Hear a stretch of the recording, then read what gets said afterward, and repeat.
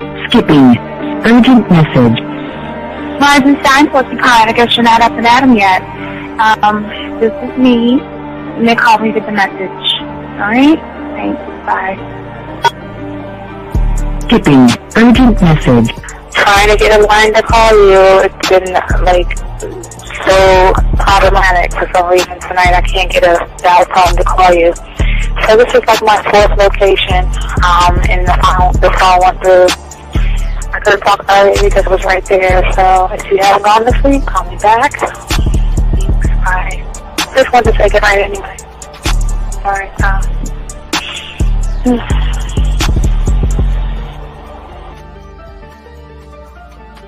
Urgent message. Hi. I hate that your phone keeps rejecting me. You must have a really bad connection. Anyway, I don't know.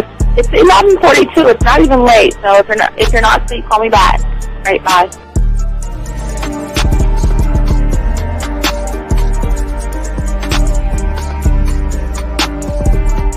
Skipping. Urgent message. This is B. Please give me a call when you get this message. It's just not even about being negative right now. It's about sorting out some very serious feelings that I had for you, and not being able to reach out and touch you and talk to you when I think it's necessary, when I deem it, emotionally necessary to talk. Not being able to do those things, I was not ready to subject myself to that type of, and I was not able to endure it.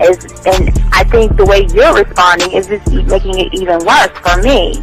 So I need to talk to you with regards to that, and just, maybe the talk you suppose that we should be having, that needs to take place then, obviously. I don't know. Your reaction to everything is really disappointing. And I need to talk to you. So call me and don't be acting like that towards me. That's probably the situation, how you normally deal with it, but that's just not going to work. So formulate your thoughts, processing and all that, whatever you need to do, and call me because I want to talk to you. I'm so falling in love, and it's not a good thing because I know that this is ultimately not going to end. It's not going to happen. So I need to talk that through with you. I need to express that to you, okay? And if I haven't said enough already, that's just where I am. So that you know. Bye. To say thank you for letting me have a couple of days to actually think about what freaking happened the other night. Anyway, it was so funny how I had my whole mind made up on, let me leave your ass alone. I just felt like you was trouble. And it's so interesting how vibe is because I was right, I ain't gonna lie, I do have questions. I'm like, how do you do that? Who taught you that? Are you a goddamn professional? So on a real note, that was amazing. It was totally, perfect. If I were to vision what I want my man to be sexually, you would be that person, hands down. Am I mad at you? Hell yeah, because you know that you got those skills. So for you to do that to me, that was not nice at all. Because I was getting to know you in a whole different way, and it was cool too. That other way was also nice, So I don't know. It makes me more curious about who you are and what you're really about. I won't lie, But again, I keep feeling that vibe of how you gonna do me like that? That is not nice. So you definitely, at some point, will have to give me that explanation because I'm just real curious. But that's it. I'm not, in any way needing anything else. I think I'm okay. I'm staying away from you. I'm still gonna stick to that one. But I definitely want to know. I'm dude, are you on TV? Robert Frank. and you're listening to the manmindset.com dating help for men with your host, Steve the Dean Williams. I'm Tyrone, and you're listening to the manmindset.com dating help for men with your host, Steve Dean Williams. So get on board, long dick style. This is Debo. Steve the Dean Williams, give me your chain, punk. Yeah, sleep with your lights on. I still got the bicycle. Much love, Steve. Do what you do. God bless. Yo, Cupcakes. This is C.T. Fletcher, and you're listening to the Man Mindset Dating Show for men with your host, Steve the Dean Williams. The following program is rated MAN. It contains real game, learning your value as a man, original ways to have her face in the pillow and her ass up in the air. I'm talking her knees pushed so far back, it's touching her shoulders. Touching her without touching her. Having a woman respecting your every move. Buying you gifts. Cooking and cleaning with a smile. And knowing her place at the table. So, for all you human males, cupcakes, surface dwellers, and grass-eating lions, viewer discretion is advised. Meaning, if you don't like the truth, then go find a show that helps you cuddle, complain, and cry about women. Just get the fuck out of here. It is game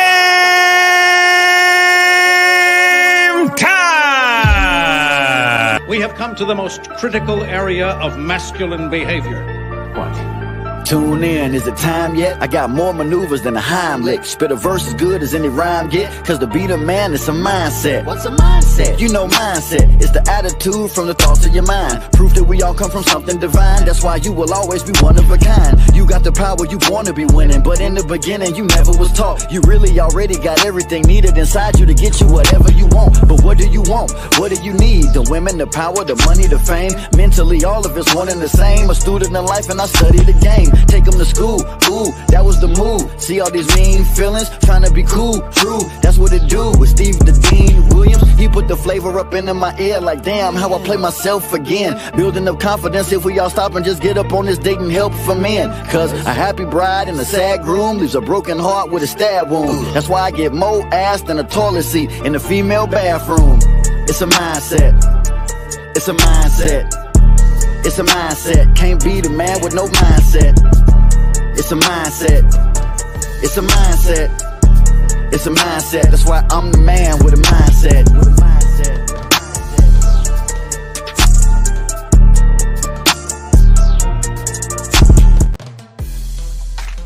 All right, man. What's up? Yo, what's up, guys? How y'all guys doing, man?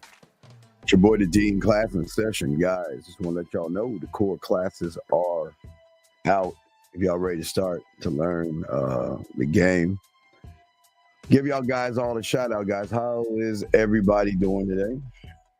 Gentlemen, again, like we always say, man, unlike a lot of these shows out there that regurgitate information, we keep everything in-house. So we just want to let you guys know, one thought, one mind, one way. All information we talk about is in-house, stuff that no one talks about on the internet. And we just want to say what's up to all you guys out there. Don't forget, later on tonight, for all my guys overseas, what time? 4 East. 4 East. We're going to be doing a ride with the Dean 4 in the morning. So we definitely going to chop it up. And gentlemen, have a good time. Do have a few text messages to show you guys as well. We have a good show. We're going to be talking about embracing and mastering part of actually who you are as a man, and to actually grow in the game. It takes a lot of work, but it's something that you guys can do. I like to give you all examples. We'll do that second hour. We'll do that because we're only going to do a few hours. But second hour, I'll show you a few text messages just to give y'all an idea of what the lifestyle is about and everything. Gentlemen, when you have women wanting to be a part of your world and things like that. Gentlemen, I say to all you guys out there, if any of you guys have a question or anything like that, please, gentlemen, go ahead and put a Q in the chat room. If you guys want to call in, 833-859-8744 is the number. Lines are open. And also, gentlemen, if you're texting a woman and you need text help, we are here to help you. We knock all those things out, texting, talking, and all of the stuff to give you guys an advantage, because what we always talk about, what we always discuss is one thought, one mind, one way, something that no one else on YouTube discusses. And this is a thing that actually separates us from everybody else. We push the one thought, one mind, one way, and we talk about being one of one by working on your mindset and working on who you are as a man. So we just want to make sure that we stay on that theme. And shout out to all the chat room, all my chat. Oh, I'm sorry, I gotta say thank you, all my chat room guys, all the guys out there who have liked, subscribe, notifications. Ladies out there, what's up? Shout out to the ladies. And definitely just want to say thank you, you guys. But we're going to get into it because we got to understand, as we are pushing towards the core and pushing towards working on ourselves, a lot of people are having trouble having understanding of actually who they are. And the thing about the game itself, gentlemen, it gives you the ability. And this is the beautiful thing about having game. And it's crazy how all these well, you can always tell those who don't have game, whatever. But the beautiful thing about the game that you will learn is that it will give you an ability to effectively perceive, control, and actually evaluate yourself while you draw in the emotions from a woman. I think one of the biggest problems that we're having is that we're allowing women to draw in our emotions and how we feel, how we think, and how we move.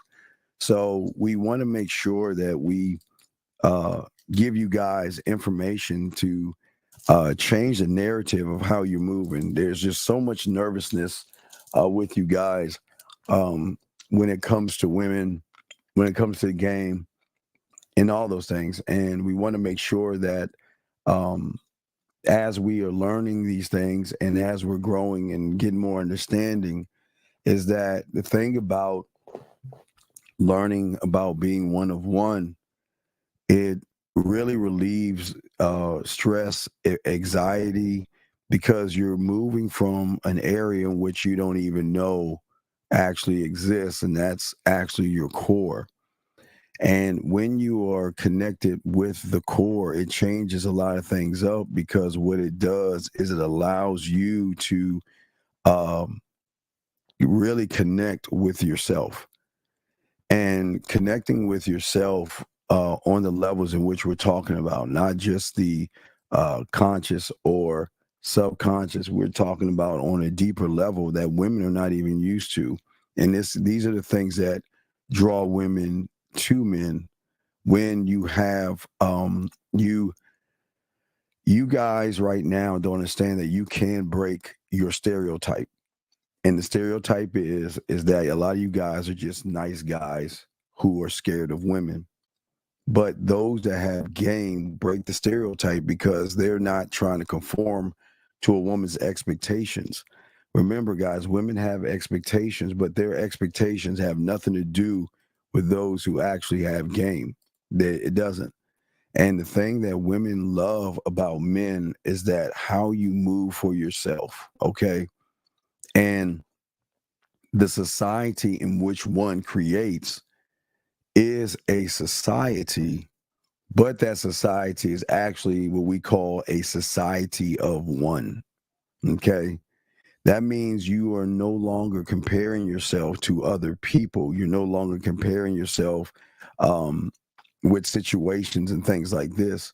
But in this, it will create a side of you where it's going to be kind of hard to relate to other people, because you're so busy working and building and creating and crafting and sculpting who you are.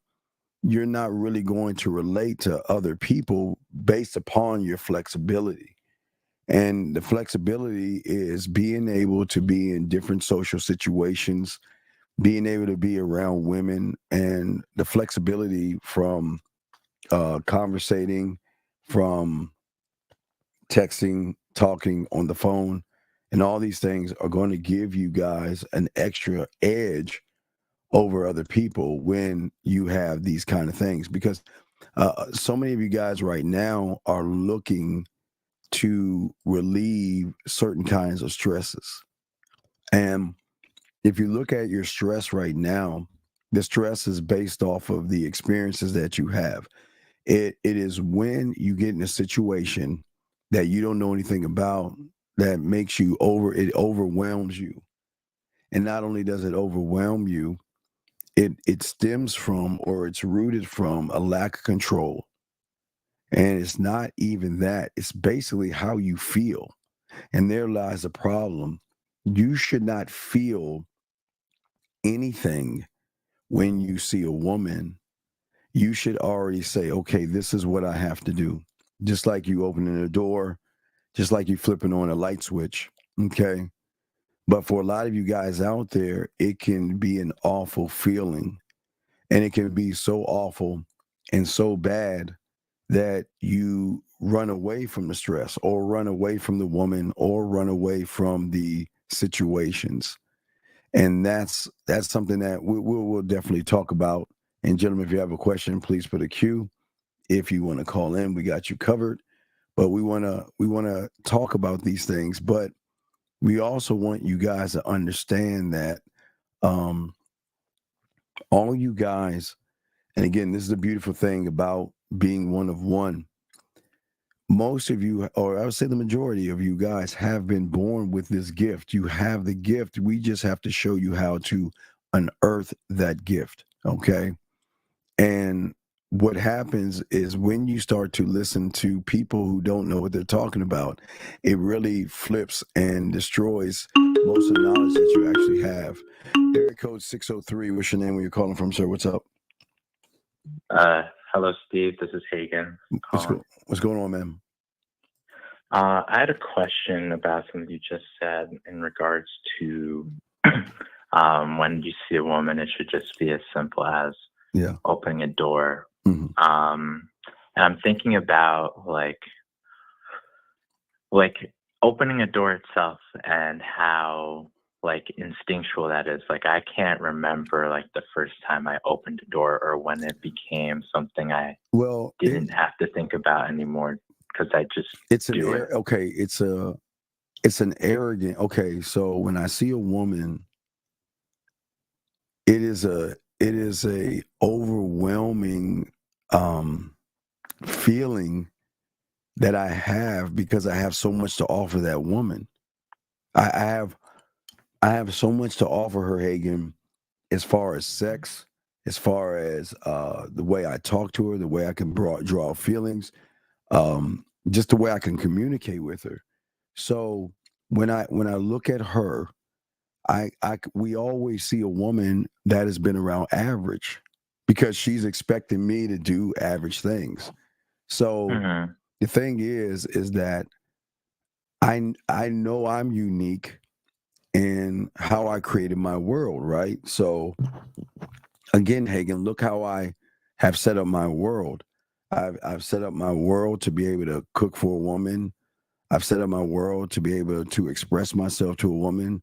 I've set up my world to be able to draw things out of her.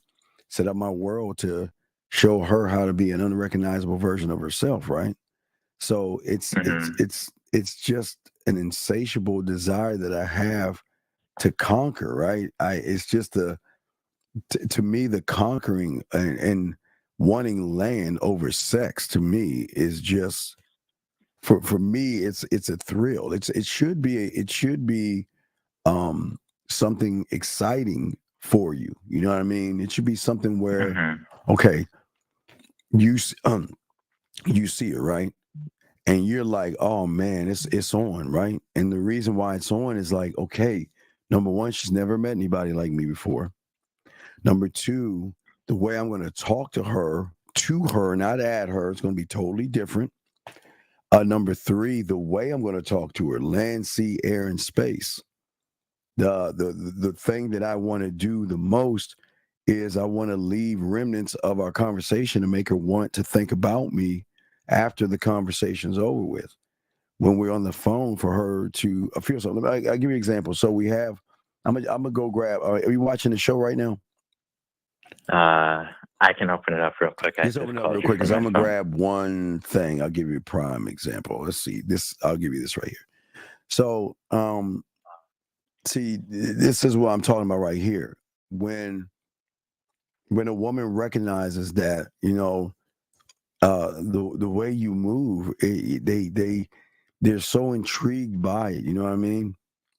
Mm-hmm. And to a point where they feel so comfortable because you're not, again, you're not making it about sex.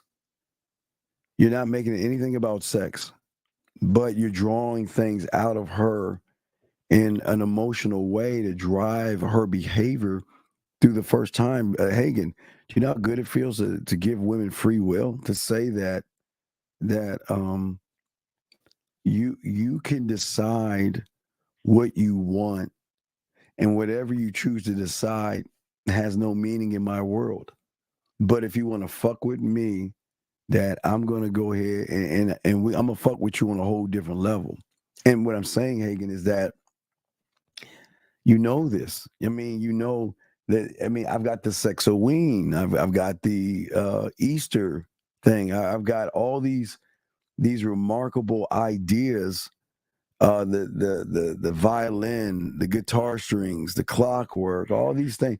I got all these things that make me up that she's so used to a one-trick pony, meaning that she's just so used to one person doing one thing one way, that I am a multitude of things, but I'm also somebody that's going to actually, Hagen, unlock something in her to allow her to see a world in a whole different way through me. So why would I be nervous about that? Yeah, I see what you're saying. It's like, to go back to the example, like opening the door, like the first time you ever did it, you realized that in order to get what you want, you had to open it. In the same way, just thinking, like when we learn like our letters and alphabets, we don't think about each letter that we write out or spell, because it's learning those that allowed us to go after what we want arrogantly enough to communicate ourselves. So like these are the things I need to say or use to get my point across. Well, yeah, because all I'm doing, Hagen, if you think about it, is just expressing me. I'm saying that I am not like anybody else. I can't be. There's nothing that I can do to be like somebody else. I'm just saying that I'm not going to force you. I'm not going to force you to do it.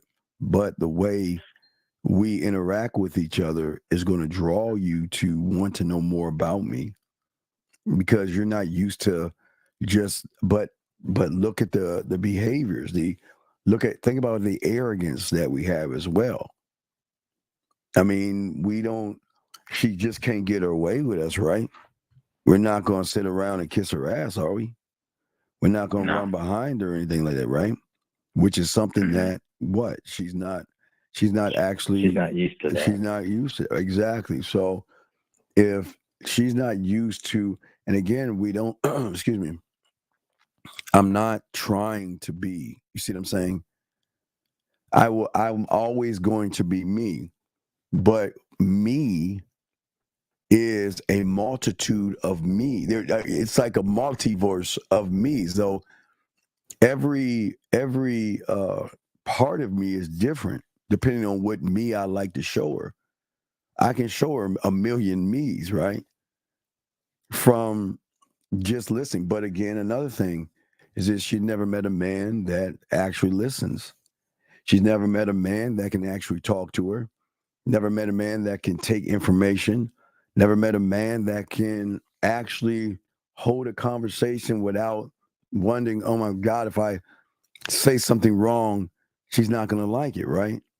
So the thing is, now watch this, I am myself regardless, meaning that I'm not trying to find a combination code to get her pussy.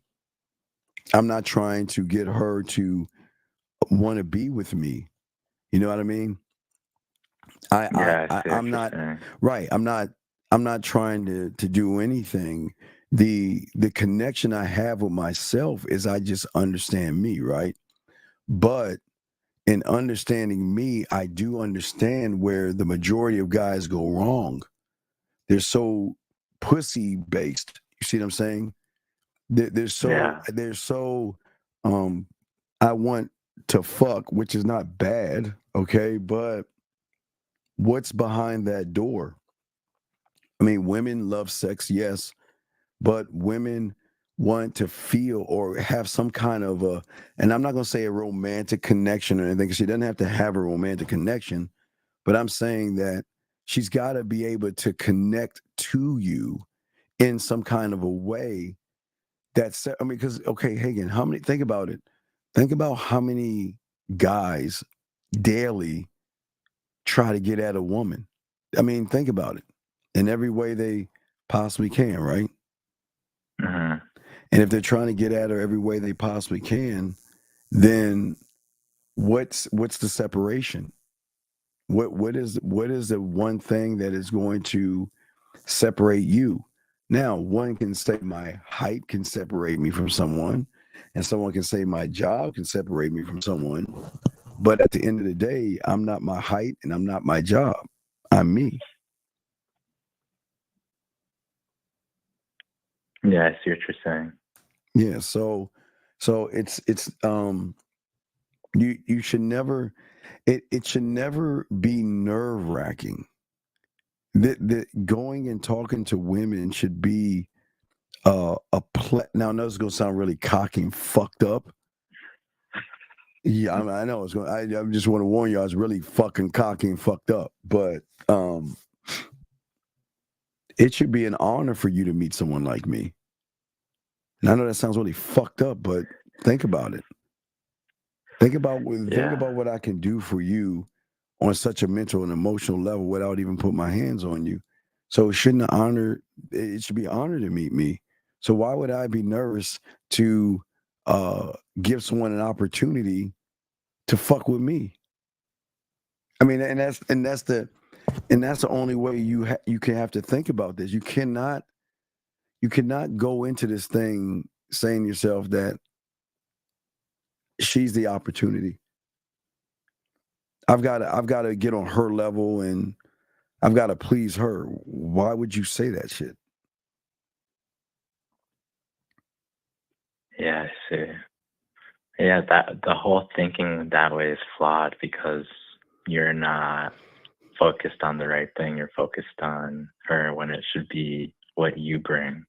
Well, but Hagen, what people don't know, the thinking is built in to be flawed.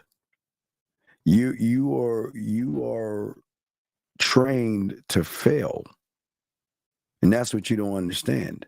You're trained to lose because you are trained to realize you don't have any value unless you have a piece of pussy wrapped around your arms, or you have a woman that is interested in you, and you're trained to feel that my self-worth is based upon a woman.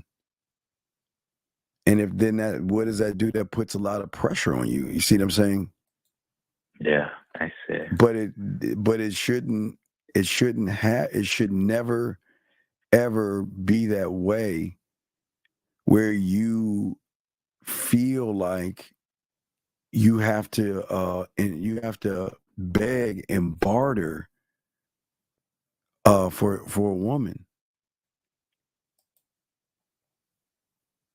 Because every decision that you make, Hagen, is going to tell her the story or show her the experience in which you operate in.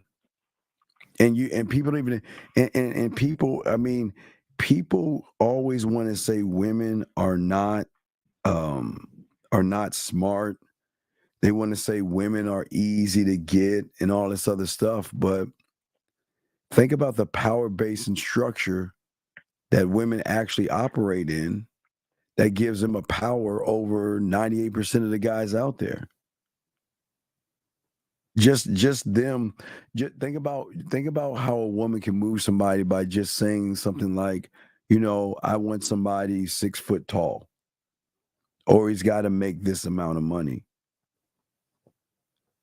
Think about how just by making a statement, how a woman can drive a person crazy. You see what I'm saying? Not only just drive them crazy, but think about what guys today are doing over women who they don't even know. And again, think about this. They don't even know. They're saying that, you know what, I'm going to go in the gym and I'm going to work out and I'm going to work out for a woman I don't even know. And I'm going to wear all these nice clothes and I'm going to work hard to get these nice clothes for a woman I don't even know.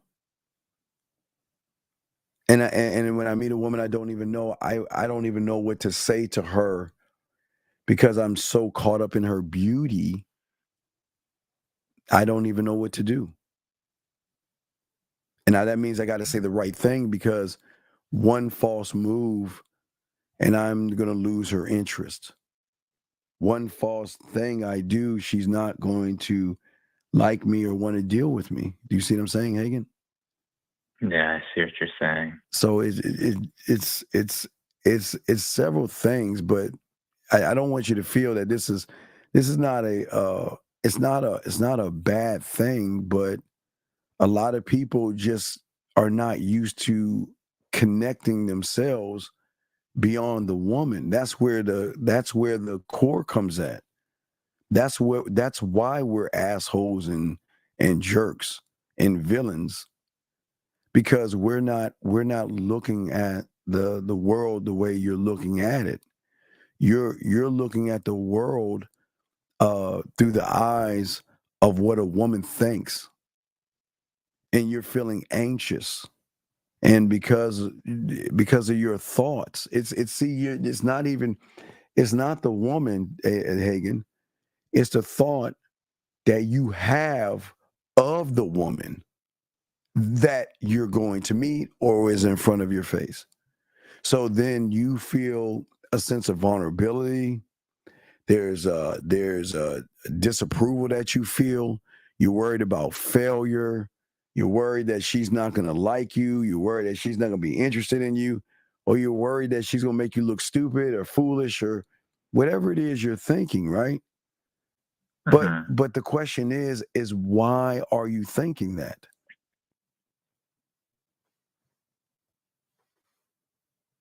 Does that go back to the fact that we were like set up to fail based on we made the choice to set up to fail, because what we decided on doing was the moment you decided to place a label on a woman that you see as beautiful, which is not bad. Okay, I don't want you to feel bad that you look at women and say that they're beautiful. But your problem is once you put that label and then you see something that you see as beautiful, and it shifts everything. Like you're a lot of guys, y'all are laid back. I mean, think about how you are with your friends, right? You when you're with your guy friends, you sit around, you laugh, you have a good time, right? And you're playful, you joke around, all this other stuff. You're just laid back. You're just like not a thought in the world. I'm just like with these guys, or I'm just with the guys, right? Yeah. The moment you say the word beautiful or sexy, then guess what happens? Then your mind has a serious shift.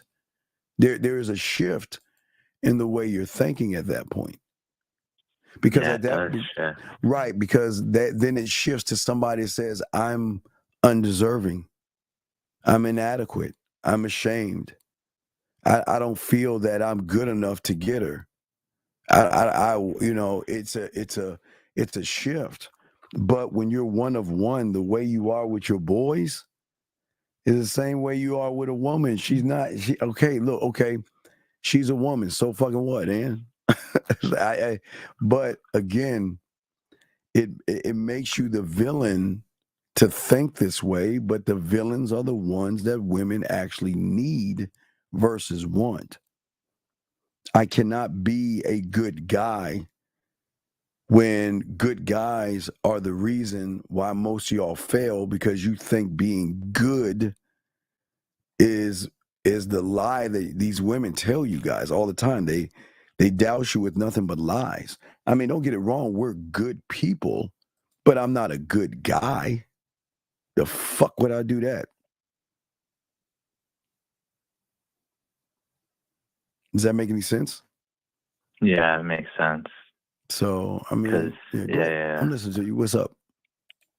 No, because based on you not making it about anybody else. Never has been.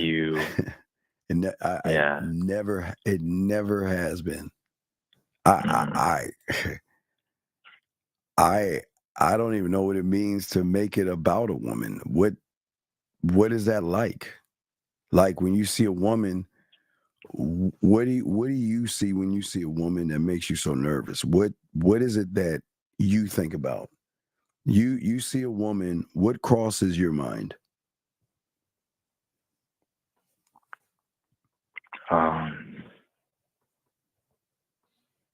It could be something as along the lines of whether she's too occupied or she's doing something. Where okay, that's fine. But where's the proof of the assumption? There's no proof until you find out. So then, if there's no proof, why make the assumption? So what I'm saying is, if you think about it, okay, so I see a woman. I'm not making assumptions. I'm looking at the facts. The fact is, she never met me. The fact is, I'm 1-on-1. The fact is that I'm a bad motherfucker. The fact is that she gets to be a part of my music park if she's worthy enough of me. Those are the fucking facts. But did I ever say anything about her? No. Why though? Because you're looking at you and not her. I'm always looking, and again, I'm always looking at me. Why would I look at her? Why should I? Why should I look at her and not look at me? There's nothing wrong with looking at her. I like to look at her in the shower, and I like to look at her undressed, and I like to look at her body. Don't get it wrong. I like to look at her, but I don't want to look at her if it's going to do something to me. But what I have is this thing, a drive from my core that says, listen, no matter what happens, you've left it all on the floor at the end of the day with her. You have given her and positioned yourself to give her the opportunity to change her fucking world and to change her life. For the first time, she's going to be with someone that she is going to be connected with on a level that she's always wanted to be on. Bridges of Madison County, right? Yeah. So if I know I'm like that Clint character on Bridges of Madison County, what do I have to be afraid of? Nothing. Because you bring everything. I bring everything, but I also, we like Fifth and Zag and I were talking about yesterday. But even though I go up to you, doesn't mean you're still worthy, because once I realize you're either a waste of my time, right? You're either a waste of my time or you're not worthy of me, I move on. I'm not, you've got to have a kind of a relationship with you to say that just because she wants to fuck with me doesn't mean she's worthy of me, worthy of my time or anything. All women are not going to be worthy of the king, right? Yeah. But how is she going to find that out if you're making her God? by putting her on this pedestal or this throne? You can't find out. You can never find out, because that's saying that I'm unworthy, you're worthy. So what do I have to say or do to get you to connect with me? And that's what makes you an asshole. I mean, we're not mean to women, but I'm not running behind a fucking woman, dog. I'll never do that shit. I don't even know how to start it. I don't even know what direction to run in. How does that even work? That's why, again, people don't understand. Women don't want to like do dinners with us. They don't want to do the traditional things. What is a traditional thing? You meet her and then you got to take her to this place to try to impress her so she can like you or some shit. The rules, I'll tell you, all the rules change. They're never the same. The rules in which we operate in, you're rarely going on dates. You're just spending time together. It's not even a date. It's like you're like just spending time with each other. But but in your mind, Hagen, you're saying that, well, I want to take her out because I want to show her why she should like me or something. I mean, you have your reason, but I hope that makes sense to you. Yeah, it makes sense. All right. So do you have any other questions or anything other than that, or a statement on that? No, that makes sense. I'm starting to connect a few more things now. So yeah. Right. So you got the first core class, right? Not yet. Okay, so I was about to say something. Yeah, okay, never mind. I was about to tell you something. Never mind then. You would understand it. I can't talk to you about that then. Never mind. All right, well, I'll throw you back in, but thank you, Hagen. All right, thank you. Great call, Hagen. Appreciate you. Guys, lines are open. Thank you, Hagen. Thank you very much. Very great call. Let me grab 502. 502, sir. What's your name? Where you calling from? And what's your question, sir or ma'am? Soul Brown from Louisville, Kentucky. How can I help you, Soul? What's going on, buddy? Yeah, so I want to piggyback off of what you and Hagen were just talking about. Sure, absolutely. What's going on? Which was kind of making things about you versus making things about the woman. Yes. So I think something finally just clicked for me. And what was that? Because I went on this date Tuesday night, right? Okay. And I want you to just give me some clarity, all right? Sure. So you know how you talk about algorithms? Yes, but I want to bend the reality and break her algorithm. Yes. So I kind of want to talk about my algorithm to see if this makes sense, right? All right, what's your algorithm? So every date that I went on before I got the pathway, right? Yes. Operated on this algorithm of what should I say to her? Well, and wait. Okay. Choosing those. Wait. Okay, let's take one thing. Why is that bad? Yeah, that's exactly what I want to talk about. Because I don't think about what I should say. I'm just going to be. See, okay. Okay, so I'll let you finish, but. So you know how you talk about doors. So what I was thinking was like, what's behind the door of what should I? And behind that door is I'm not good enough, right? Well, yeah. Well, that's what I'm saying. When the moment you're saying you're not good enough, everything that you say out of your mouth is coming from a position of I'm not good enough. So I'll give you. Let me show you another thing. Okay.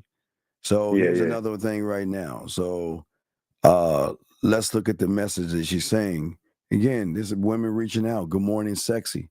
Had so much fun with you last night. You're really a blast. You see what I'm saying with the emojis. So what I'm saying is that when you know how to express yourself, it is a fun, exciting time for a woman, because for the first time she actually gets to enjoy a man. Because she should have, and this is the problem. You guys are not giving women butterflies. But go ahead. What was you saying? So you were saying to yourself, go ahead, sir. I'm listening. Yeah. So I was saying, so this algorithm of what should I say? What I'm figuring out is that algorithm produced these things called feelings, right? And then what I did was label those feelings. Yes. Fear, anxiety, nervousness, right? Yes, sir. So something changed recently, right? Okay. Because I went on this date on Tuesday. Okay. Yeah, so what was different was the algorithm that I was operating on. Because for the first time, even before the day even happened, all I was thinking about is what do I want versus what should I, right? Well, what do you want? So what is it that you wanted from the day? So Yes. that's sort of I'm the just question I was trying to answer. Right, but I'll ask you, what did you want? I wanted to figure out if she's worth my time. There you go. So you didn't want the sex. You just wanted to see if she was worth your time. Yeah. So okay. You know, usually when I go on these dates, right? Yes. I'm thinking about what do I say, what should I say, what do I do, right? And it creates all this anxiety. But for the first time, I got there early, and I wasn't really thinking about anything. Does that make sense? I'm listening to you. So when she shows up, I was just moving, and this is the first time I moved this way, right? So it was just weird to me because what you and Hagen were just talking about was not having to feel anything, right? Right. So this kind of leads me to my question. Why is it that I'm making things about me now, and why wasn't I able to think this way before? Well, because you weren't a student, but you weren't a student of the game, though. Yeah. So remember, your concept came from, and if you think about it, before me, there had to be some manosphere red pill people, right? Right? Yeah, definitely. Right. So let's look at your mindset. You were following people that would teach you to hate women. Yeah. So part of you was, okay, women bad. But your algorithm and your reality was women weren't bad. It was just I can't get women, so I need to come up with something to make me feel better about myself, knowing that it's really I'm the problem. So what you started to do was you started to run away from the problem versus looking in the mirror. And then when you started fucking with the real ones over here, you started changing and started focusing in the mirror and started taking accountability. Yeah. Because up until now, it felt like I'm gonna be honest. I just started thinking this way after this date, right? That's kind of where all the stuff I've been trying to study has come together, right? Yes. So I feel as if I'm not even gonna say I'm in the game now, but I feel like I still wasn't, even though I was studying the pathway, I wasn't even in the game because I was still making it about her up until now. Does that make sense? Right. When you don't have, or when you're not rooted in yourself, what happens for a lot of young men is that they're going to make it about women. You just have to, because you have to no matter what happens, there has to be a focus on something. Your mind has to concentrate and line up on something. So when you're all over the place and you don't know who you are, you will always focus on women. But also the thing is that the problem is that there are parts of you that you're kind of like ashamed about and you don't want people to see, right? So you're trying to cover those up. But someone that has game is, I'm saying, I'm going to show you everything. I'm going to show you everything. Why? Because I want you to have the free will to make a motherfucking decision off of a motherfucker keeping it 100 with you. I'm going to keep it 100 with you, and I'm going to let you do that. But when you're ashamed of it, what you'll do is you'll try to cover it up with your muscles, your clothes, your cars, or anything like that. But a lot of people don't understand that. They have things that they're worried about. A lot of people worry. They're saying, well, I might not be her type because I'm too short, or I'm too fat, or I'm too ugly. So you're focusing on the wrong thing. So the thing is about the game and your core, it's the thing that's going to have all your hidden talents and your abilities. But what you have done is because you don't believe in yourself, you run away from those things, whereas a man runs towards those things, which makes him fucking arrogant as hell, like a prick, arrogant prick. Yeah, I feel you. It's so the reason I called in to ask that question is because, you know, when you first come into this, you say have an open mind, don't have any expectations. So wait, just walk me through when you saw her. What happened? You said what? When you saw her, what happened? What'd you do? I just moved. When I saw her, I took her hand, spun around, told her that she looked good, that she smelled good, and brought her into the place that I was taking her to. Hmm? And we just talked. We just talked for a while. That was talking about what y'all talk about? Me. And we talked about me and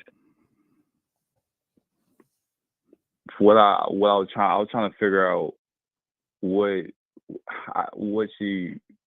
how she could be worth my time, basically. And I didn't really I was just using like conversation courses and stuff, so I don't really know how to articulate that. Does that make sense? Yeah, it does. Yeah, but so this is what I'm trying to figure out, because you know how you said have an open mind about the game and just learn, right? Yes. So I came in thinking I was gonna learn truth, right? So from what you was gonna learn what truth? You said what? You say you're gonna learn truth? Like for example, it feels more like to me the truth was always there. Of course, but I just been believing in a bunch of lies. Does that make sense? Well, yeah, because you lied to yourself, lived lies, but you were trying to cover up what you felt were inadequacies in yourself. Yeah. See, the moment you say to yourself, I'm not good enough, that creates the lie. Because you actually are good enough.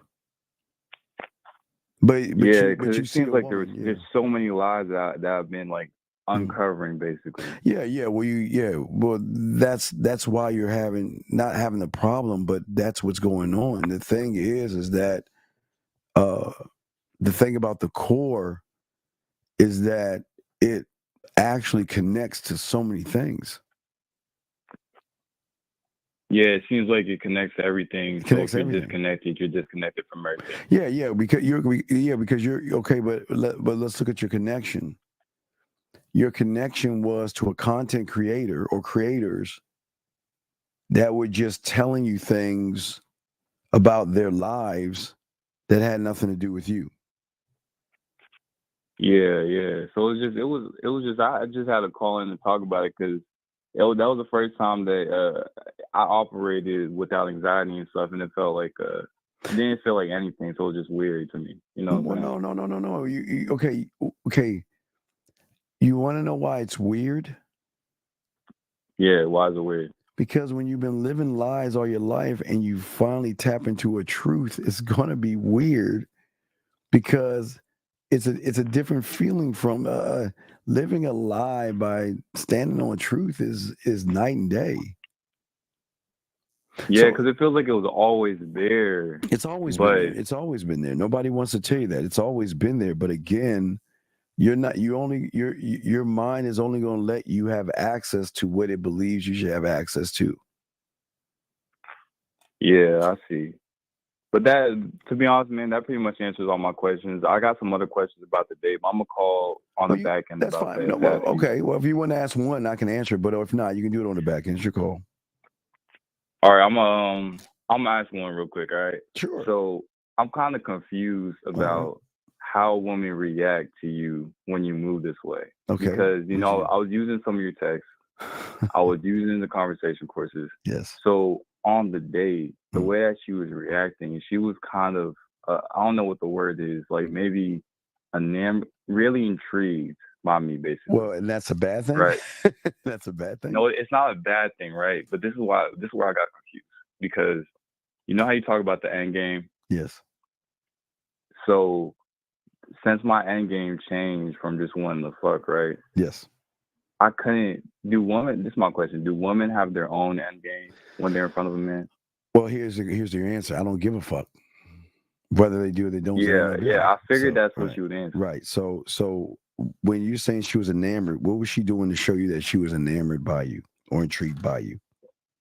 Her body language, what was she doing? The way she was looking directly at me. She like full. Okay, so when she looked, okay, wait. When she did that, what did you do?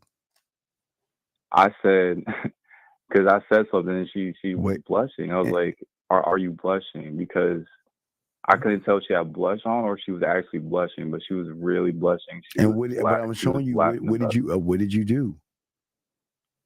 I took my hands and I put my hand on her face. I told her that was cute and that I liked that. And I asked her, what was it that I said that made her blush? Okay, stop. There, you fucked up. Yeah. Don't ask someone why they're blushing. Enhance the blush by letting her know how sexy she looks in the moment of blushing. To let her know that you're free to blush and smile around me, then I'm going to recognize those things in you. But when you're saying, see, the problem is you were trying to seek validation. You kind of fucked up. If a woman is blushing and smiling, don't ask why are you blushing and smiling, because at that point you're trying to seek validation. They're gonna blush around you, and they're going to do all that stuff. You see what I'm saying? Yeah. I definitely made little mistakes like that a couple of times because I just didn't I was just not used to that sort of reaction. But you gotta get used to that. That's part of the game. They're gonna blush. Like, I'll give y'all another one more thing. They're gonna blush. Like they're going to say things to you and let you know that, you know what, I'm fucking with you. Okay, I'm down for you. So what I'm saying is, she said a bunch of things that threw me off guard. To be honest, tell me one thing she said. One of the things that she said was, so we were just making eye contact, and she says a statement. She says, "You want to make love to me." Okay, she said, "I want to make love to you," right? I would have got. She said, "No." She said, "You want to make love to me." She said, "You want to make love to me." She said that to you, right? Yes. Okay, and what did you say? I said, "What makes you think that?" Okay, again, you're asking questions. Yeah. So if a woman's saying to me, "Do you want to make love to me?" okay. I got it in my head. This unscripted. I'm gonna slide over to her and I'm gonna get in her ear and I'm gonna let her know that, you know what, baby, I'm already making love to you. You just don't know it. Every smile and every look that you're giving me is one piece mentally that you're taking off. And no, listen, and by no means am I trying to make love to you.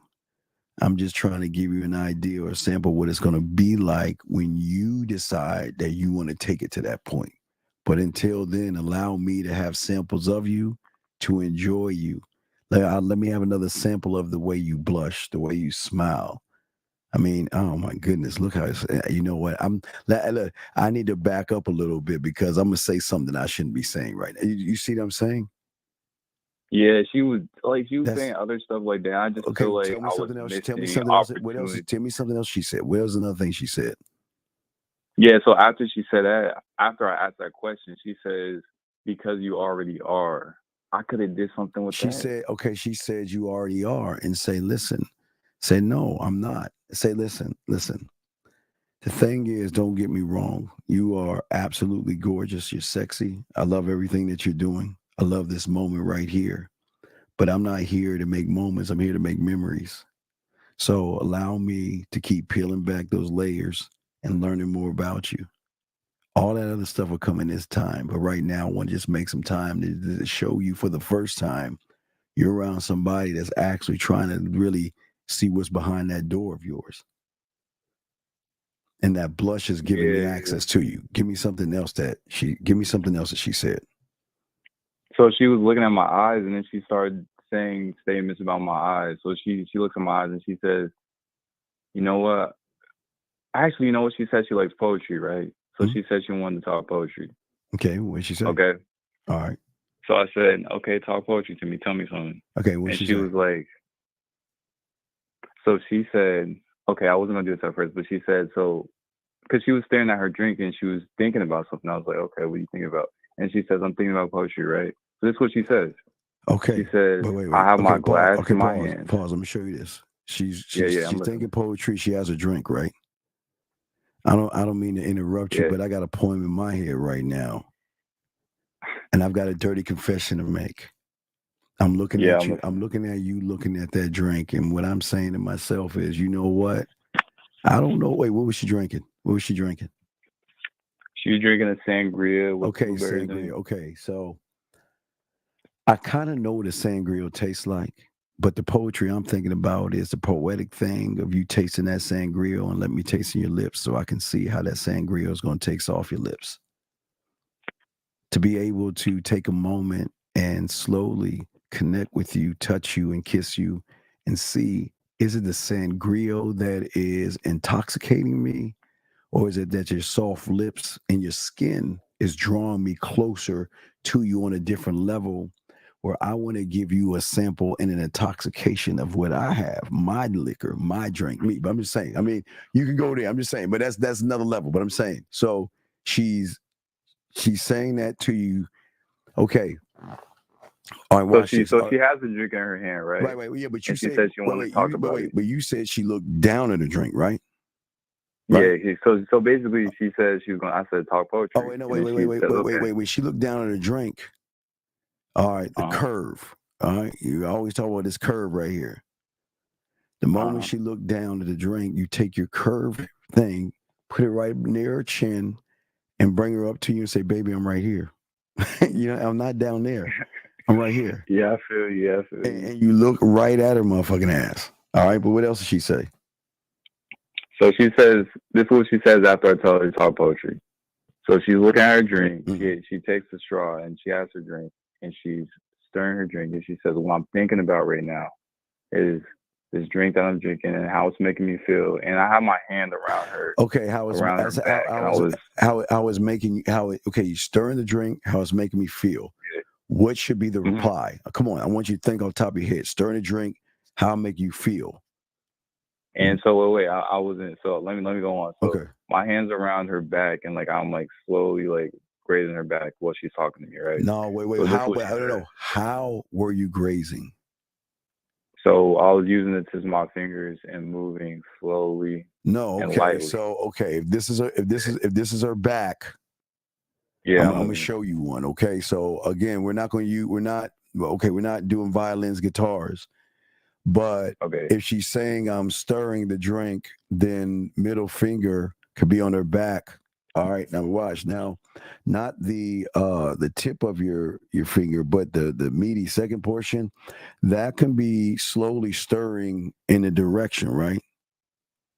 But the direction. Yeah, I'm watching, yeah. So you could slowly stir. Now you take all your hands off, you kind of curve that up. So while she's talking about the stirring, I'm not saying you draw circles around her back, but a slow circle around her back as she stirs, because she's saying she's stirring. So I'm going to start to stir I want to spell shit on her body. I mean, her body's my canvas. So I want to be able to connect that. So what else was she saying at that point? Yeah. What she's saying is making sense. So what I was doing was I had my hand and not the palm of my hand on her back, but just the pads of my fingertips. Yeah. Hold on. Wait. Time out. Excuse me. Mr. Joe, there's sir, the game is about a self-concept of yourself. So I think you're in the wrong place. So I'm gonna go ahead and let you out, but this is not for you, dog. You're a fucked up individual, so you gotta get the fuck out of here. But anyway, I'm sorry. So go ahead. So what else were you saying to her? Yeah, so this is where I said I messed up, because what she did was she took what was happening and turned it into poetry. Okay. Because I was rubbing her back, and she talked about the drink. And then what happened then? I just listened to what she said. What did she say? Okay, but what did she say? She says, what I'm thinking about right now is how it feels with your fingertips rubbing my back and how it feels on my skin. Okay. And how it's making me feel. She says this is what she said. She says how it's making me feel warm inside. All right. Now, okay. So I would ascribe that. I would have left her a voice message or a video the next morning, or let her know. Again, the confession. You know, I was thinking about what you were telling me about how it was making you feel warm inside. Well, I'd like to go ahead and continue this again this weekend, maybe at your place or my place. Yeah, I see what you're saying, but you gotta lead that shit, dog. Man, there was a bunch, man. Steve, there was a bunch of little things she said I could use, but it's just I don't know. I think I need to. I don't know. I need to more just work on like poetry and stuff. Cause you gotta work on your game, dog. It's all game, though, man. You just gotta work on. Yeah, but respect that. I'm gonna call back in a little bit. All right. All right. Thank you. I'll throw you back in, guys. The man mindset. That thing, good call. Appreciate the call, guys. Lines are open. Go ahead and answer a few questions. But gentlemen, as I said before, y'all, you guys have to understand that a lot of young men who are blind to think game is dated. Game has no date. It has no color. It has no religion or political affiliation. Game will always be about a self-concept of oneself. So it's not a dated thing. And when people say that, it just goes to show that they're just fucking fools and idiots. But let me answer a few of these questions. He says, how can I be more accepting of things instead of worrying about outcomes? Well, because you haven't accepted yourself, big dog. You haven't accepted yourself. And the reason why it won't work is because you don't have a belief that you're good enough. So your outcome, well, let me grab this call right here. 443, sir. What's your name? What's your question? What's up? Yo, what's going on? This is Tim from Maryland. How can I help you, sir? What's up? I just wanted to like say I appreciate you, man, because you remember the analogy that you always give with Wanted, of like Morgan Freeman saying that I don't remember the other actor's name. Yeah, the line inside of you. Yes, sir. Yeah, man, and like I'm starting to like catch myself. You know that moment, like you don't know, but I'm saying the moment where you the moment where you're it's like you can I'm starting to catch when I hold back, and I'm starting to fix it. And like I wanted to say I appreciate you for, like, well, no, it's not about appreciate. You don't have to appreciate. I mean, I appreciate you appreciate me, but the game is not about appreciation. And I listen, no knock on what you're saying, but yeah, you got to keep moving forward. You see what I'm saying? Always. Yeah, right. Okay, but no, I'm listening. Did you have a question though? I wanted to ask you. So, I know I asked you before, but like for the core, right? Am I picking this up where, like, let's say if I'm on FMA 3, Conversation 3, do I pick up all the way up to, like, for my core classes, do I catch up 1, 2, 3, and then catch up with all my 3s, so that way you can I'm leveled out? You can do it that way, but remember the core is the base of everything. So you can start with the core. Well, you can start where remember all roads lead to the same place. So you can start and add that into the pathway. Yes. Yes, sir. Okay. Well, just throw me back in. I appreciate you. All right. Thank you, sir. Great call. Thank you, sir. We'll throw you back in. Thank you. So let's get back to this question right here. So again, you're just not accepting yourself. And until you actually accept who you are, you'll never be able to move a woman the way actually a man can move a woman. Question right here, he asks, why would a woman hit me up after 8 years? Co-nesting? Co-nest? I don't understand what is he saying? I don't understand what you mean by what you're asking. I don't understand what you mean. Y'all, why do you care? I guess I don't know. I don't know that. I don't know why would you care what a woman's doing? Yeah, I Peach, I don't know what that means. I have no idea what it means. So, guys, I have another question to ask. I have no idea what that means. Anonymous, what's your name? Where you calling from, sir or ma'am? Okay, going once. Can you hear me? Yes, how can I help you, sir? What's up? Hello, going once, going twice. All right, call back. Wait, hello, you there? All right, your shit's all fucked up, man. Fix your phone, dog. Fix your phone. But also, what I want to talk to you about as far as connecting with yourselves, gentlemen, is also one of the things that really draws women to you, and it is something that you've got to pull out in yourself. There is something that has to be inside of you that has a belief. Remember, I told you as I was telling Hagen, thing with a lot of you guys out there is that you got to look at not just the skill or the belief, but this is like about customer service 101. Like, I mean, if you guys think about it, I mean, what kind of sexual customer are you? I mean, I know that sounds crazy, but let's talk about customer service. What if a woman is coming into your world, what is the basis of your customer service? Okay, I want y'all to think about that. And that is something that's very important, because where you guys get nervous is because, think about something.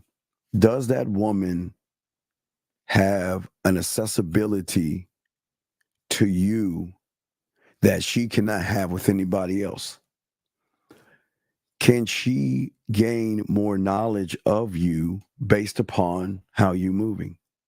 And all these things, customer service and all these things actually come into play. How are you moving? Because if you, in Hagen, this goes back to what you're saying. So the thing is that where a lot of you guys get nervous with women is that you're not, now again, I'm not saying look at the woman for this, but this is part of your marketing team. Your marketing team should say, wait a second, hold on, wait. We have got to talk about us and present ourselves to them where they have an understanding that who she's talking to has skills, qualities, beliefs, and passions to himself. Okay? But also the selling points in which you sell yourself to the woman should never be outside of yourself. You guys are too busy trying to sell these materialistic dreams to women versus having an emotional connected type dream with a woman. And when you can start to have those, that's what's going to actually change things up. Guys, lines are open. If you guys want to call in, we're chopping it up and we're going to continue. So, but all of this connects to how you actually know yourself. Okay. All these things about yourself should be critical to the embracing. See, most of you guys don't embrace yourselves, but yet you expect women to what? Embrace you. Okay. The thing is that the most important thing that you have to be is authentic. And if you are not authentic in your interactions with her, meaning that your knowledge is your knowledge alone, and sharing parts of yourself to her, you can't come into this game feeling nervous, feeling uncomfortable, and things like that. Because the moment you start to do all that stuff, it's going to change everything. It's going to absolutely flip everything. It's going to turn everything upside down. I want to give you guys a prime example. Now, I did kick him out, but I want to show y'all something. This is what I'm saying. So when you have a person that worships women and doesn't know about women, what he is going to do is he's got to come up with a story in his head about how women are to him. And what that guy did, I still have it. I just want to show you because he's gone now, but I want to show you this. See, he's saying old 70s Game. As I told you guys, Game doesn't have a time limit. Game will never have. But gentlemen, why does Game? Why? I want you to understand something. Why doesn't Game have a time limit? Because Game will always be about, gentlemen, your self-concept. Game will always be about how you see yourself in situations. You should not age yourself based upon the year. You are not the year. We are in the year 2024. But does that mean somebody 50 years from now should say, well, hey guys, you don't understand. Well, that's the year is 2074. I think I'll be dead by then, because I'll be over 100 by then. So I'll be gone by then. So it's 2074. And someone might access this conversation we're having right now back in 2024. And you know what someone who doesn't have Game is going to say? Well, why would you listen to something that's old? That's 2024 Game. That doesn't work today in this modern thing or whatever they're going to call women and all this stuff. That's part of the problem a lot of guys have. If a man changes every night at midnight, does his shadow change as well? Well, if you're looking at your everything changes. You're a constant. The beautiful thing about the motherfucking Game is so beautiful is that it's not just a shadow, it's everything. This is why there should never be a fear when you get in front of a woman, because what you're saying is, before I meet you or before I run up on you, right, the woman, you already know that she has an edge based upon all the other average people, right?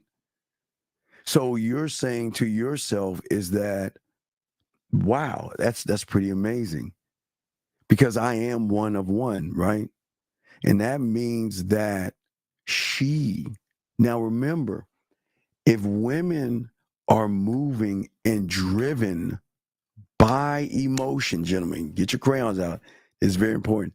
If women are driven by emotion, I'll get y'all questions in 1 second, guys. Let me answer this real quick. Hold on, let me answer this. Let me get this call real quick. 702, what's your name? What's your question, sir or ma'am? How can I help you? Yo, Steve, it's Mohab. What's going on, man? How can I help you? Yo, I have a question, and it's I know you said don't try to figure shit out, but the question comes from I just wonder how you can take an event or something that is said and turn it into something much greater at such a consistent rate. What do you mean? I mean, on a date or on a text or on a dating profile, when a woman says something or when something happens. Just give me an example, and I'll try to run it through my head as fast as I can. Give me an example. What is a woman going to say? A woman could say, okay, I actually have some stuff screenshotted that I was going to talk to you about. And don't forget, guys, we have a show at 4 East in the morning. So that she wants to make the most out of every moment and embrace new opportunities and step out of her comfort zone. Well, baby, we already are out of your comfort zone. And the reason I know we're out of your comfort zone is just based on how you're moving with me. You know, the one thing that I notice about you and the way that we move together, shows me, and it kind of goes back to what I was about to tell all the other guys. The thing that I'm noticing about you that I enjoy so much about you is that I know. No, wait, watch this moment. Before I even say what I'm saying, I want you to see, because it's going to kind of connect to what I'm saying. So, what a lot of people don't know and don't understand about women, okay, is that the majority of women out there, because I don't want to fucking generalize, but the majority of women, when it comes to their emotions, are repressed feelings, desires, and all that. They're repressed based upon average guys, right? They're repressed. So I'm not the key to unlocking the door. I'm just saying, with me, you're going to realize there is another door beyond the doors that you ever had. So it just all depends on what she's saying, why she's saying it.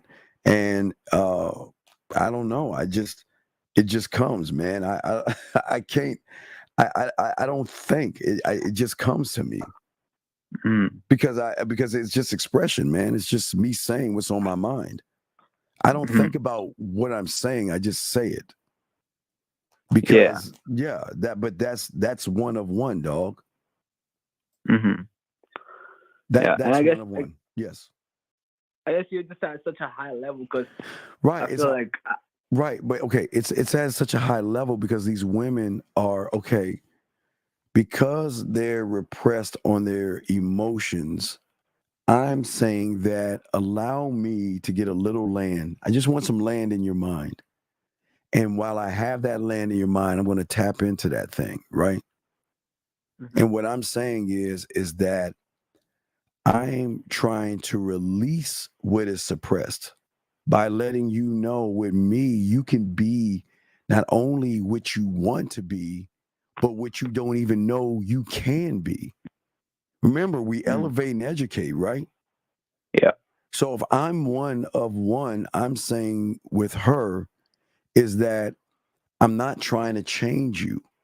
I'm just trying to appreciate. I can see things about you you don't see in yourself because of the level we're at, right? So you have a woman that's emotionally repressed. I mean, think about it. Judging all the time from other guys, them shit talking about her, calling her modern, say she's got a high count, just talking all kind of shit about women, man. Just beating up on their insecurities and all that other shit. Why the fuck would I want to do that when I can unlock it? I want to unlock it. Because because what I'm saying is that I'm going to accept the unrecognizable version of you. I just got to get you to that point so you can accept yourself, so you can have more clarity over a world that you don't even know about, but realize that motherfucker across from you, he's the real deal. He's that motherfucker. You see what I'm saying? Yeah.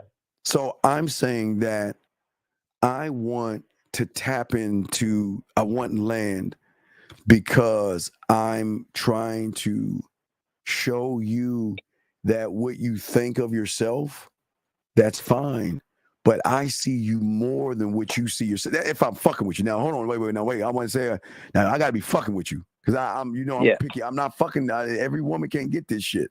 So if I'm fucking with you, what I'm saying is that for the first time, I'm saying that I know you have a mask on that you have to portray to everybody because of an insecurity or the emotions are being repressed or locked in. I'm saying it's okay. You can take the mask down because I'm going to accept you for what they don't accept you for. Because I ain't trying to fuck. Yeah, you told. See, I'm not. I don't need to get the pussy. You know what I mean? So it's a little bit different. But we got a call here. Anonymous, your name, your question. What's up? Yo, Steve. I think. Okay. Shit. Yeah. Okay. So I'm just saying that there is an emotional side to a woman that I'm not trying to be emotional with her. I'm not trying to be emotional with her. I'm just saying that I want to unlock the emotion where she has an emotional feeling to be, say, and do for the first time without judgment at all. Okay. And Steve, when you said that emotional repression, is that their ability to be deeply vulnerable with somebody? Well, they can't be vulnerable with judgmental motherfuckers. Because, okay, think about this. I mean, and this is I'm not trying to be like fucking like, oh, poor woman, but I mean, look at it. I mean, is he the real deal or is he just trying to say this shit to fuck me? And what do they normally find out? Oh, he really wanted to get to know me. Oh, he just wanted to fuck me. Oh, he was really kind. Oh, he just wanted to fuck me. He wanted to be my friend. Oh, he just wanted to fuck. God, all they want to do is be in my pants, which is, I'm not saying it's not a bad thing, guys, but fuck, come on, man. That motherfucker's got experience, man. I don't need to fuck right now, dog. Yeah. Okay.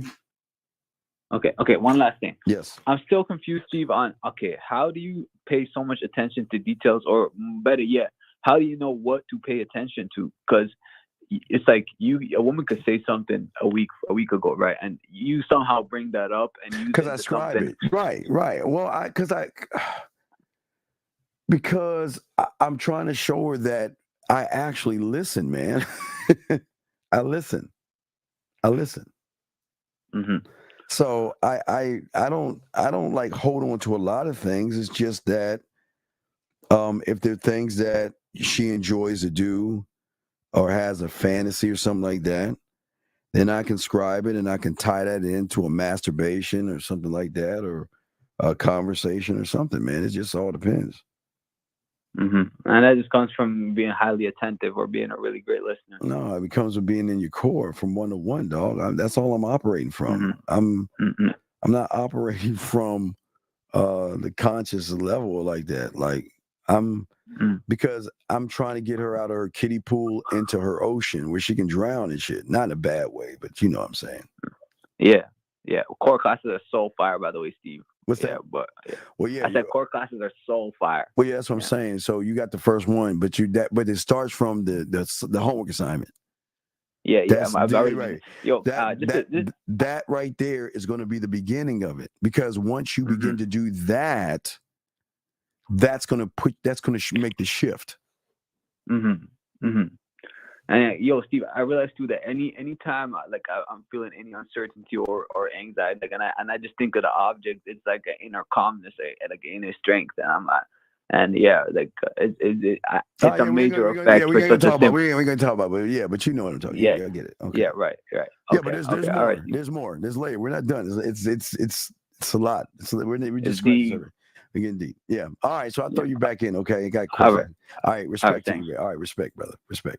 Okay. So let me get some of these questions that are being asked. And guys and ladies, if you have a question, please put a Q, and I'll be happy to answer any question that you have. We are going to do probably another hour, maybe or so. So then, gentlemen, 4 o'clock in the morning, we'll do a riding with the dean. 4 in the morning. So, well, there are people that define it as well. I don't want to get into what people define it, but we're getting to the core. See, okay, we're going to get into more of that in the core, but what people don't understand about that is that, again, it's not about actually a shadow. I want you to think like a shadow, like what you see behind you. There is a part of you, and this is why I tell you about the core. It's like the shadow. What it does, it integrates what you are to who you're going to become, and it unlocks. See, you guys are prisoners you're prisoners of your emotions, your fears, and your hunger and thirst and desire. Okay. But with the core, the thing is that it doesn't suppress, it guides you. It's more of a guide. Your core is the guiding system. It's the root of all things. It's everything. It's everything. Well, you can't recognize what you're not, Iverson. You're not a student. Okay, gentlemen. You have to understand that what I'm talking about is for a few, not the many. This will never be for the many. This is only for a few of those who are students of the game, who are learning game, and who are understanding themselves. You cannot recognize what you don't know. It doesn't work, brother. It doesn't work that way. You will never recognize what you don't know. And that's the problem. See, the thing about the core when you're a student of the game and you're going towards connecting to that, it is going to have a great impact on yourself, okay? Because you're going to start to realize that I am not what I am today. I'm not. I am more than the sum total of what I thought I actually was when I am learning the game. So if you're not learning the game, you're not going to do it. This ain't going to work, because you can always know when you're not a student of the game when you have anxiety, when you struggle, when you self-sabotage yourself. You can't. There's no magical pill to this. Okay, I think they gave you the information. Let me see if there's any other questions, guys. Lines are open if you have a question. Limitless, I got you, dog. Let's see what you got here, sir. How do you think about position yourself without thinking about it when you should say the next thing you just say it? Well, so my well, my positions. so this goes into like the studio. So what do I want to tap into the emotion? So do I want to say something smooth? Do I want to say something nasty? Do I want to say something funny or witty? Do I want to say something romantic or seductive? Do you see what I'm saying? So the position is not actually trying to move her to the position. It's just it's a connection. You just want to connect it. It's it's when you're connected. It's very easy, gentlemen. This is not something that is actually hard to do. You see what I'm saying? It's not hard to do, but you shouldn't. The problem is you're too busy thinking about trying to impress somebody versus just doing it. You see what I'm saying? You're too busy. You're too busy thinking about it. So what I'm saying is that, okay, so all right, so I'm saying, okay, so I want to market myself, but it's through the community, it's through communication. Okay, so I'm saying to myself, all right, so if I'm talking, texting, voice message, video, or anything like that with the poetry. Oh, wait a second. Give me some answer this question. 502, what's your name? What's your question, sir? How can I help you? This is Soul. I want to see what you would say to something else that you said, well, on a date. What's that now? So, I want to see what you would say in response to what this woman said to me. Okay, what she say to you? What's up? And I got you 1 second, Limitless. I got you. Go ahead. What's up? All right. So she's talking about how she's excited to move into her new apartment. So okay, I already got it in my head. But what are you gonna say? Yeah. What are you gonna say? I already got the answer. What are you saying? So I say, I'm walking into your bedroom. Tell me, what's the first thing that I see? Nope.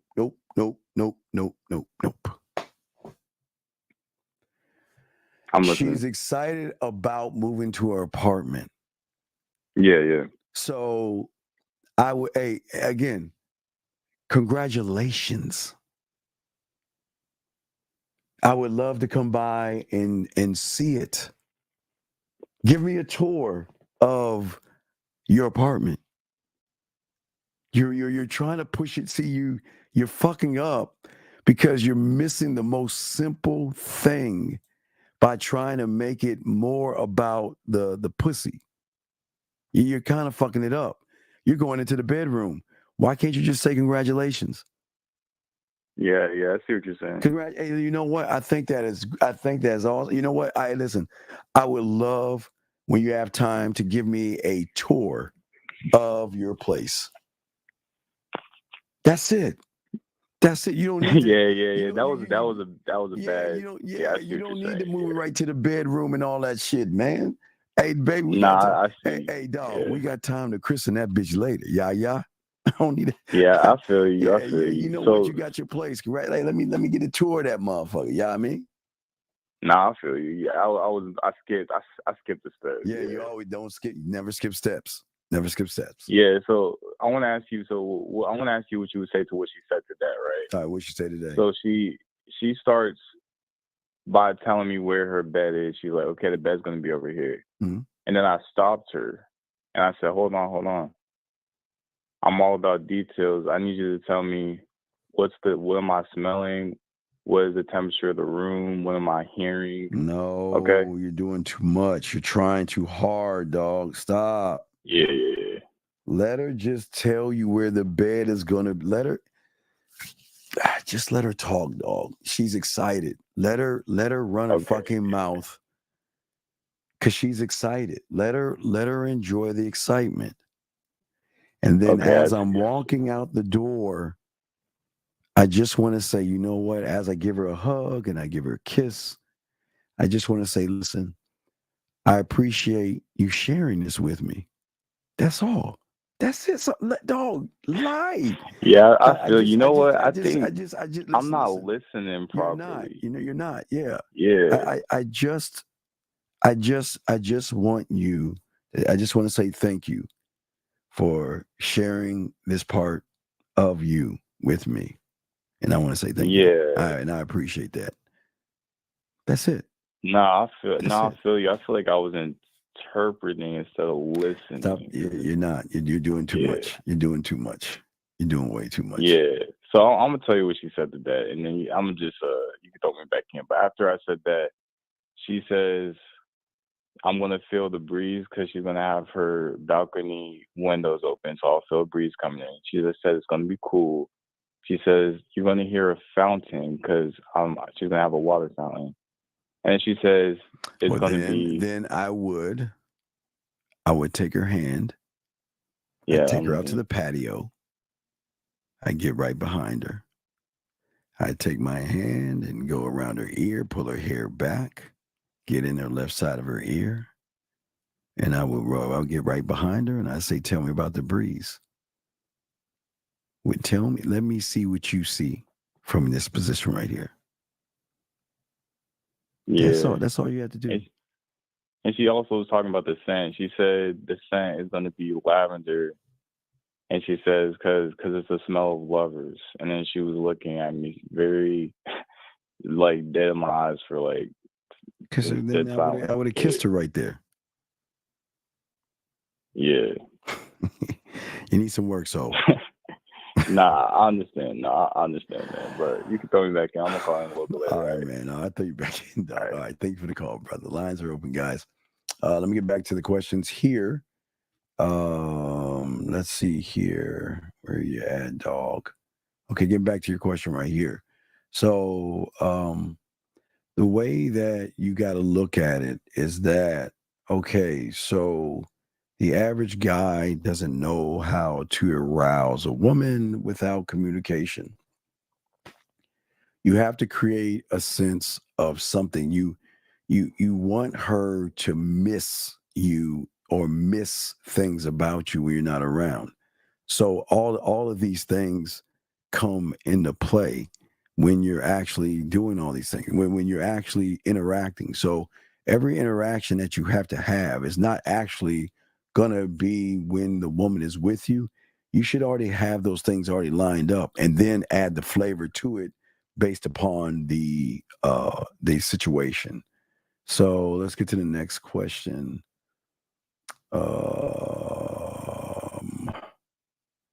Catherine, stop. Stop. Anyway, next question. I don't know. I'm not around a bunch of guys to know about their feet. I can't answer that question either. Let's see if there's any other questions here. So no, I can't answer. Any guys or ladies, you have any other questions, put a Q and I'll be happy to answer any question that you guys have. So getting back to what I was saying to you, not necessarily the shadow work, but what we're saying is that everything that I'm trying to teach you is just a natural part of who you are. And I think that most of you guys don't have the awareness. See, the awareness for many of you guys, you have to not only be aware of what you are, but you have to accept who you are. You can't be in this game worried about the world judging you, because the world, everybody is not going to like you, and you're not going to get every woman. You're not. All right. Wait a second. Question here. So what is the best way to get away from trying to, but you're not dating, dog. Please ask a question that's real, a real question. Please stop. Thank you, Jedi James. I appreciate it. Do men like their ears played with after a long day, or is it weird? I guess I don't know. That actually that depends on the man. It just depends on the situation and the man. For me, I can only speak for me. There's nothing wrong with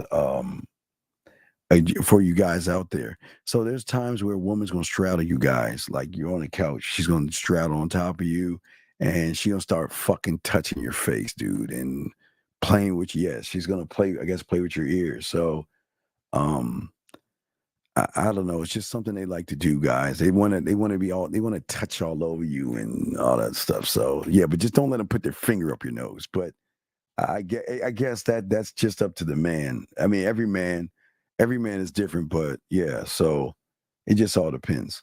But if y'all guys have questions, I'll answer them. I'll answer the question. But what I was saying to all you guys out there, that you have to have more of a kindness to yourself than a judgment. Most of you guys, you've got to be able to accept yourself for what you are to yourself. Hold on one second. Area code 603, what's your name and what's your question, sir? Hi, Steve. It's Hagen. I'm calling back. Yes, sir. How can I help you, Hagen? What's up? I was calling because I just had a thought. I know how you always say that we should not, like, our goal should never be to seduce the woman because that's who we are. Well, yeah, you should be seduction. You should be. Yes. You should be, like, yeah. when Zach and I say we're sex, you should be, that's part of the subsidiary of your building of sex, seduction. You should already be, not try to be. Okay. What does seducing yourself look like? Because I don't know what that, I don't know how to think of that or what that would look like. Well, okay, what you gotta look at as a man. What I'm thinking for myself, okay, before I even, when I think about, okay,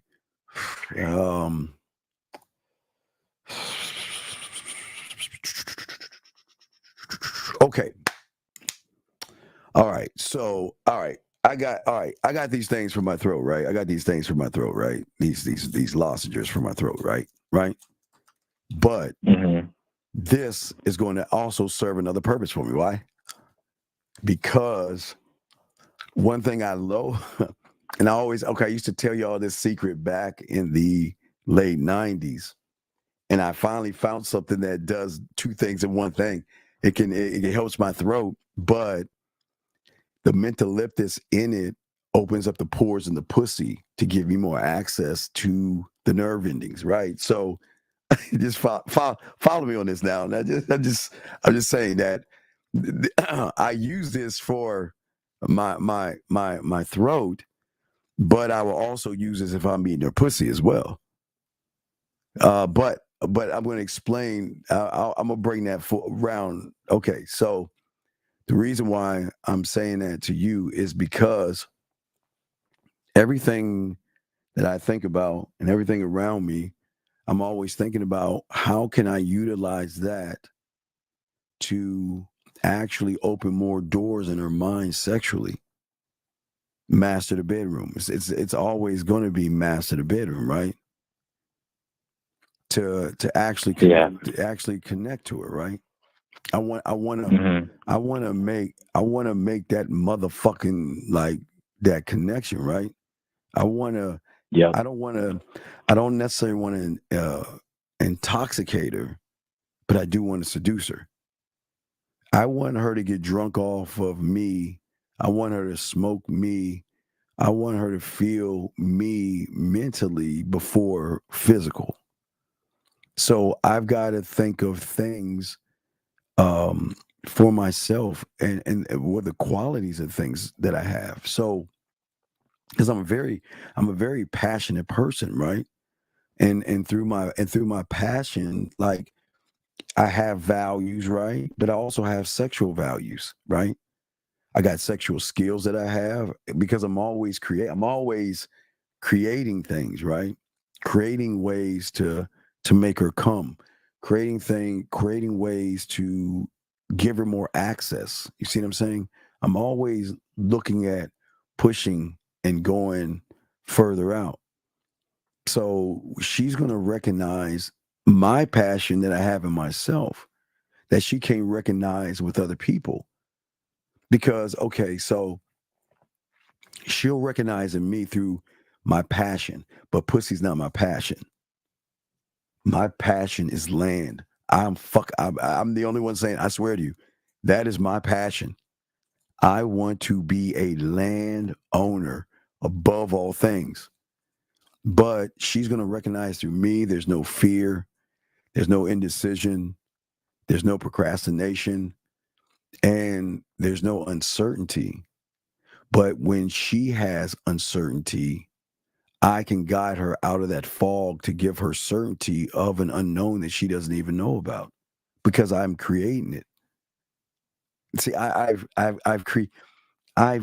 built and created my amusement park for my specifications. Does that make any sense? Yeah, that makes sense. No, I didn't. I got your questions. I did not skip that question of yours. I got it. You just ask your questions. I'll line them up. I'm on the phone right now. I'll answer your question. But no, what I'm saying is, why are you asking that question? No, the reason I'm asking that question is because I'm thinking to myself, like, what does that look like for me? But what I'm getting from what you're saying is that it comes. Wait. What do you mean? Tell me, what does it look like for you? That's what I don't know that I'm trying to figure out. What do you mean? What do you mean? I don't understand. What do you mean you don't know what it looks like? I'm trying to figure out, like, what does seducing myself look like? And from what you're telling me, it's not that you're. It's not. Go ahead, finish. I'll finish. It's not what? It's not that you're trying to do it. It's just because of who you are, and it's based off of your creativity and what you want to do. Because no, it's not what I want to do. It's not what I want to do. Is what I want her to do based upon the sexual trust she has in me. I want her to come in different ways. I want her to touch herself in different ways. I want to experience her in different ways. I want to experience her voice. I want to experience her on video. I want to experience, like say Hagen, I want to experience her in the shower.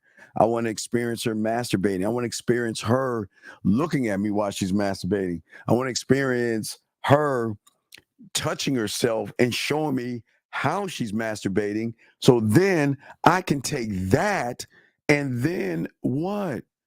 Appreciate that moment that she's sharing with me that she's not going to share with anybody else. Mm-hmm. I'm always trying. It also gives you the opportunity to elevate, right? Right, because I'm always trying to push I'm trying to push her boundaries to let her know that I'm not just my dick or my tongue. Now, I got good dick tongue, but I'm not my tongue. I'm not my fingers. And I'm not the nasty thoughts that I have in my mind. I'm not those things, right? I'm more than those things. But I'm trying I'm trying to show her. I want her to recognize. I want her to recognize.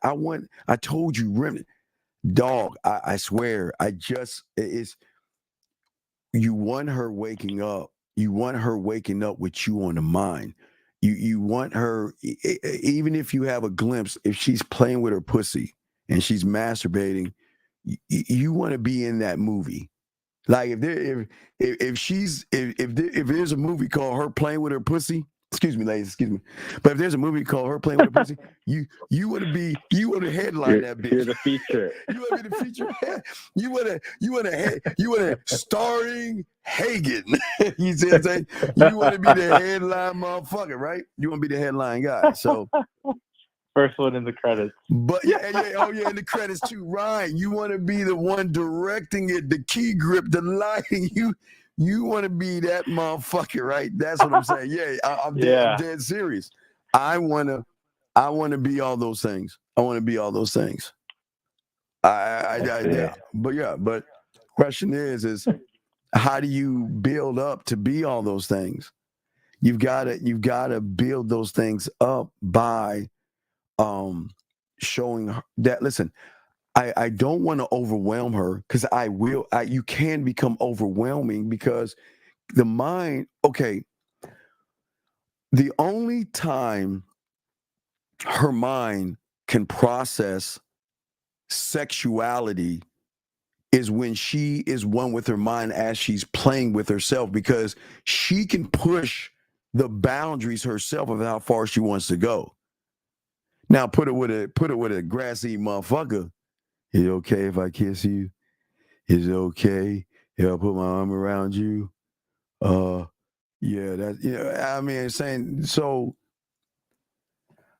saying that I want to take the boundary that you're pushing, but I want to add to that boundary to let you know that can be, that boundary in which you're pushing can be our door. It could be our first door that you and I have together. You see what I'm saying?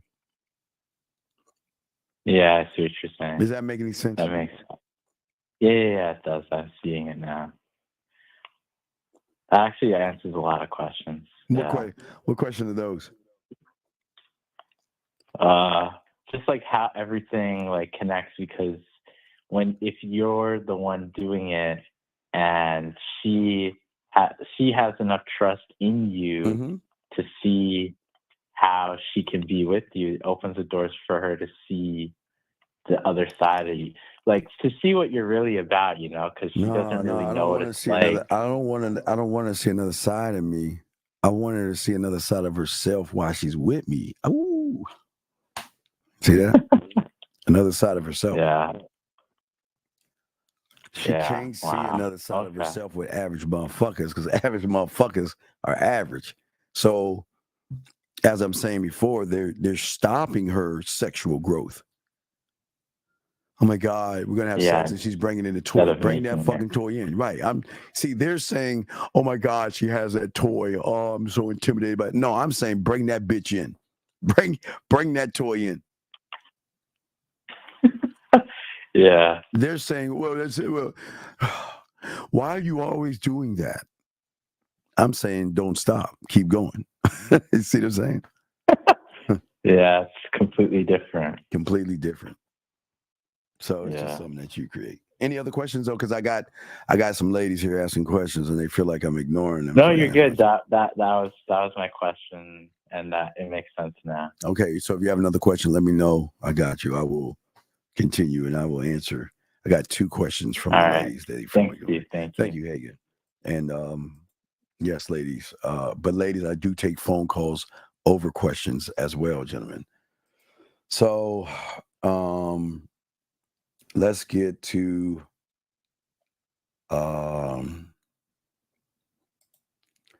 question right here. So when playing with their ear, teach me now how to advance it with your creative mind. Well, here lies the problem. I can't teach you how to touch a guy, but I can teach you guys how to touch a woman. So I I don't understand what you mean by that. How to advance or what? Wait, I can't tell you what to do with it to a guy. So I need you have to rephrase the question, because I can't tell you what to do with a guy, but I can say what a guy can do in that moment. But I can't tell you like touch Rogers' fucking face, or I just can't do that. So I need a better question, if you will, and I will answer it. Excuse me. If a woman starts questioning my decisions on the relationship and she used to agree with the past, is it a sign that I'm being weak? Yes, absolutely. She's challenging your authority, and she says that she's challenging your authority, saying that you're not that motherfucking guy. She's challenging you, and you should never put yourself in a position to be challenged. So that's very important. Let's see here. Let's get to so what would a guy do in that moment? Well, so it's several things that he can do in the moment. So if a woman is straddling him and playing with his ears, like you were saying, so it all depends. So if you want to look at it, so let's break it down to 1, 2, 3, 4. Let's break it down to 1, 2, 3, 4. So the 1, the 2, the 3, the 4. So 1 could be, guys, I'm just going off the top of my head. So I'm just throwing this out there. So it could be, 1 could be from head to shoulder. 2 could be shoulder to hip. 3 could be hip to knee. 4 could be knee to foot. So we have 1, 2, 3, 4. So a good lover is going to explore all 4 parts at the same time. But if the woman is straddling him and she's playing with his ear, so there are a few things you can do. So what you can do is you have your mouth, your tongue, you have your lips, you have your voice. That can work areas 1, 2, and 3. So without being too nasty, guys, what I mean by 3 is that if she's straddling you and you can get her panties off, you can have her sit on your face while you're laying back on the couch. Guys, just bear with me, but I'm not gonna go there. Okay, but I'm saying that you can be in section 1 with your mouth and your lips and the way you talk and the way you kiss her. You can go from to section 2, which is shoulder, to hips with either your right hand. You can go hip to knee with your left hand, and you can keep shifting and changing how you're touching, how you're guiding her body. But also depending on how she is, because if she's straddling you guys, that means her knee is bent. So if her knee is actually bent in that situation, even switching from a kiss, gentlemen. Now we got to go kind of like an upside down knee. Let's upside down it from the 3 to the 4. But if you're kissing her, you have 4 sides of the 1, 4 sides of the 2, 4 sides of the 3, 4 sides of the 4, 4 sides of the 5. Depending on how long your hand is in the position that you're in, you can also work the foot at the same time. So what I would say to a guy doing something like that, it could be a multitude of things of how you're doing it. But for my guys, what I want to say I'm not going slower. I'm not gonna go slower. What I'm saying to you guys out there, hold on, no wait. You say wait, hold on, wait. What I'm saying to you guys out there, wait. Let me get this straight. It's 3, 2, 5, 1. No, that's just the part of the 4. So if I'm looking at the 1 can be A, B, C, D, E, F. The 2 can be a 1, 2, 3, 4, 5. The hip to the knee can be 1, 2, 3, 4, 5, 6, 7. The knee to the ankle could be 1, 2, 3, 4, 5. The foot can be 1, 2, 3, 4, 5. So I'm not I'm just talking about the whole, but I'm not. I'm trying to break it up to if you break it up to the parts. But gentlemen, what I'm saying to you guys, I'm going to take what she's saying and I'm going to say as something you can do, gentlemen, is not just do it, but the way your mind should work. This could be also masturbation things of how she can touch her body as well if she's masturbating or something like that. But yeah, there are the 3, the 2, the 5, and the 1. Are you talking about the diagram? The diagram, yeah, it's broken down to how you. It's not just how you touch the area. It's what do you use to touch the area. See, the average a bad lover is just going to put his hand on the area. Okay. And you're talking. Oh no, well, okay. I'm talking about 1, 2, 3, 4, 5. So thumb. This is 2. This is 3. This is 4. This is 5. Right. But okay, this is 1, 2, 3, 4, 5. But this can be 6, 7, 8, 9, 10. This can be A, B, C, D, E, F, G, H, I, J. So it could be those things. So you can do a 1J by you can do this 1, flip it to this side or this. So there's several. It just is just there's so many layers to it. It just depends on guys. The sex membership. I'll be breaking all that shit down, but it is just what you want to do in the moment. Grabbing her ass. So if you grab her ass with one hand. Gentlemen, you just don't grab her ass, which you can. About to say it now. I got a call. Sorry, B, I got to answer this call. Anyway, 518. What's your name? What's your question, brother? What's up? Yo, what's going on, Steve? I had 2 encounters today that I wanted to talk to you about. What's your question? What's up, brother? All right, so the first one, right? Older chick, bad in my eyes. She was my type, right? And an older chick did what?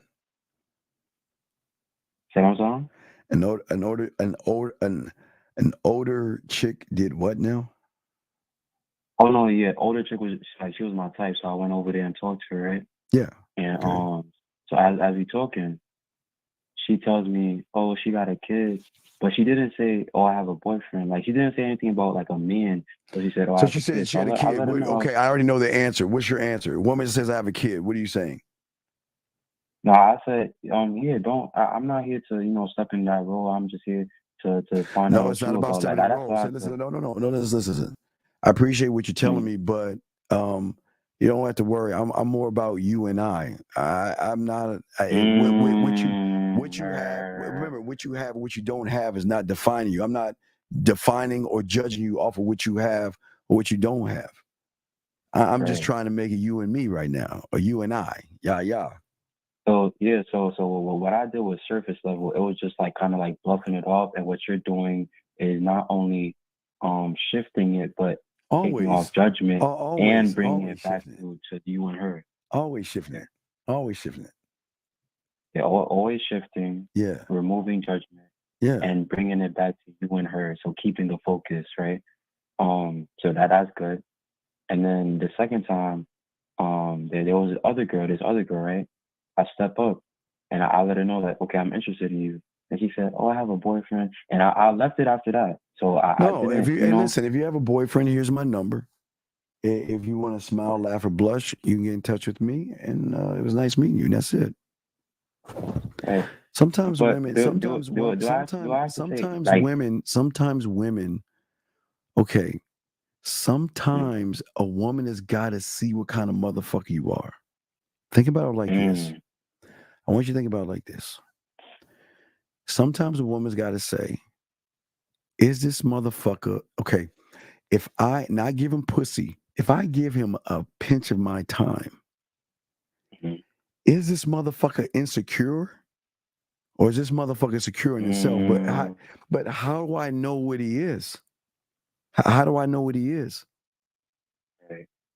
Because that's why that shift does he want important. Commitment? Right. There's thing. What does this guy want? Okay, wanting commitment from a woman is not always good because she's saying you don't even fucking know me. That's weird. Why would you want a commitment with someone you don't know? You see what I'm saying?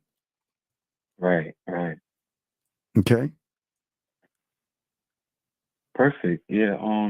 So okay. So just to reiterate, right? Shift the focus to you and the woman always, right? The focus will always be on me and how I'm going to lead her. Remember, right. Okay. I always want to move her, even sexually. I want to move her from one point to the next, or from one story, from one chapter. Always leading her. Always leading from okay. Look, one page to the next page, one paragraph to the next paragraph, one chapter to the next chapter, or another story past the other one. Okay. Right. Okay. And that reminded me of a question I had before, like a while ago. You remember the Museum of You? Yes. Yeah. So, what? How do you define the difference between the museum, like guiding her through the Museum of You, and guiding her through the Library of You? Well, the museum is what you set up as emotional places that she can go to without you being around, to experience the feeling that you gave her at that point, to either up the experience or miss you, whatever. So there should be a emotional mementos and souvenirs. Emotional, right. Happy, sad, missing, caring, whatever it is, you give her that access to you. Right. And then the library is more of like, well, your library. Their library is your library. Your stored information. Stored information. And so when it comes to describing, like let's say she says something like a fantasy of hers or a kink of hers, and you describe it, right? Yes. Give me a kink. Give me a kink. A kink that I heard one time. She wants to be tied up.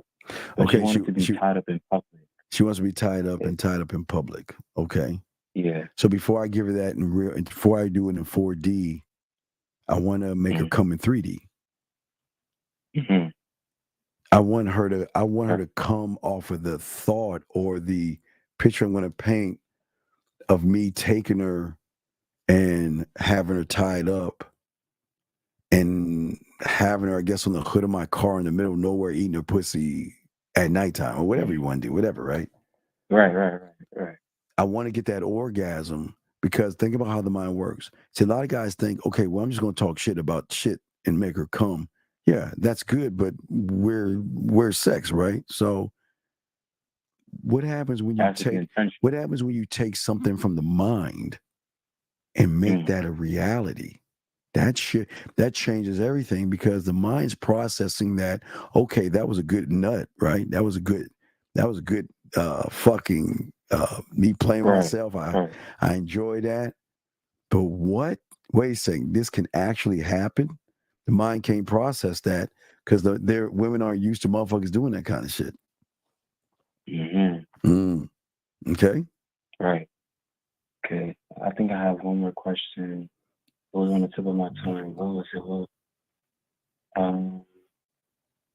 I think it'll come back to me. But I appreciate the call. I appreciate that, Steve. Okay, wait. I might call back in like 5 minutes. That's fine. So do I need to answer this one, the index finger and the thumb? Okay, you can hang up. I'm trying to see this. All right. You said forget the numbers. We wasting time. Get to the 40-yard dash. And let me know we reached the bottom. I don't even know what the fuck does that even mean. I don't know what that means. I just want to make sure I got you got questions. Let me see. I think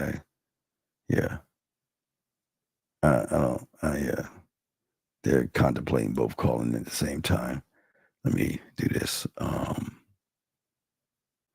Let's see. I understand I should not put myself in a position to be challenged, but since I did, charge that shit to the motherfucking game. Yeah.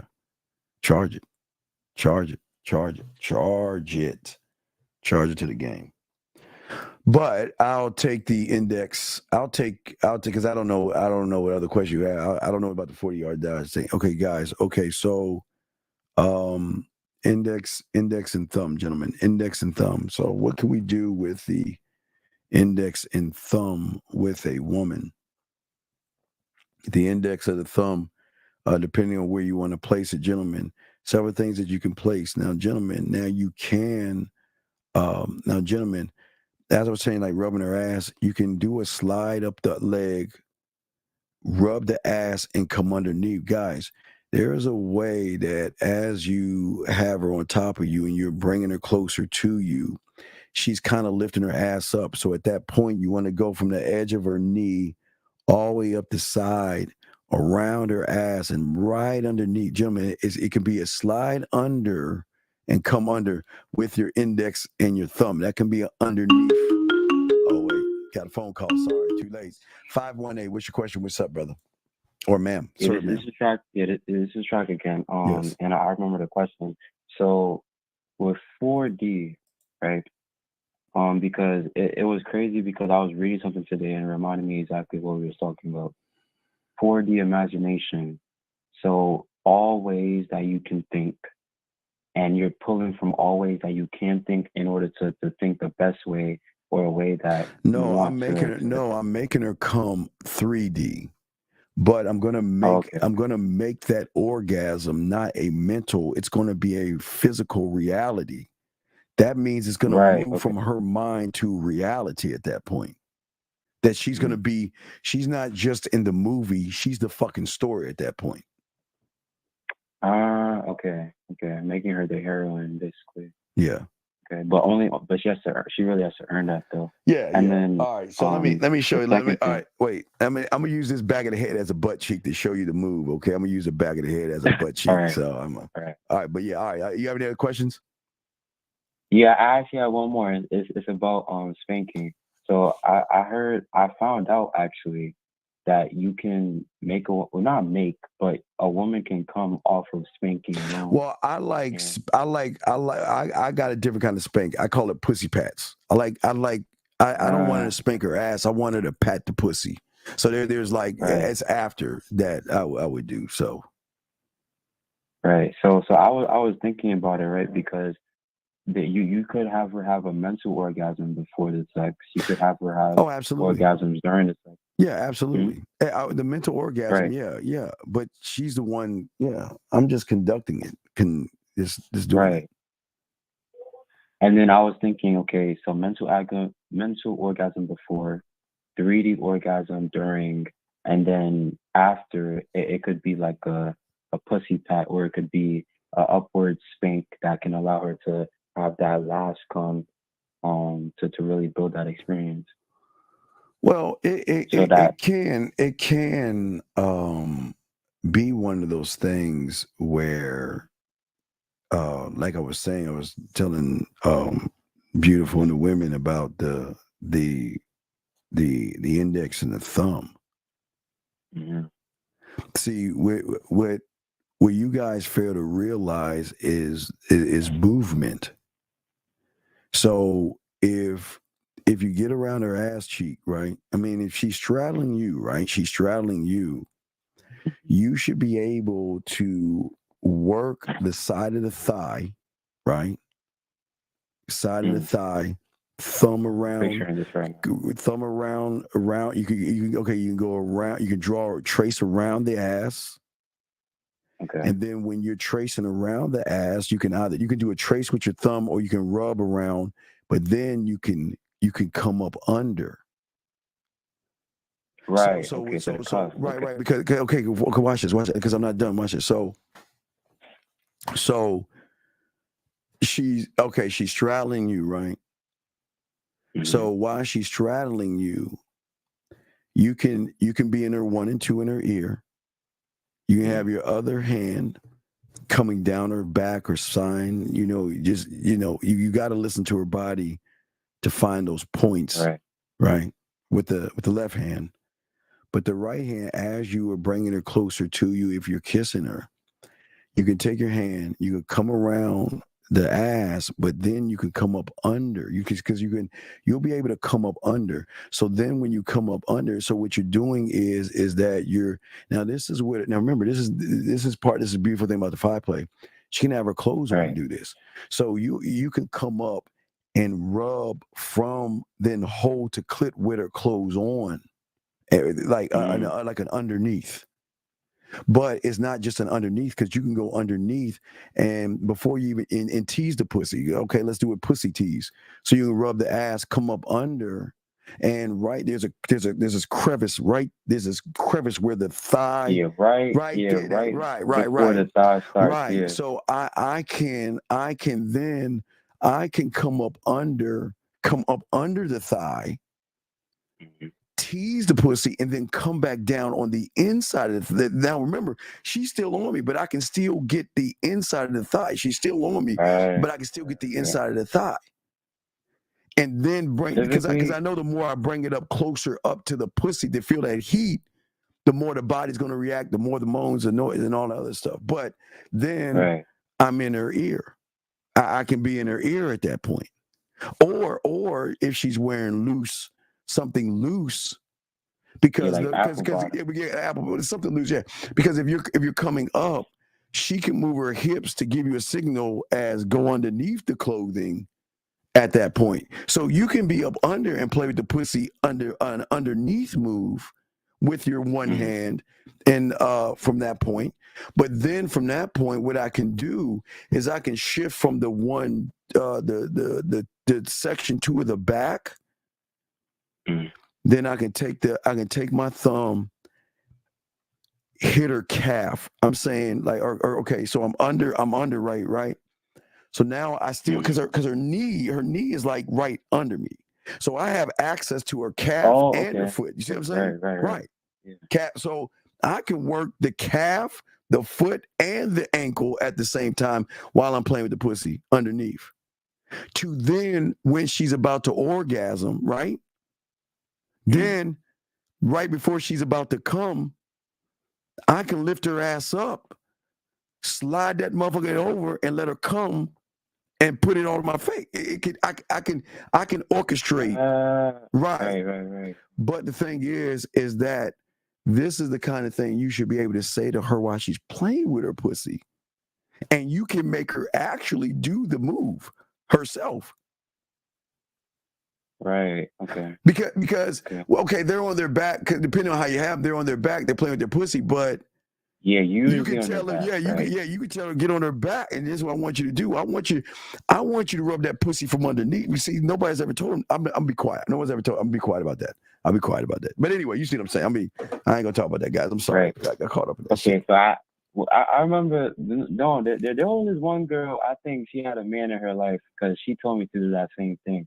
But another thing that I was thinking about is like a spiral touch. So like, you know how like when you're working the back and then you might be using your middle finger or your thumb and you go down the spinal cord, but instead of doing like a circular like motion, it's like a spiral. So what if I put on my Freddy Krueger claws? What if I put them over? Where is that at? I don't even know if I have that around. Yeah. What if wait, do I have that shit? Let me see if I have it right here. I gotta move my thing. Well, yeah. What if I have my now? Remember, what if I have my mints, right? So watch this. So I have my mints, right, for my throat. But what happens when I can do the dentine ice? Yeah, exactly, right. So if her pussy's already wet, what happens when she puts and she cool and damn? Because okay. So I'm not just saying I want the orgasm. I want to hold. Okay, people don't understand about holding the orgasm. Guys are just satisfied of a motherfucking orgasm. I want to hold the orgasm. So I want the orgasm to be like this. Wait. I want the orgasm to be like this, and then hold it, and draw it out here, that it slightly comes down, and I can bring that bitch right back up again. So you know what that reminds me of? So yes. I remember I don't believe in like chakras or anything like that, but it's true that you can take sexual energy and like push it upward. Well, I'm not trying to push it up. I'm just trying because I'm trying to hold it. Right. And because when she's coming. And it feels better, yeah. Right. When she's coming, I'm not just talking about when she can come in my face. While she's still coming, I can then quickly flip her ass around where her back is to me while she's coming, right? So now, while she's coming, now I then can work my hands on the insides of her thighs while she's coming because I'm still in her ear. Right. I can work her breasts. I can work her nipple. I can work her front side. I can work the front of the two at this point. Even the rib. You can work yeah, the rib cage. And I can do a Dracula thing. I can not bite her ass, but I can lightly nibble on certain parts. Yeah, like a bite. Right, because we're still 1 to 2. So if I'm still 1 to 2 on her head, I got from the top of her head, I got her ears, I got her neck, and I got her shoulder. Motherfucker, I got the back of her arm. I've got the inside of her arm. I've got her elbow. Dog, I got so many things that I can do while she's to hold it, because at that point, because her body's already talking to me, showing me, telling me how to explore her. Once she has the orgasm, that's when I'm going to hit the unrecognizable parts of her body. See, unrecognizable of her body. So if she's having the okay, so if I'm French kissing, sucking, and blowing, I don't want to get that away, but let's say the inside from her elbow, between her elbow and her shoulder right there, right? And I'm getting some kind of movement from her where she's real fit. She's feeling it because so when she has the orgasm, it's not actually touching the nipple or the pussy that normally will give her the orgasm. I want to maintain it because I can then touch the unrecognizable parts of her body, no matter what that is. Mm-hmm. Even if she's in front of me, I got a choice. I can still put her on her back, and then I can go underneath the knee.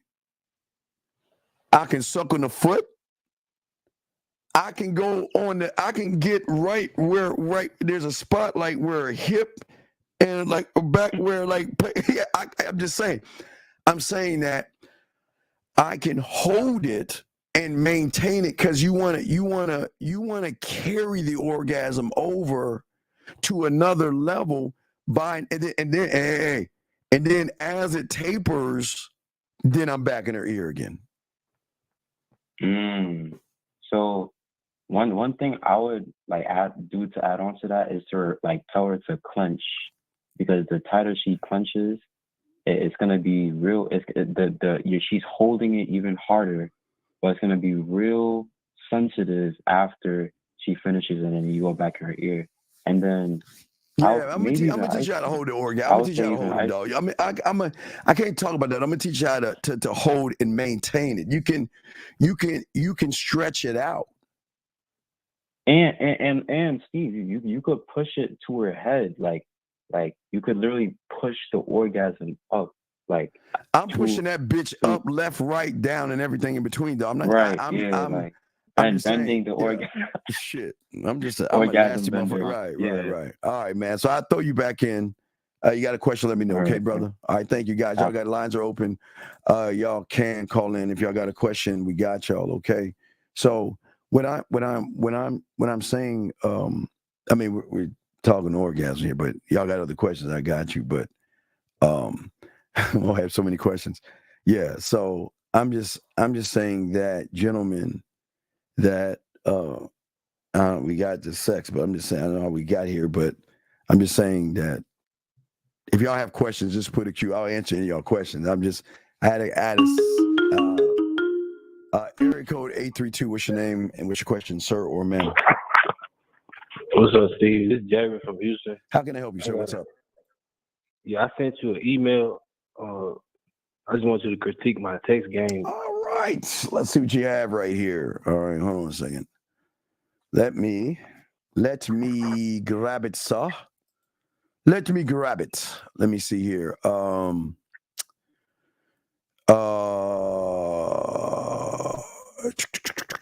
Okay, make sure you got everything cleared out. Okay, let me go ahead and download it so we all can see it and now critique it. Okay, stay on the phone. Give me a second. Let me see here. Yeah. All right. So, okay. So here it is. I'm going to post it and we're going to look at it and see what you did right versus what you did wrong. So, she said, what's up? She said, nothing much. She just got off of work an hour ago. Does your feet normally hurt after a long day? Not really, no. Mine's do. I'm going to need a massage. You got me. Why the fuck are you saying that? That doesn't make any sense. I was trying to like get her like back to my crib, but I ain't one force. That's not gonna get her to your crib. That's not gonna get her to your crib. Okay. And she said that's the wrong thing. Okay, listen.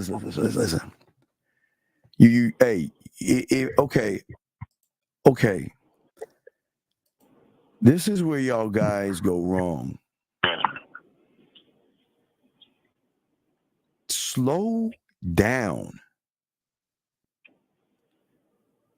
If she is feeling you, she's going to let you know I had a long day, back's hurting, foot's hurting, legs hurting, or I'm just relaxing. How long have you known this woman for? I got her number like last week, like the Valentine's Day. So why are you so fucking thirsty?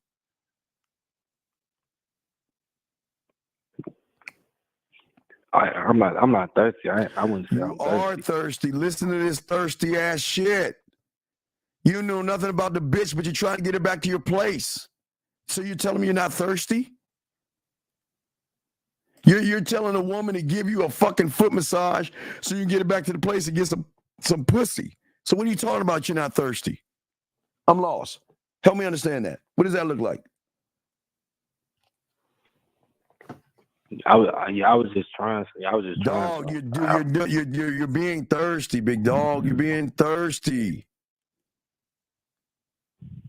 Why? I mean, goddamn. Okay. Do you not recognize the disrespect that she said right there? Oh, you said I disrespected her? What the fuck? I ain't mean to it. I'm just trying to see. You did mean to, man. How long have you been listening to me? Like, I've been watching for like 6 months. So in 6 months, what is the number one law, rule, and code on every fucking woman you meet? What's the law, rule, and code? It is the law. It is the law that I teach you. What is it? It is the law that never is going to change. And it is across the board, whatever. I'm going to generalize that rule. What is the number one rule when it comes to every woman that you walk into? What is that?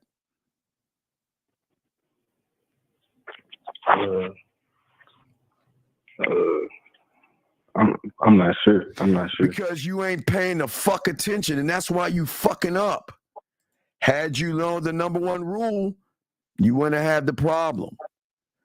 The number one rule, ignorant ass, is every fucking woman you meet has a belief system, judgments, morals, values, and she doesn't fucking trust you. Period. Across the board. No matter who you meet, across the board. So what does that mean when you, who doesn't know shit about her and her nothing about you, saying, come over and rub my feet? What the fuck are you saying about her?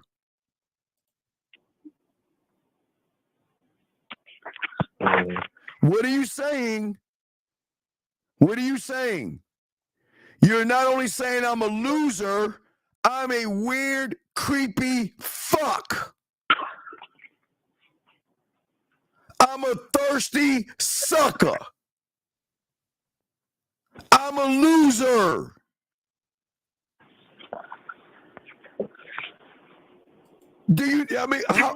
How ignorant can you be to think that when did life become porn for a motherfucker with no game, sir?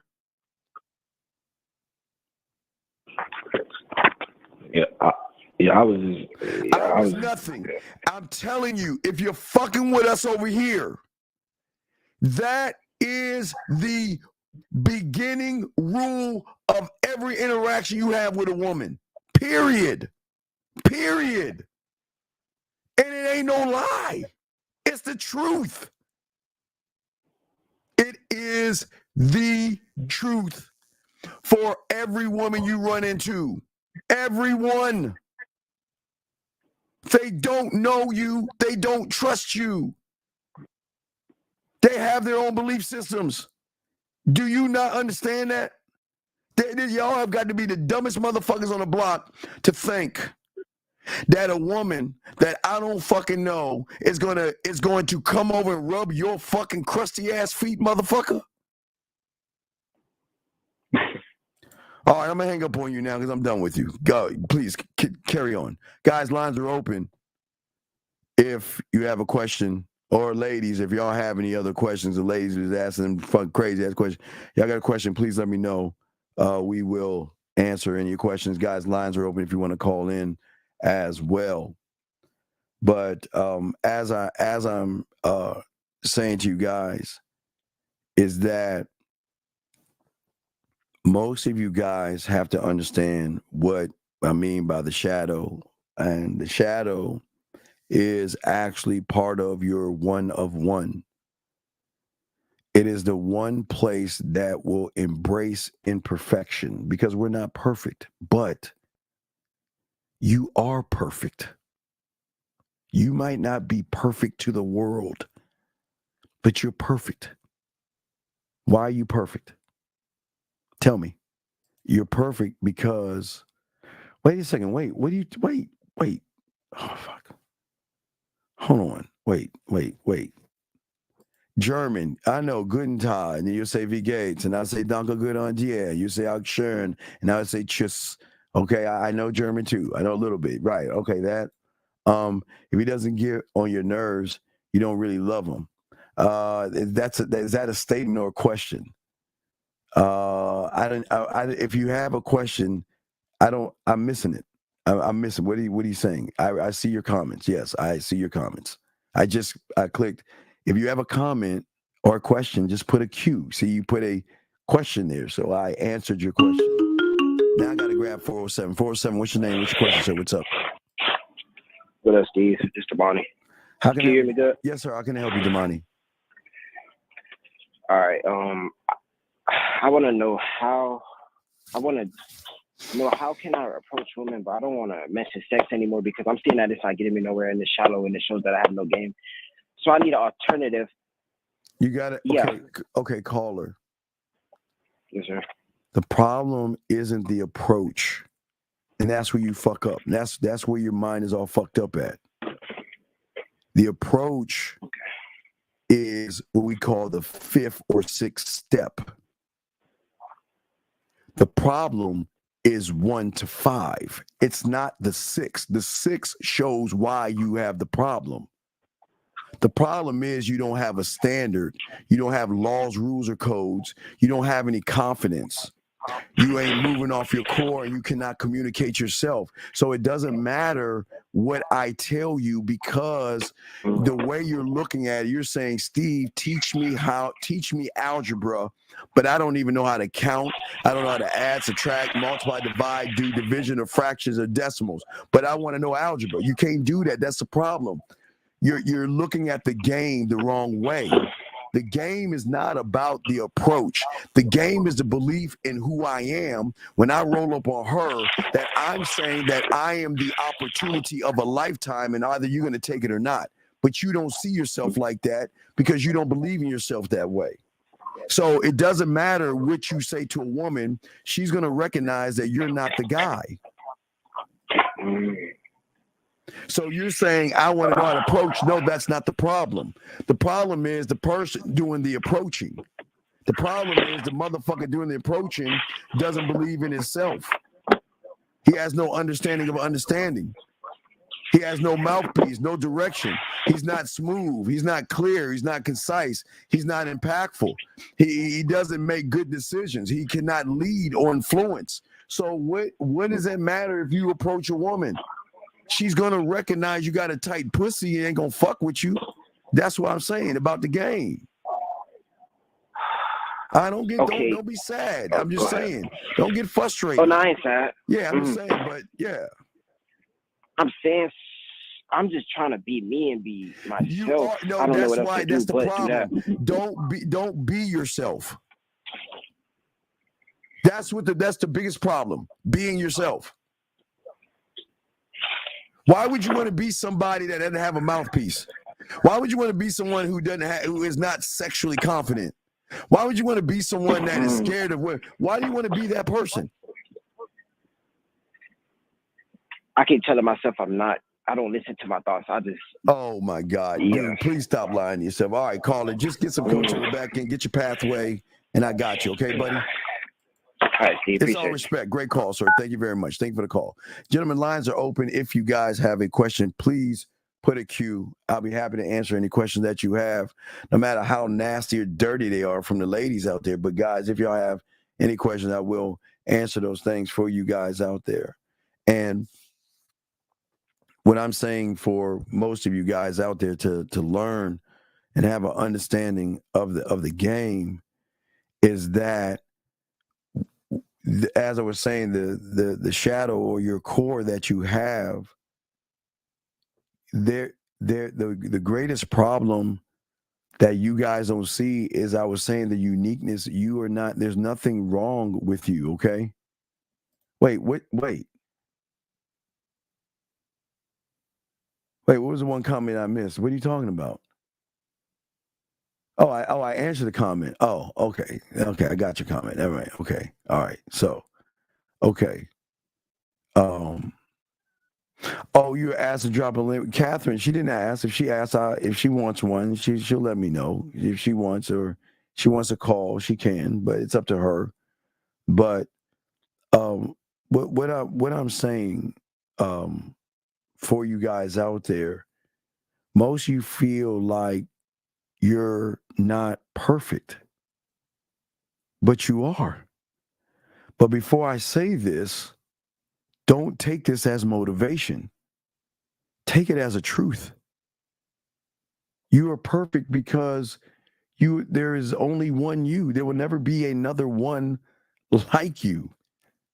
There will never be another you in this lifetime, period.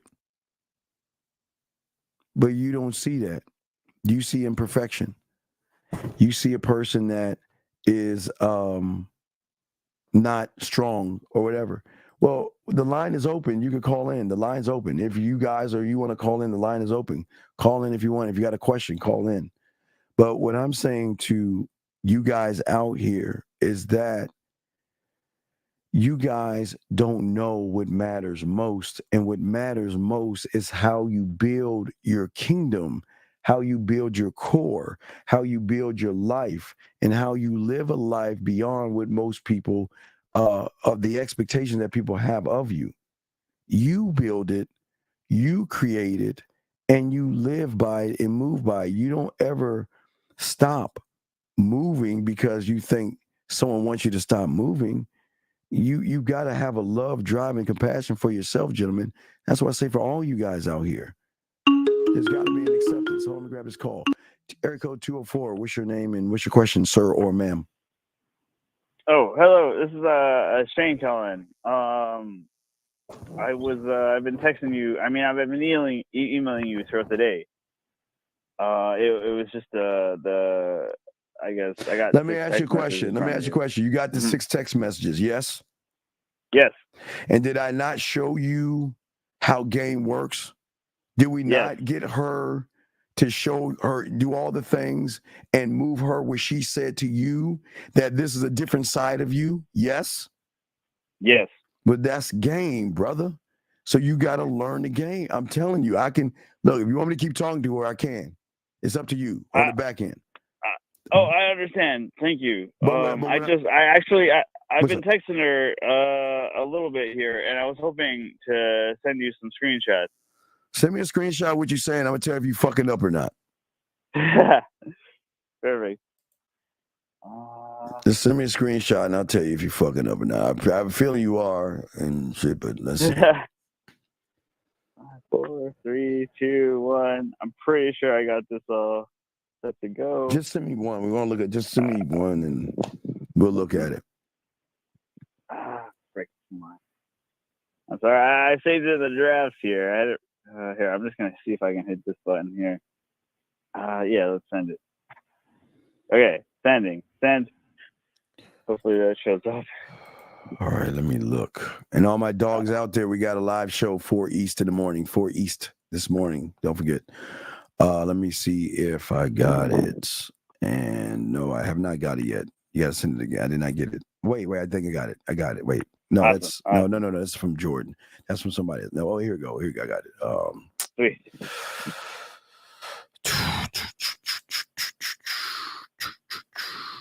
I'm gonna go 5 of 5. What was the question that you asked her? Let me ask. What was the question that you asked her? I guess. I guess I was trying to hint at the whole. Okay. So I'm outside right now, and I've got a fire going, and I've got this rainbow shit. You throw it on the fire, and it changes colors. I know. And I'm like, do you want to? Right. And what'd you say? And I'm like, do you want to see it? If you go back in the conversation, there's a little bit more. I guess I was hinting at, the whole, what's the word? Yeah, dick pic. Yeah. I'm not going to do that. I just thought it was funny. Okay, let's look at what you. All right, so you double texted her and you said it's good to hear. Is it the rainbow stuff? I never tried it. Haven't used that stuff in a long time. It's cool. How do you want to see it? What's the question? This is terrible. What are you asking? Or what do you want to know? What is that? What is the question? I guess I just wanted to know. I guess that's it then. Why the emoji faces? I don't mind. It's just too many of them right here. But where is this going? She says, "Okay, good to hear that the rainbow stuff." And you said, "I think so. I never tried it," with a laughing thing. Now I don't know why you did that. And then she says, "I haven't used that stuff in a long time. It's cool." And you say, "Do you want to see it?" Okay. What's the why did you say, "Do you want it?" Why? I guess 4 or 3 or so, screenshot 4 or 3. I guess I was trying to make a joke. That's all. Okay, are you trying to make her laugh, or are you trying to fuck? What are you trying to do? What are you trying to do here? So she's farther away. Okay, sir. I guess I figured I wanted to say, sir, this is what you need to do. What you need to do is you need to move her towards. You have Instagram? No. Okay. Find out if she has an Instagram or WhatsApp. Okay. Okay. She texted me at the end of it. She said, "Show me." She's like, "I can send you that as well." But she said I guess, yeah, that was the very last text after what I said. Like, "Do you want to see it?" She said, "Show me." But anyway, sorry. I'm sorry. WhatsApp and Instagram. Yeah, because what I'm saying to you is that what I've created for you, you're fucking it up now. Okay. That was my question. Yeah. We built it up. She said you're acting different. She's intrigued by how you are, but now you're talking about colored flames and do you want to see it with all these emojis? Why are you doing that? I guess I think I'm just, backtracking a little bit here. Yes, you are. You're backtracking. I'm trying to, I guess. You can't try to be what you're not, dog. That's why you hired me. I got you to the point where she was intrigued by you. She was excited to hear from you, and she was ready for the next thing that you were saying. And then you took that and just started, or you just crumbled it, dog.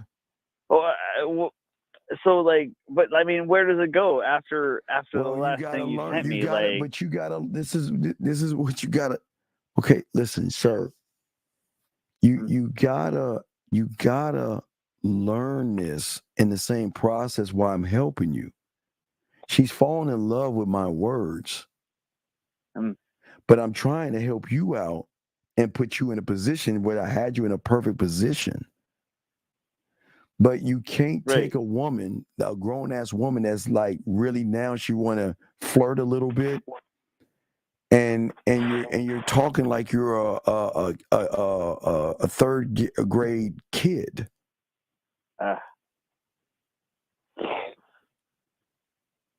Okay. So I'll just get some coach or whatever, and I'll get you on the back end. Okay. Okay. Thank you, sir. Okay. All right. Okay. No.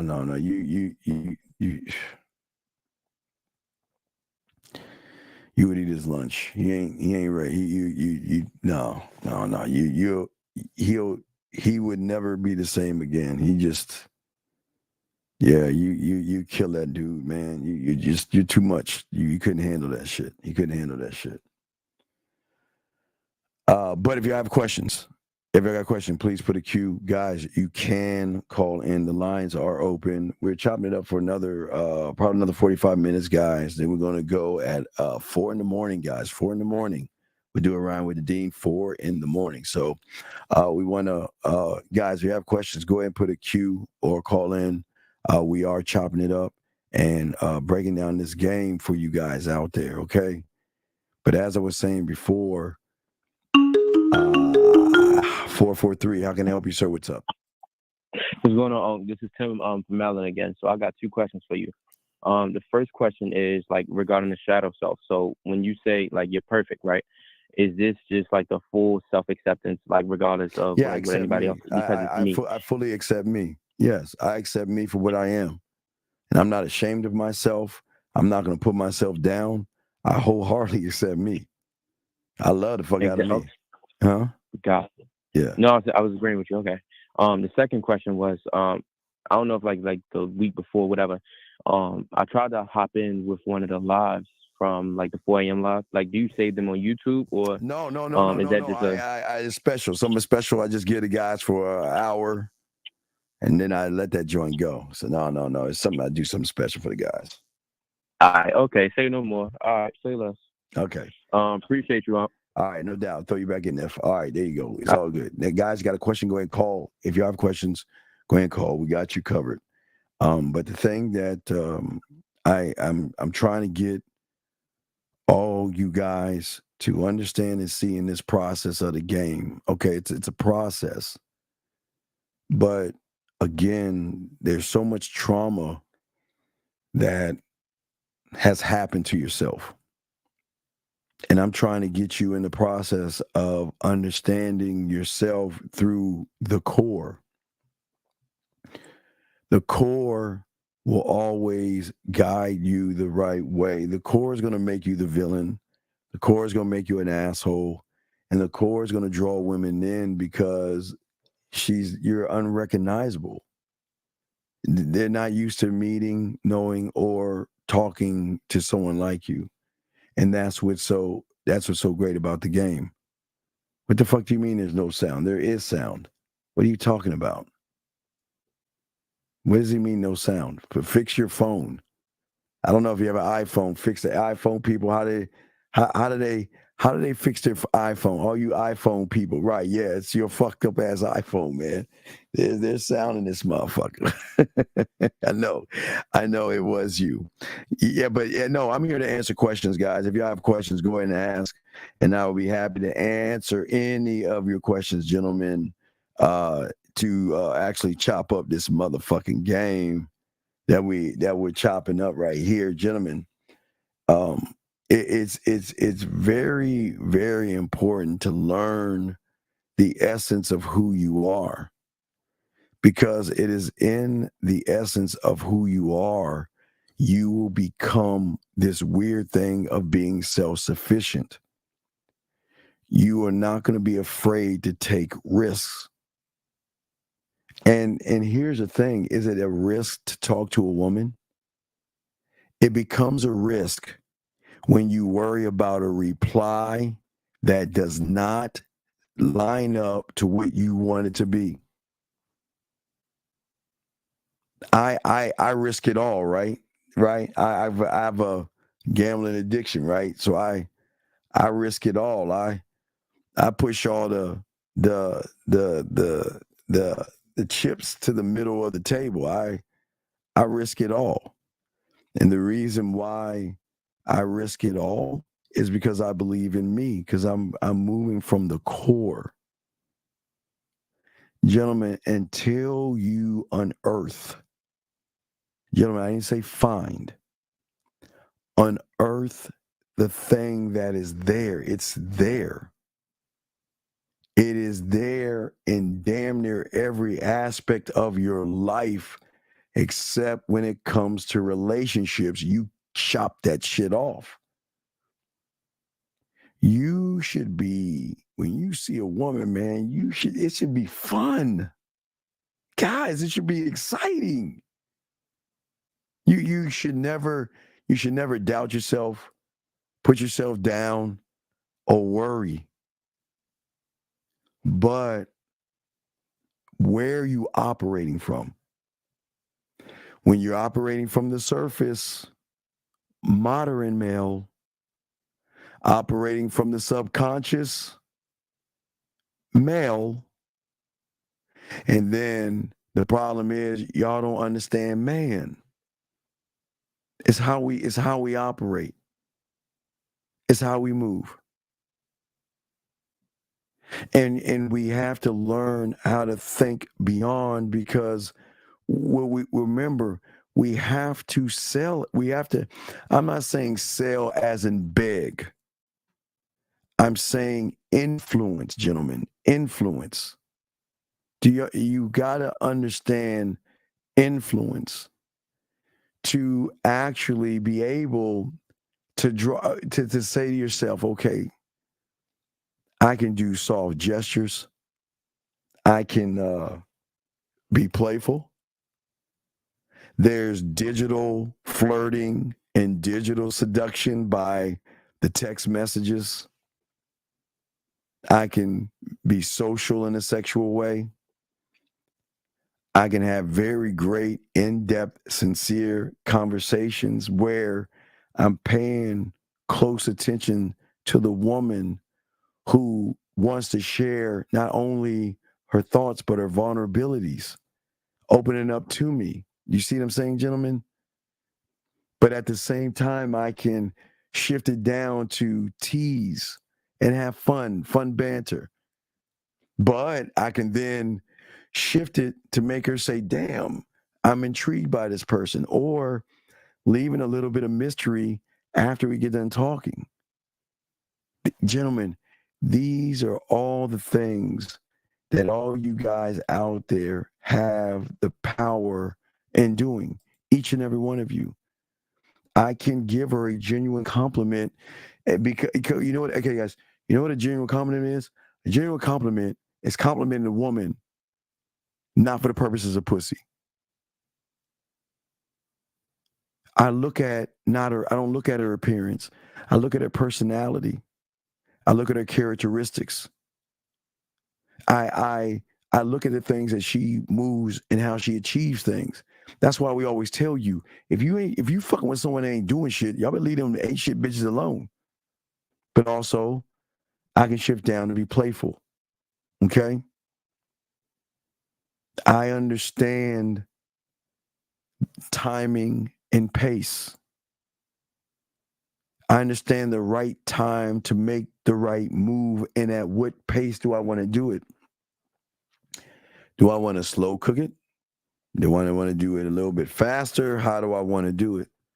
But without being, gentlemen, the most important thing, get your crayons out, without being emotional, I can build an emotional connection that will supersede the physical, the suits, the cars, the degrees, and the dinners. That means the emotional connection that we have is that she loves to share things behind the door, personal stories, personal experiences, personal feelings. And the more she connects that, gentlemen, y'all don't understand, at the end of the day, this is where you got to go. Let me get this anonymous call. Anonymous, what's your name, sir or ma'am, and how can I help you? Hey, what's going on, Steve? This is Nick. What? I'm sorry, this is who? Nick. Nick, how can I help you, sir? What's up? Not much, man. Hope your evening is going well. I just had I wanted you to critique a date I went on recently and the conversation we were having. Where'd you take her on a date? Where'd you take her on a date? To dinner. Why? First time hanging. You failed. Why? Oh, I thought that's just always kind of right. Wait, how old are you? How old are you? How old are you? 27. Okay, it's all good. So, you know what kind of dinner I want to take her on? Yeah, tell me. One where she eats from my words and my thoughts and not just a fucking meal. Okay, brother. When you take a woman out to dinner, you're telling her I have no experience. You're saying to her that I don't know what I'm doing and I've got to fucking feed you to get you to be interested in me. Fuck that.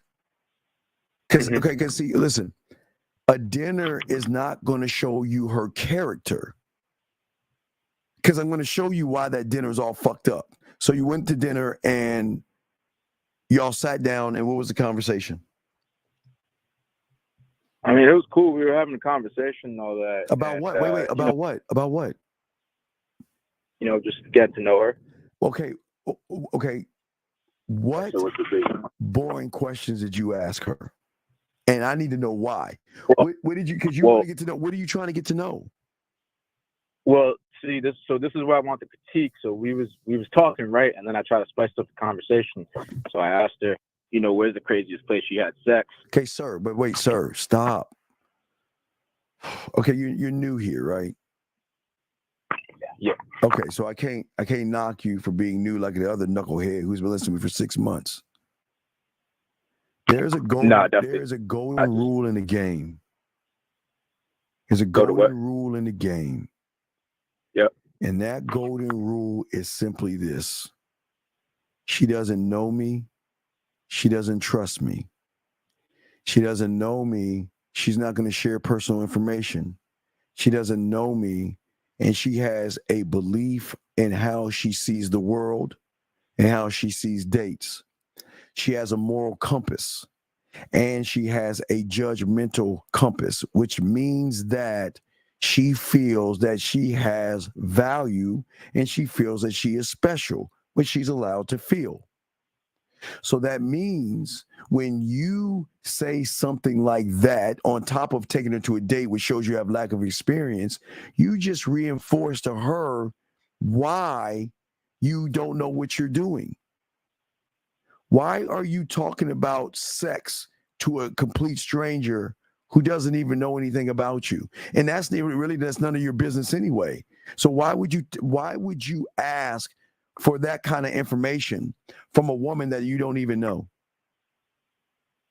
Well, I'm just very sexually attracted to her, and then you're being okay. Well, then you're being disingenuous now. Now you're lying to her. How so? Okay, if all you want to do is fuck, why not just ask her what you wanted instead of lying and making her think you want a relationship with her when at the back end all you wanted was some pussy? So the dinner was being disingenuous. The dinner was the lie. You used the dinner as a lie, which means that's what's fucked up about you guys. There's nothing wrong, big dog, with you wanting to fuck. I'm not knocking for that, all right? If that's what you want to do, that's what you want to do. But I'm going to say why the reason why you want to do that is why you'll never get any pussy at the rate men who are not making it about pussy get it at. Because all you're saying is that I don't have any experience in the bedroom. I'm thirsty, needy, and desperate. And I will do whatever it takes to manipulate a situation for her to give me pussy.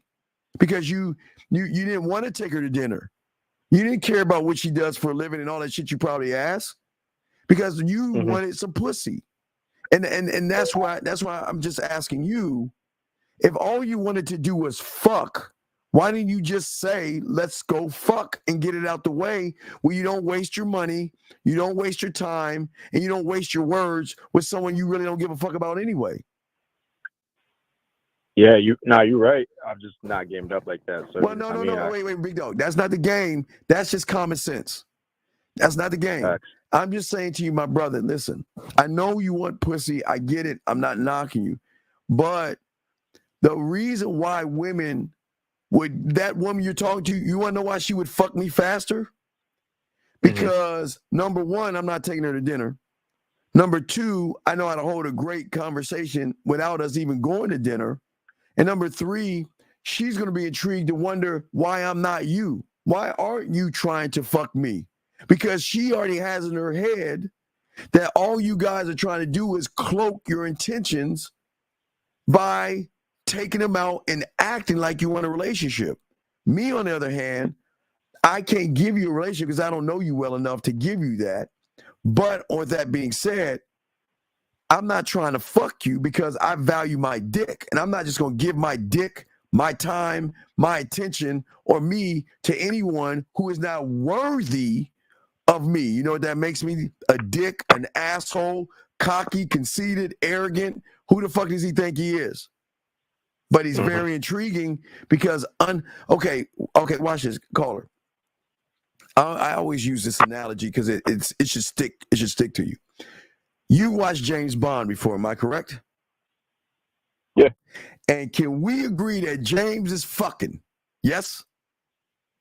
Yeah, for sure. James get a lot of pussy. But when have you heard James Bond say, hello, my name is Bond, James Bond, let's go fuck? Never. So what he does is he stands on who he is as James Bond. He doesn't make it about the pussy because he is sex.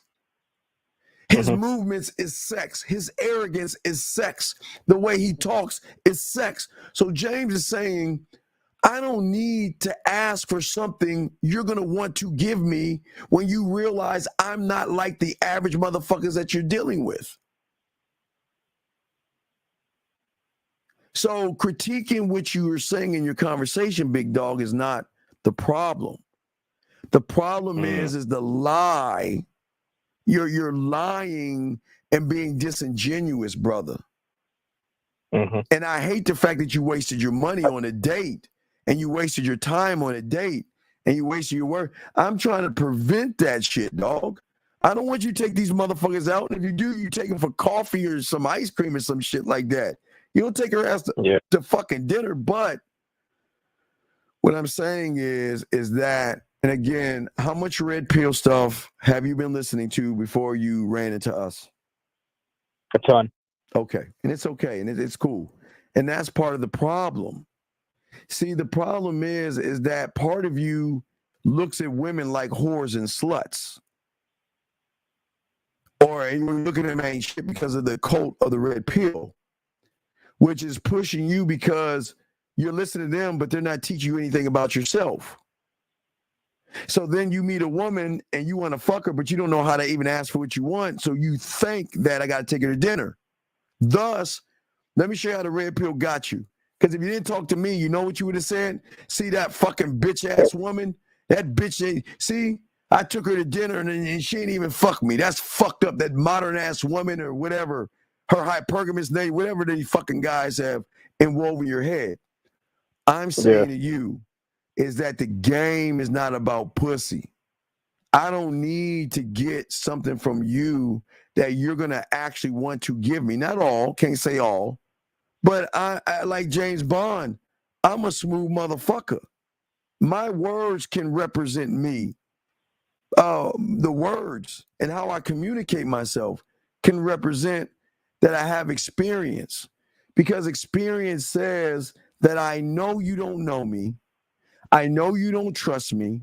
I know you have a moral compass of how many dates, what sex is to you, right? So the moment I make it sexual, then I'm calling you a whore and a slut, and you don't even realize it, caller. You're sitting across from a woman you're taking out to dinner, and you're calling her a slut.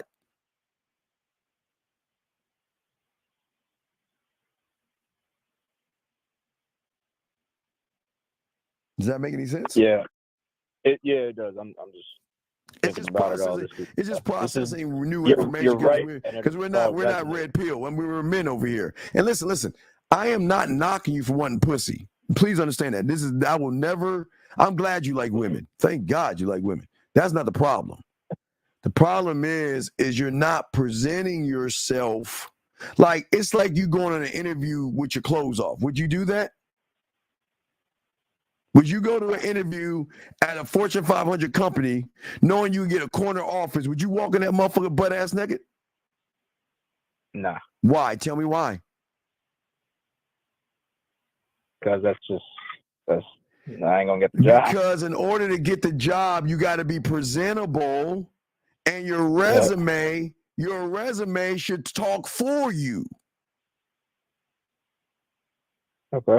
So, but what you're doing is you're going on a date with this woman already undressing her, trying to get the pussy, and you don't even know if that bitch is worth your time. You know what I mean? Watch this. You saw her. When did you tell her she was beautiful? When I met her. Why? Because she blonde, big fat ass. You know what I mean? Brother, okay. No. I love certain kind of styles of hair and colored hair and shit like that. I fear my hands and my feet, my brother. But in the game, the game is what game does. Beauty is what beauty what? Does. Right. So what that means? What did she do to earn you see what I'm saying? So the moment you saw her ass and her titties, which is cool, that I'm all right, you be like, yeah, I can see that fat ass. Okay, I can work with that. But you don't go and tell her she's beautiful, because what you're doing is she has heard that a million times all day, every day. There's not one day that goes by a woman. Well, I don't speak for all women, but I'm sure that they always getting guys that say they're good, they're beautiful all the time. Yeah. Okay. Okay. Yeah, that's real, man.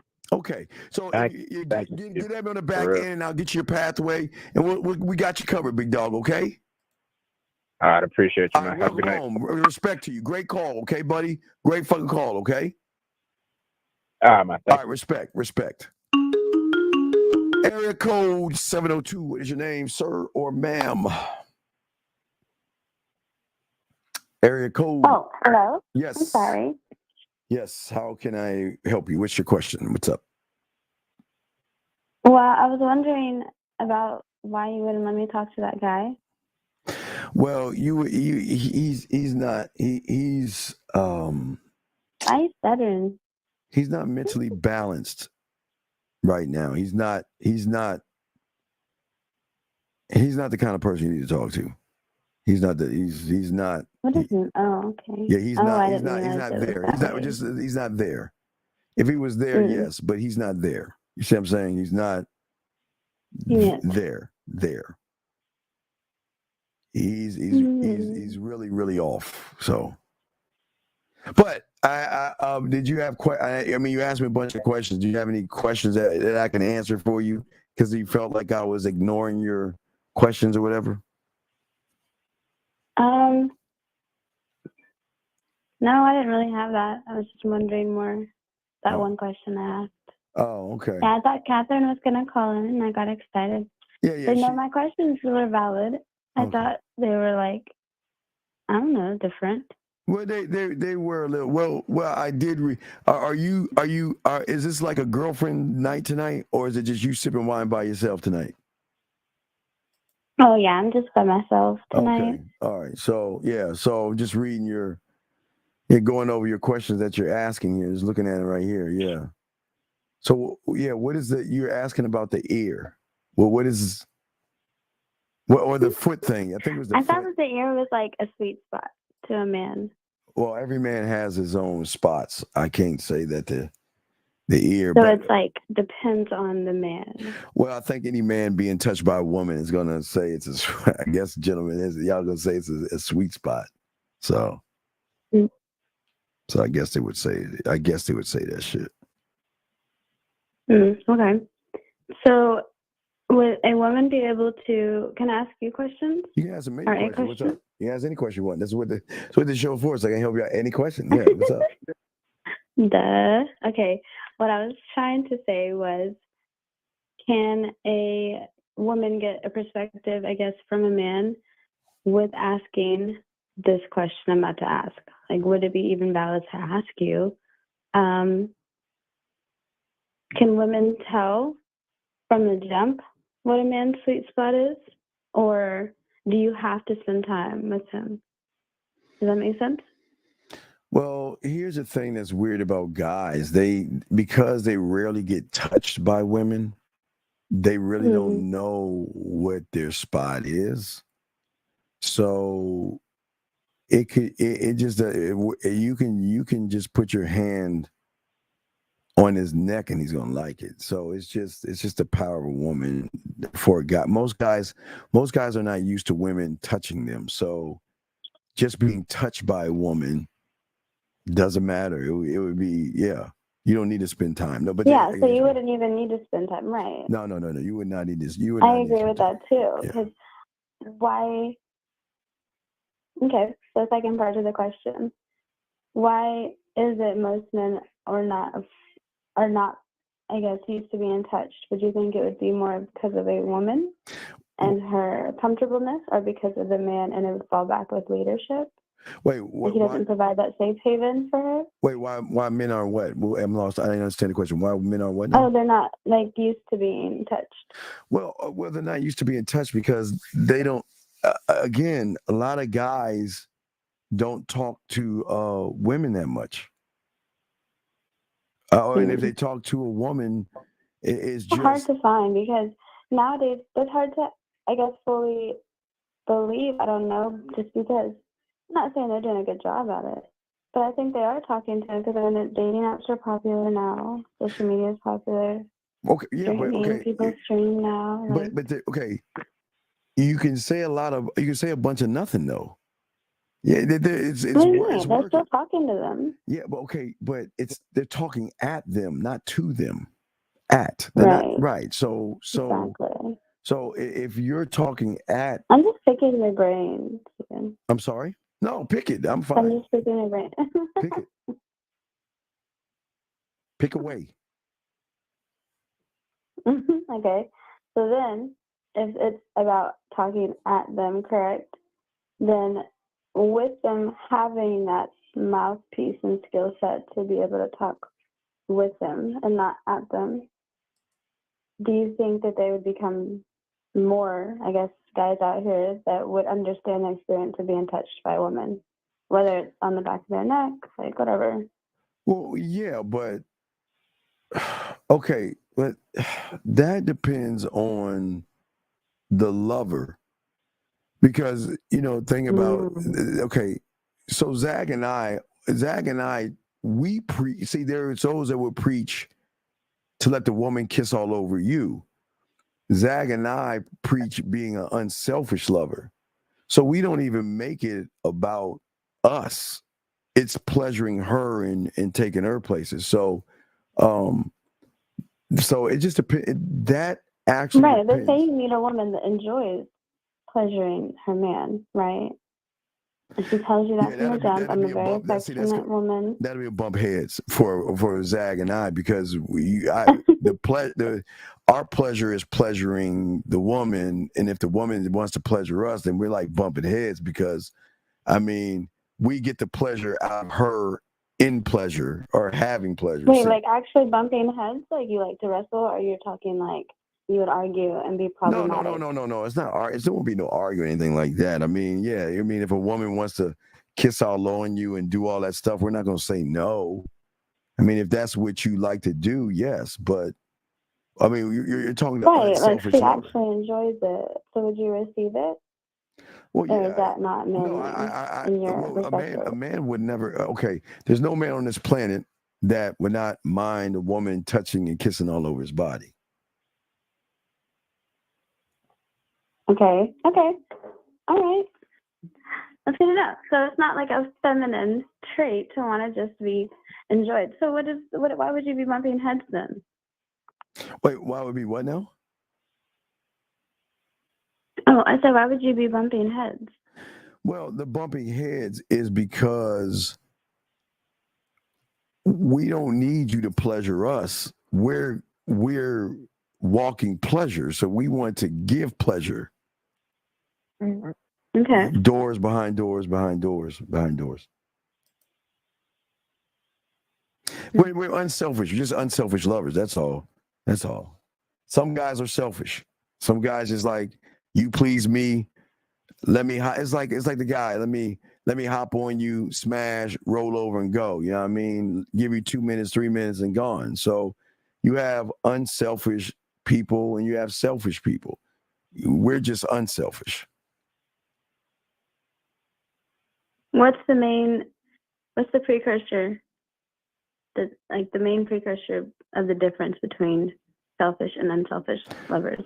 Well, an unselfish lover doesn't give a fuck about the woman. He doesn't care. He just sit, lay, smash, bye.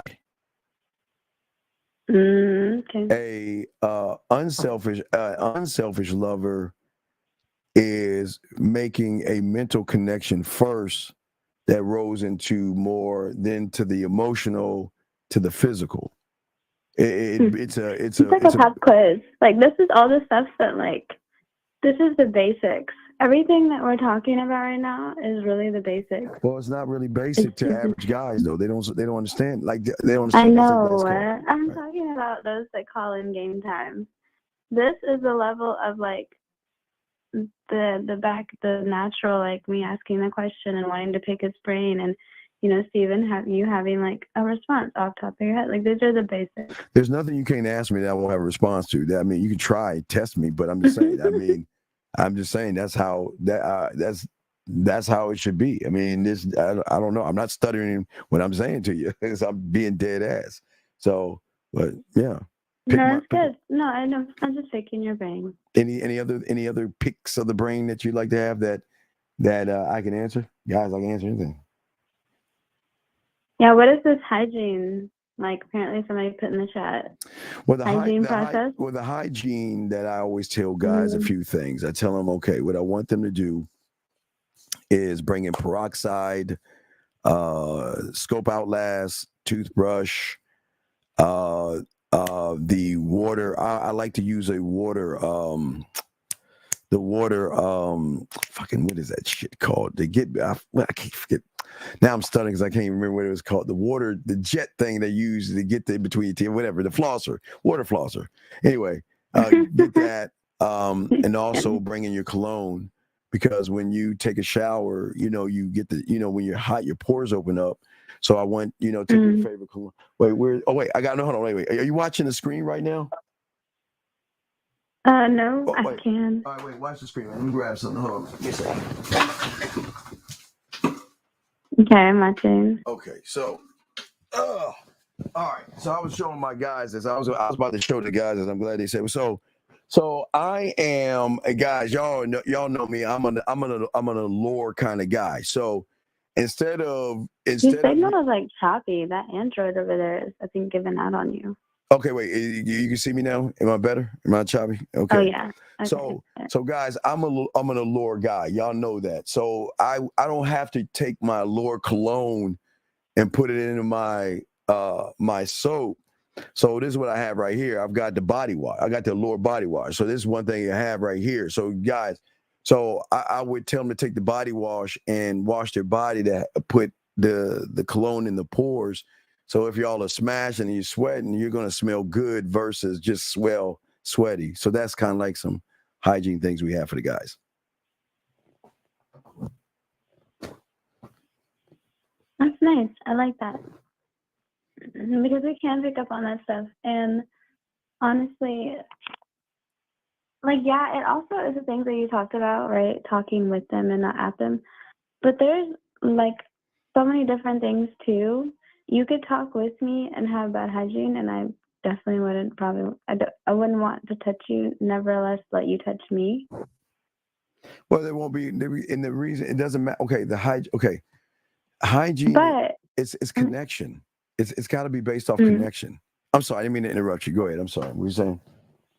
No, I was just saying that, but if you already know the skills to talk with her, more than likely you should have the other things worked out. Well, but the problem is a lot of guys don't have everything worked out because a lot of guys, they're just not used to talking. No, I meant like the hygiene should be there. Like you having your own style should already be there. Well, that should already be there if you're gonna talk with her. Yes, you should have your own style, of how you kiss, how you touch, how you have to have your own style, because if you're trying to duplicate other people, women gonna recognize that bullshit. 100%, really fast. So I love that. Okay, well, speaking of that too, Josh, he's picking my brain right now, so that just go ahead. I'm sorry. But with that too, then What? What's that? What's the pause? What's the question? Like, why, if you can think of all these things, right, and a lot of women can think of all these things of good hygiene, why are there more amount of males that think it's okay to be out here just lazy and careless and carefree when it comes to today? Okay, everybody, it's game. This is game. Not everybody's not gamed up. Goes back to the game. Goes back to knowing sex. It goes back to knowing seduction, romance. It goes back into connecting with a woman and triggering things in her without making it about sex. Excuse me, I'll be disrespectful about that.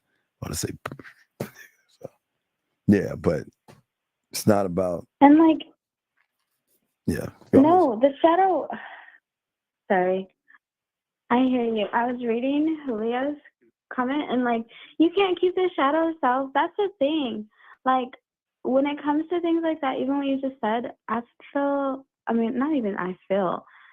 experienced, especially my girlfriends have experienced, that a lot of males that want to be that, I guess, man, and you're working, like, you don't know how to let go of the old of you. Like, you think that you can have both.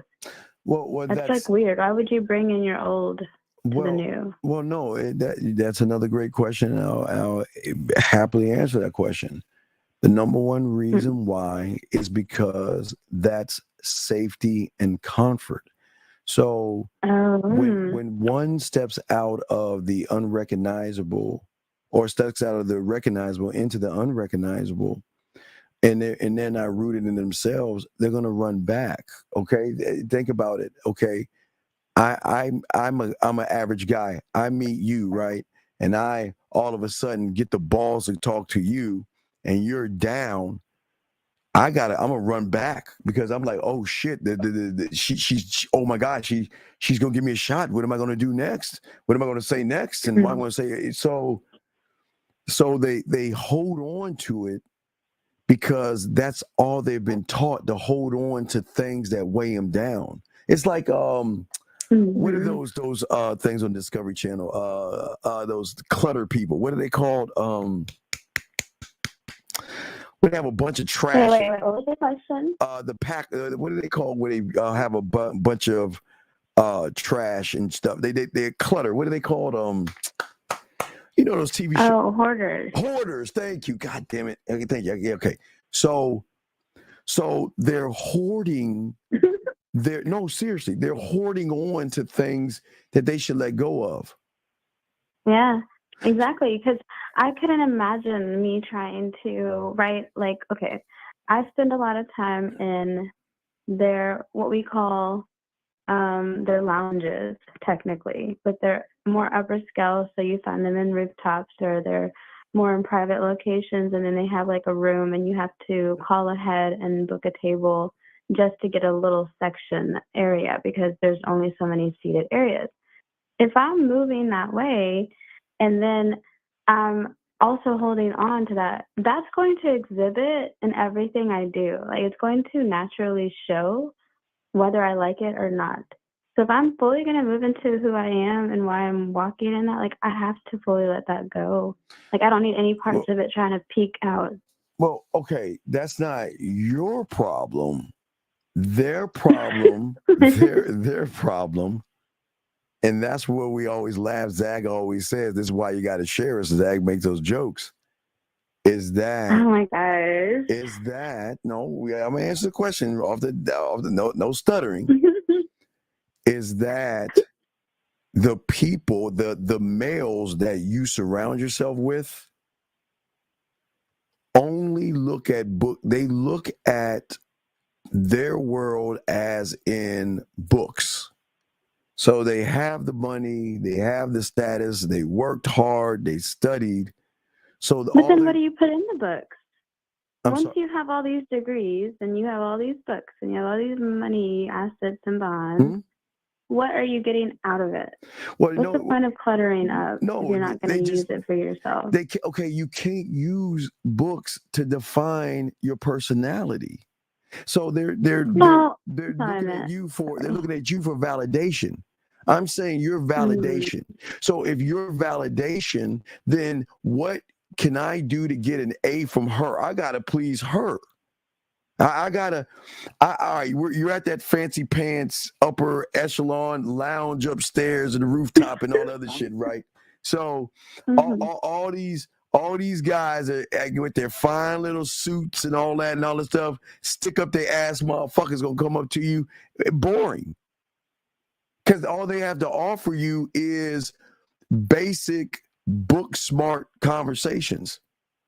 The villains, on the other hand, the ones that's not up on the rooftop, those are the ones that's going to do something for you versus them. They can only take you places. Oh, wait, yeah, take you on a helicopter ride.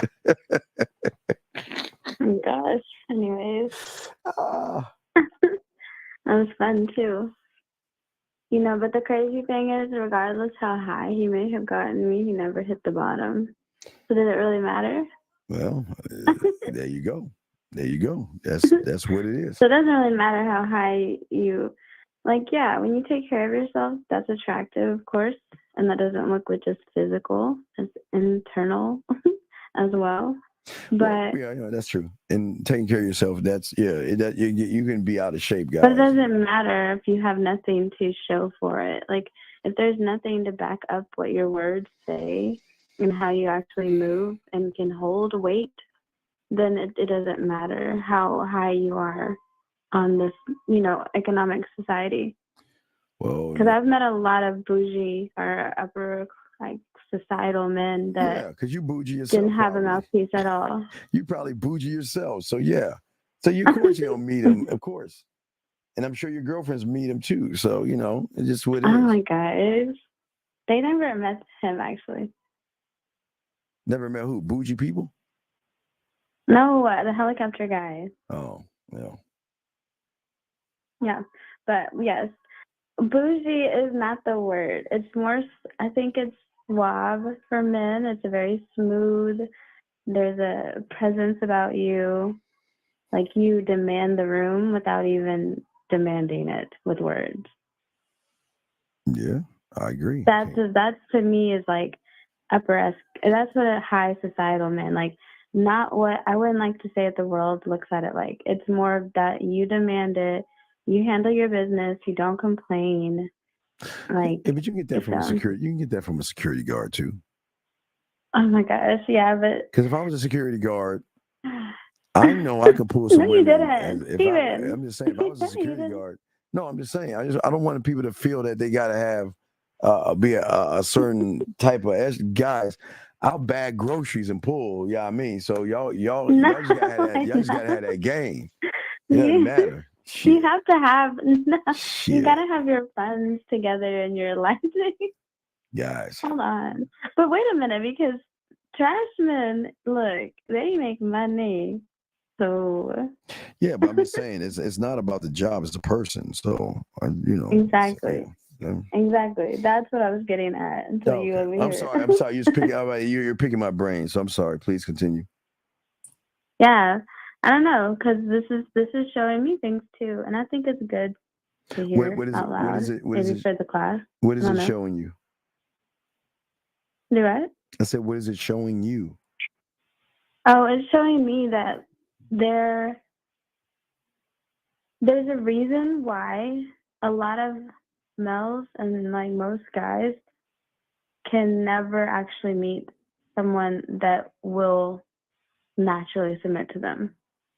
Like, it's a constant work every day, and there's more of it of males tapping out because it's complex. You have to wear a lot of different hats, and they want these women that we wear a lot of different hats.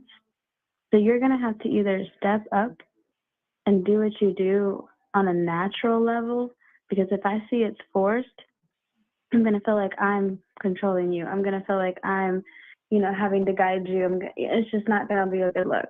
What is force? You're going to basically put me backwards. What is force? What does it mean to be forced? What does that look like? Wait, what? Oh, like force as in, him or me? What do you mean? Him. You said when you recognize it being forced. What is it for? Oh, yeah. Like, what does that look like? With him being like, basically, it's not naturally how you carry yourself. Like I just said, it's not about the job, it's about the person. So there's things as in like the way that you balance certain things in your life. What are your priorities? Are you good at actually, I'm my own wholeheartedly? I'm the priority. I'm just telling you guys, I'm the priority. But I'm listening. Okay, but you asked me a question. No, I'm just telling you guys, Pin Dave's comment. Dave, my granny penny colors are none of your business. They are granny penny colors. Thank you. Granny pennies. But that's not the point. I was just saying more like what his priorities, right? If he's forcing it, he meets an upper class woman and she's on her stuff, as in she has things that she's handling and handled. So as in she's already has things lined up in her career that's already done, and now she's already on to other goals. So if you're not walking, like when she's doing the things she needs to do and you're not in her peripheral doing similar things, and I'm not talking about like what we do. It's not the tasks. It's the principle, the way you do it, structure behind it. Yeah, if it's not similar and aligned, that she's more than likely going to peep it faster. Don't get intimidated because it's going to look forced. Guys, don't get intimidated by what she's saying. What are you talking about? You say, yeah, man. I'm trying to tell them to be very, very, very mindful and cautious if you try to. Man. Be mindful and conscious. Okay. Mindful and conscious of, it's not so much that we will continue to try to eat you for lunch, it's that we just won't deal with you. Why are you asking about feet? Let me tell you, say something about feet. Do I have that feet comment? No, I said ear. I thought maybe Catherine said feet, but I said ears only. Wait, Oh, no. I did say You feet. said Oh, feet. dang it. You said blushing. You're being distracted. You were blushing. Oh, here you go. Yeah, why are there so many guys out here with small feet? What is that about? Wait, you said shoot, forget about the numbers. We're waiting. We're waiting time. Get to the 40-yard dash. Let me know when it's reached. What does that even mean? I didn't understand that. What does that mean? As in, why are we worried about the beginning numbers when my focus is the end goal? Well, that's your problem. You don't have I knew you were gonna say that. Yeah, of course. If I'm not enjoying the process, I get it. Process but everything. Look, you gotta come ready with me. You can't be out here having potential. I don't have time for the potential. What I look like trying to put potential in you. That's what I mean by that. Mean by what? 40-yard dash. That means you're ready. You think of a football field, 40-yard dash is past the 10-yard dash, right? So that means you already, oh my gosh, we're getting close to the touchdown, baby. The 40-yard dash means that I've already given some type of like trust and vulnerable to you, and I see that there's a lot of you that's him. So I'm like, all right, I'm rocking with this. I'm ready to go to 60. So I don't need you to meet me at the 10. If you meet me at the 10, that means that you're not ready. All right. Over your head. No. I'm just letting you explain to all these guys out there that need to know what it's Am I going to putting take. Rashad to sleep? Rashad Monroe, I've never seen you call in. I don't know why you're going to sleep. You need to be at the front of the class, sir. Real life, you should be next to the teacher. Next question. Am I boring y'all? No, I thought I was asking good questions. Well, you're asking good questions. I can ask one. I know you won't answer, but I think guys need to hear this. I think it's very important.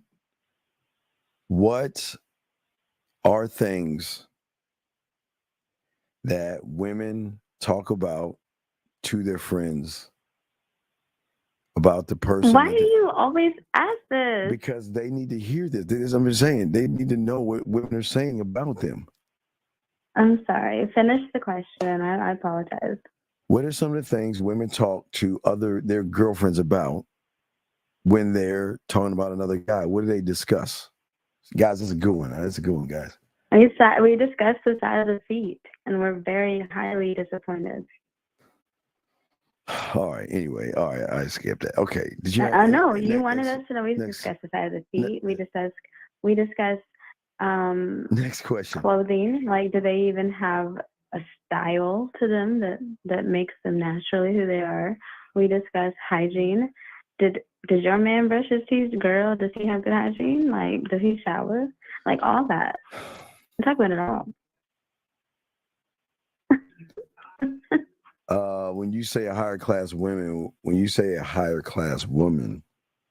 what is it that makes her higher class? Oh, so brown. That's what I'm talking about. Listen, y'all need to get your crowns out because that question, what makes her higher class is the fact that she is indescribable, irresistible, right? But she doesn't care about any of that. She's focused on her and bettering herself. She has goals. She has things that she could lose that is worth it, that she's worked hard for. There's a certain fit that she keeps up about her. She's not out here just at the gym for attention. She's the one that's focused. She's probably made her homemade protein shake at home. She has a garden that she tends to on the weekends. And we take care of ourselves. So if you can't rock with that, we're not even going to look your way. And if you even try to mess us off of our grain, because we're going against the grain, we will literally block you. Like, you don't have time to mess up with us. Unless you're a man, guys. Men live different. We have different rules. She's talking about average guys. No. Oh my gosh. I knew you were going to say that. I got to. We don't play by those rules. That was a great question, Soul Brown. I don't give it letters. That's Steven's thing. 70%, sir. That's what I'm talking about. What is this? Let me see. Dave said B. Coach and B. Would you say beauty comes from the artist or the piece of art they create? Wait, is K a guy? What's a guy named K? But you know what? No, let me finish, Soul Brown, because you like to bring up the men point. The thing is, though, when a man, right, when men meet this upper class woman, she keeps him on his toes. She gets to show him a side of her that he didn't even realize that women were like this. Women that communicate, women that take accountability, women that hold themselves at a high value and that are not easily giving other people attention. Women that naturally want to submit. Like it's and on top of everything else that she has going for her that I just mentioned. That's sexy. And she can multitask that. A very beautiful mixture of feminine with assertiveness in who she is. That's sexy. All right. Any other questions that you have? Nothing. Am I bothering you? No, if you were bothering me, I'd get rid of you. I'm just asking you if you're going to pick Well, can you check this? Why is the chat over here? Steve can't take it anymore. No, I'm just letting you talk to the guys. I'm just hearing that. I was answering the rest of the question. I know you were. That's it. And then Dave had another question. Dang it. I want to get to K. Is K a guy? It doesn't make any sense. There's no guy I've ever met named K. And this is, I don't know why. What is the purpose of sending a voice message if you don't know what to say to a fucking woman? So why send a voice message? That's I don't understand, man. Why would you? Why cherry pick and take something, do it, you get success, and you don't know what to do with it? Dave, beauty comes from the creation. It's not about the creator or the artist, right? The resources. It's the creation that you get to use each other's company and time and love and y'all, whatever that looks like for you. And that looks good together, and you make a creation together as a masterpiece. Parts of you, parts of him, and you kind of just, put it all on a big painting. Together, huh? Together. That's interesting. That's interesting. Why is that? That's. All right. I guess I'm done picking your brain. I don't know. That was nice. No, a little different. You usually ask me questions. So. No, me ask questions? No. Yeah, you usually be like, what about when this? Or this? No. You came in they and you said you said you want to pick my brain, right? You said you want to pick. Did. Right. And you asked about. Well, I came in wanting to talk to that guy. And no, you can't talk to him. He's not Brady. He's not. Or rainbow. That was crazy. What was a rainbow? Is that some lingo that I don't know about? Is what a rainbow?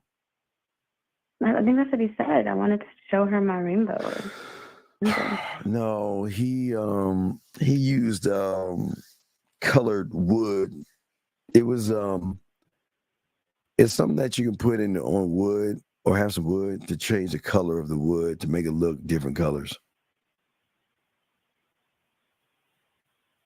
Goodness. Wait, Steve said you can't talk. Yeah, no, he's not ready. Yeah, that's what I'm saying. He's not ready. What is this 4 a.m.? How come it's not 2 a.m. anymore for us? Don't worry about what. Don't worry about that. 4 a.m. is ridiculously early, late. We be sleeping, the women. Well, why can't we? Hey guys, not all women sleep around 4 a.m. Not all of them sleep. The women that we actually have careers, we sleep. at times. Anyway, so Not all the time. I get that.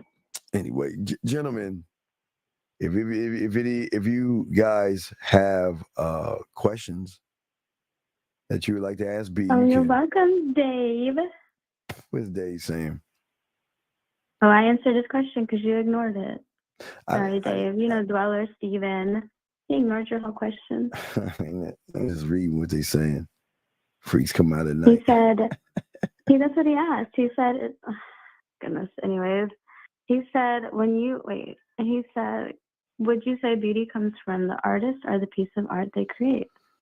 That's how I answered what I answered. Wait, you said the piece of art they create, right?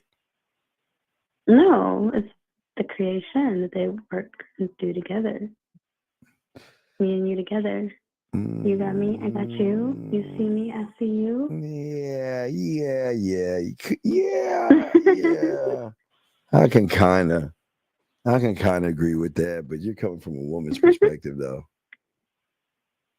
Wait, the freaks come out at night? Oh no, I gotta get my beauty sleep.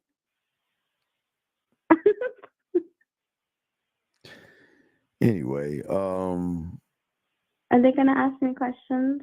Rashad, since I was putting you to sleep, you first. And it better not be boring. Mm-hmm. Yeah, freaks come out all the time. Steven, you asked me a question that you have wanted to have a female's perspective, and you didn't have at the moment. What? No, it's got to be a question. What of a female's perspective? No, I guess sometimes when you're doing like the Pineapple Show and there's things that come up and you'll be like, oh, like what do y'all think are ladies and this and that.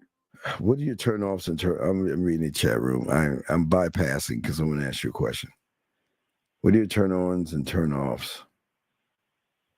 What? Someone's asking, what are your turn ons and turn offs? Maybe we need to go eat gumbo first before I tell you that stuff. Oh. So she's not going to tell you this. Why she's not going to answer that question. You gotta earn that stuff. Come on now. My turn on and turn off. Why would I be telling you when I could show you? I don't need to tell you my turn ons. Definitely not tell you. But my turn offs, more than likely, if you do the turn offs, I would speak on it at the moment because I don't want to go into something already thinking I'm going to be turned off. Why would I waste my time then? Oh, man. That's fun. Man, that's crazy. All right. Yeah. What? No. Hey, I can't. It's your world. I can't knock that. It's coming from you. I can't. If I'm not sexually attracted to him, romantically attracted, there's not things about him that's already fly to me, and I can just smell him in a way that's like, oh my goodness, this is so unique.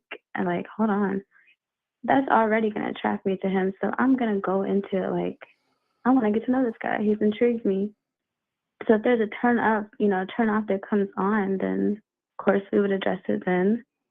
And the turn ons, I don't need to speak on that. Hopefully you don't either.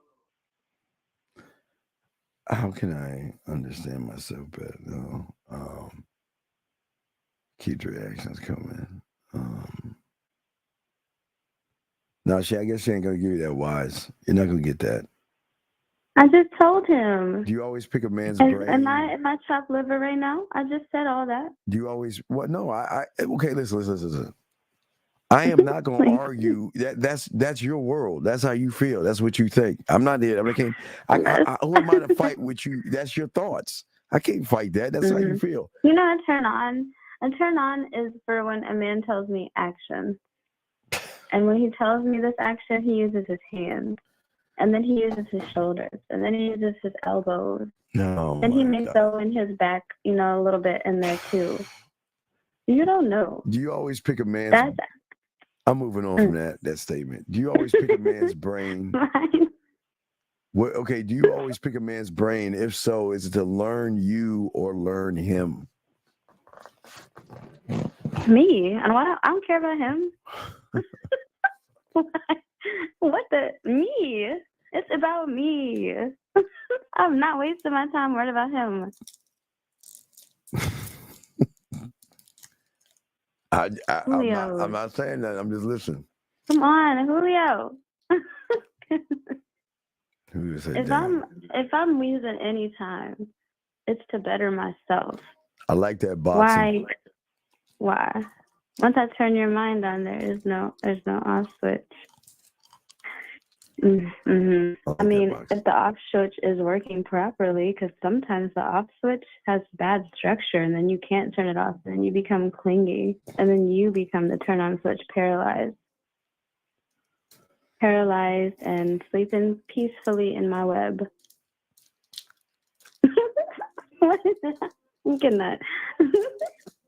Exactly. I'm just looking at what they're asking you and shit. So he's a well of infinite knowledge. I'll be back. No, because you can't even show me. What did Julio ask? Julio, you're more worried about picking somebody else's brain than your own brain. So what am I coming back to? I'm coming back to other people? What infinite knowledge does he have? Julio, you're going to come harder. They coming at you. I know they're coming at me. Come on in. Come harder. Because y'all weak right now.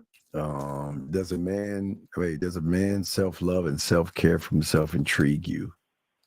Does his self-love and self-care, does that intrigue you? I guess, does that intrigue you? Yeah. A man's, yeah, 100% wise. And that, let me tell you why. That is so sexy. When I can see that he cares about himself and loves him, of course I'm going to want to love him. That's contagious. It's contagious. She said, hey, guys, that's how you get it. That's how you got to be contagious. Right, because if you're not contagious, well, then you're average. And, like, everybody's average. So, damn. Like, I'm definitely not average. So, if you're average, then we would never meet. Like, we wouldn't even cross paths. Well, okay, Tia over here, Roses. You got a female green. I'm so sorry, gal. Tia, she said true. She said true. What makes him contagious? Run back to who asked that? Oh, I'm sorry. Okay. Sorry, Tia. No, I'm only here. No. Run back to Julio, right? He was asking about, do you pick a brain, the man's brain, or my word about my own betterment? The fact that he is so focused on his past, he has tunnel vision. That means that if you catch any type of glimpse, right, there's some type of narrow hallway by the luck, right, or whatever. You must be very loved that you get to go to this little tunnel, and you enter the tunnel of this man's vision. Like, that means that you already are rare because he's already in tunnel vision. That's sexy. Is that the contagious right there? Yeah. Yeah, that means that he's focused on him and his betterment. And so I know properly that if I come into this man's vision, he's going to take care of me, and he's got me because he's already taken care of himself. So I'm not even going to lack his judgment, his leadership. Oh, wait, I'm sorry. It's one for man, self-love, believe in himself, override insecurities. Does a man allow you to be more of your authentic self? Does a man allow you to be your, yeah, so. What? What's going on? A lot going on. Does a man allow you to be more, I guess I'm looking at the last part. Does a man allow you to be more of your authentic self?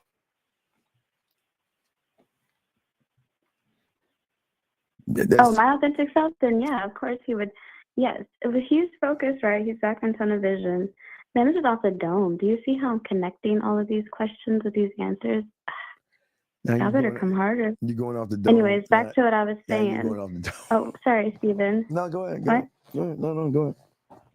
Oh, the tunnel vision, right? To your question, Aaron. Wait a second. You wait. Yeah, you're going back. Wait. We going on to the next question. Wait a second. I know. I'm answering this question. Oh, I'm about to jump off of it. So you jump off and you're done with this question, right? Yeah, I'm done with. Yeah, I'm done with his. I'm on Aaron. Wait. What about Aaron? Wait, we want Aaron? The E guy. Yeah. No. I already done. No, wait a minute. I didn't get to answer one of the questions. That was Aaron. That one. Yeah, I didn't answer that yet. Okay. Does a man allow you to be your authentic self? Like, I was about to answer that. Okay, go ahead. Oh, okay. So, like, when he's in his tunnel vision and he's so focused on himself, doing him, loving on him, standing on his ground, he's going to push me to do things in a way that I'm not going to see just because he has gotten to see it. There's levels to what he sees to what I can't see.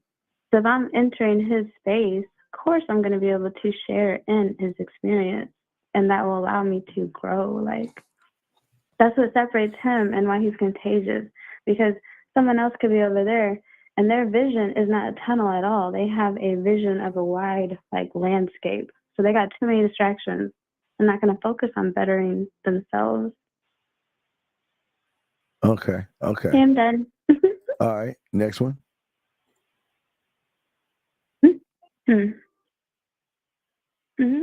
Oh, you want me to read this shit? B, what were your favorite things about being with a man? What were your favorite things about being with a man? I mean, who says I ain't still with him? But I'm okay. Oh, let me stop. Okay. What are my favorite things?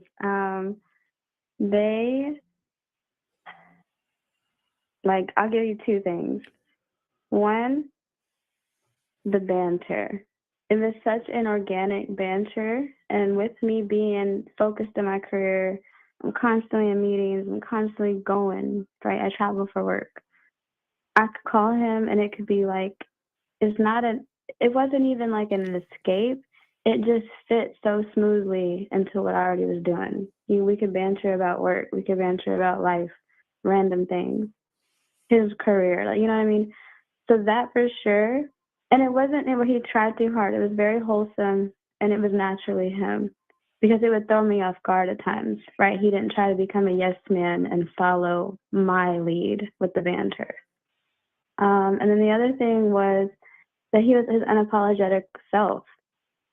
That's what made me really be like, whoa, I'm my unapologetic self all the time.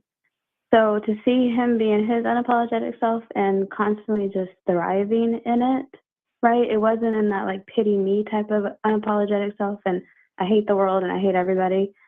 He genuinely, he had this uniqueness, authenticness about him because he's genuine in his actions. That makes him be able to be his unapologetic self. So yeah, some two things. Good question, Wiz. That was okay. It was hey, and you got some love on this. And he said you mentioned upper. Yeah, I don't know. Was he upper? Was he an upper? Is he an upper? Wait. Wait. Was he an upper?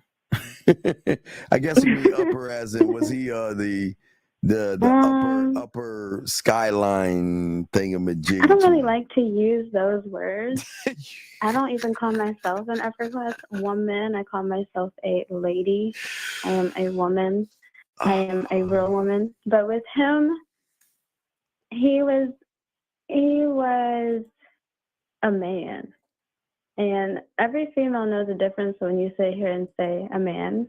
Yeah, girl, he a man. Or when you say, oh, girl, he a man. He's a man. There's a difference in the way you say it. And that's what made him be contagious.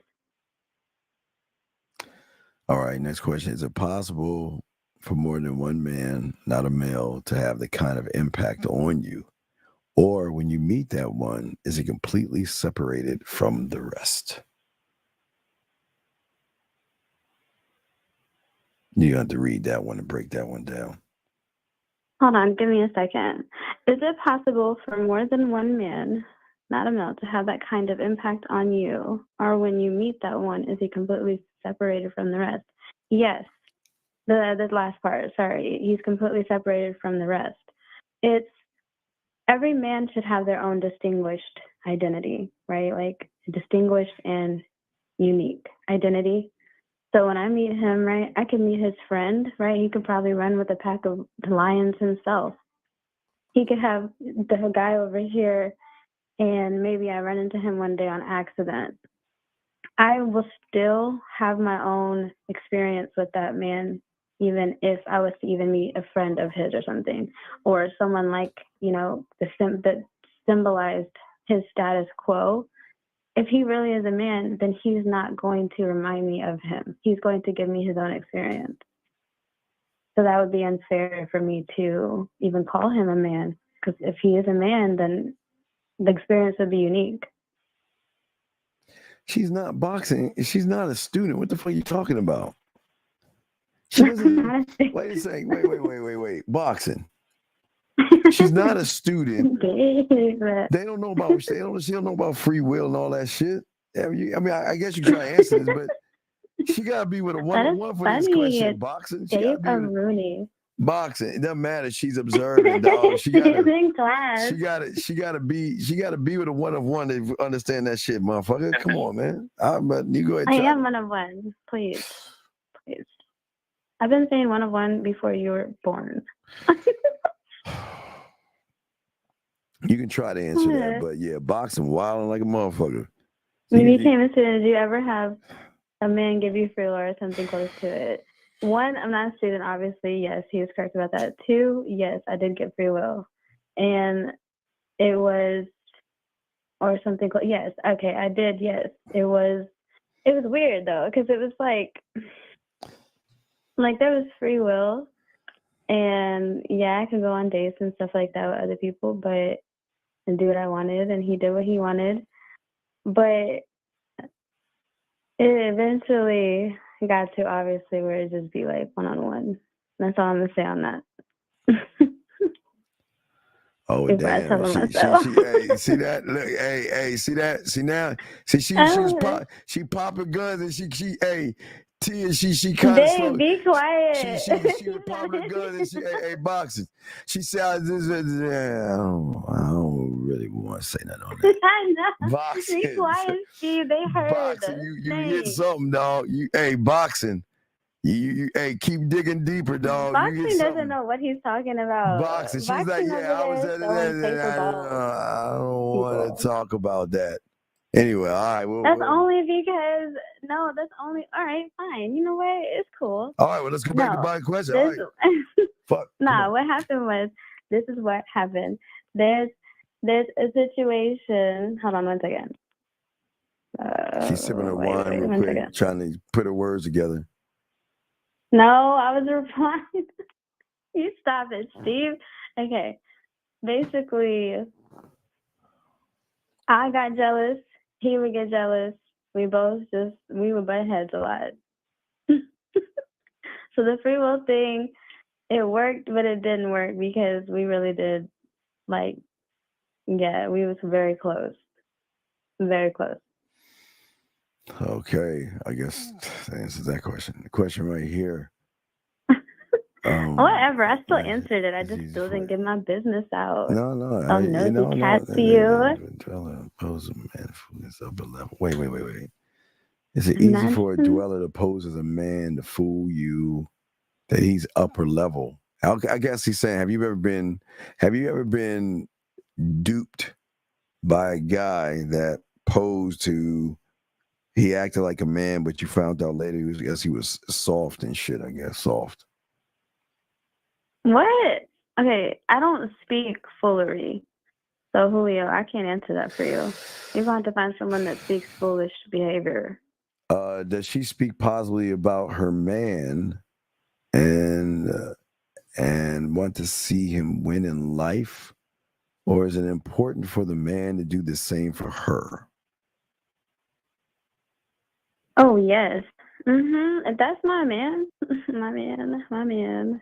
I'm definitely going to be out here, doing what I can. Obviously, always wanting to, I'm gonna be thinking about him, so he's gonna naturally come out like, oh man, so and so does this. Oh, so and so, that makes me think of so and so. Like, yeah, naturally, 100%. And then want to see him win in life, and it's important for a man to do. Hold on, Steven. It's important for a man to do the same for her. You go back to the other one. That's a good question. So that is not a good question because it has been so round. Get you an upper class woman, and you're gonna see. And I'm sorry. Get you a woman that actually is a. I'm gonna let that slide. So I'm sorry, Brown has been timed out. I jumped. Hey, dog. I was thinking the same thing, but I didn't want to say nothing. You asked. Whatever. No. Whatever. I'm not gonna say nothing. He asked a question. I'm just saying. It says the last part, of course. Yeah, of course you want him to win in life. Yeah, of course. Now, okay, we moved on to this next question here. What other question? No, I'm done with that. That's not even a question because no. What is it? You know what happens? Okay, let me tell you, Silveron. You know what happens is that her sexiness, her natural sexiness that she provides, the radiance, and I'm saying all this because he has said this to her. Her radiance about her, that inner light about her, the way that she can pierce people's hearts, even when they're the most blackest of black hearts. There are so many things that make her so unique in one that he hates the thought of other people getting attention and time when he doesn't get to have that time. So that's what makes him feel some type of way. Is instead of jealous, if you guys are crazy about the word jealous. Oh my gosh. Yeah, you're not talking much now, Steven. What happened? I know. I'm not. I have nothing to say. They're asking the questions. I'm not judging. I'm just listening. They just ask questions. So here's another one. They're just asking questions. Well, Julio needs to worry about putting some of them hats on his head and understanding what it means to wear different hats, Julio. Anyways. B, have you ever had to share a man? No. No. Did I let him do what he wanted? There's a difference. Now, hold on, wait. Look. There's a difference. When I'm in the beginning stages and that's not my boyfriend, right? That's not somebody that we're dating exclusive. Yeah, you're not mine yet. How can I have you when, how can I be upset about you doing things when you're not mine? But the moment you become mine, I become yours. Yeah, I'm not doing anything. You're not. What is me and you? Okay. Just me and you. I just want to spend all my time with you. All right. Okay. So next question.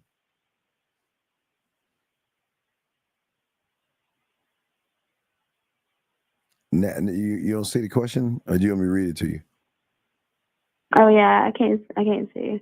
Okay, I'm sorry. I'll read it to you. My bad. Is it possible that you'll ever get married? Asking for a friend, of course. What is going on?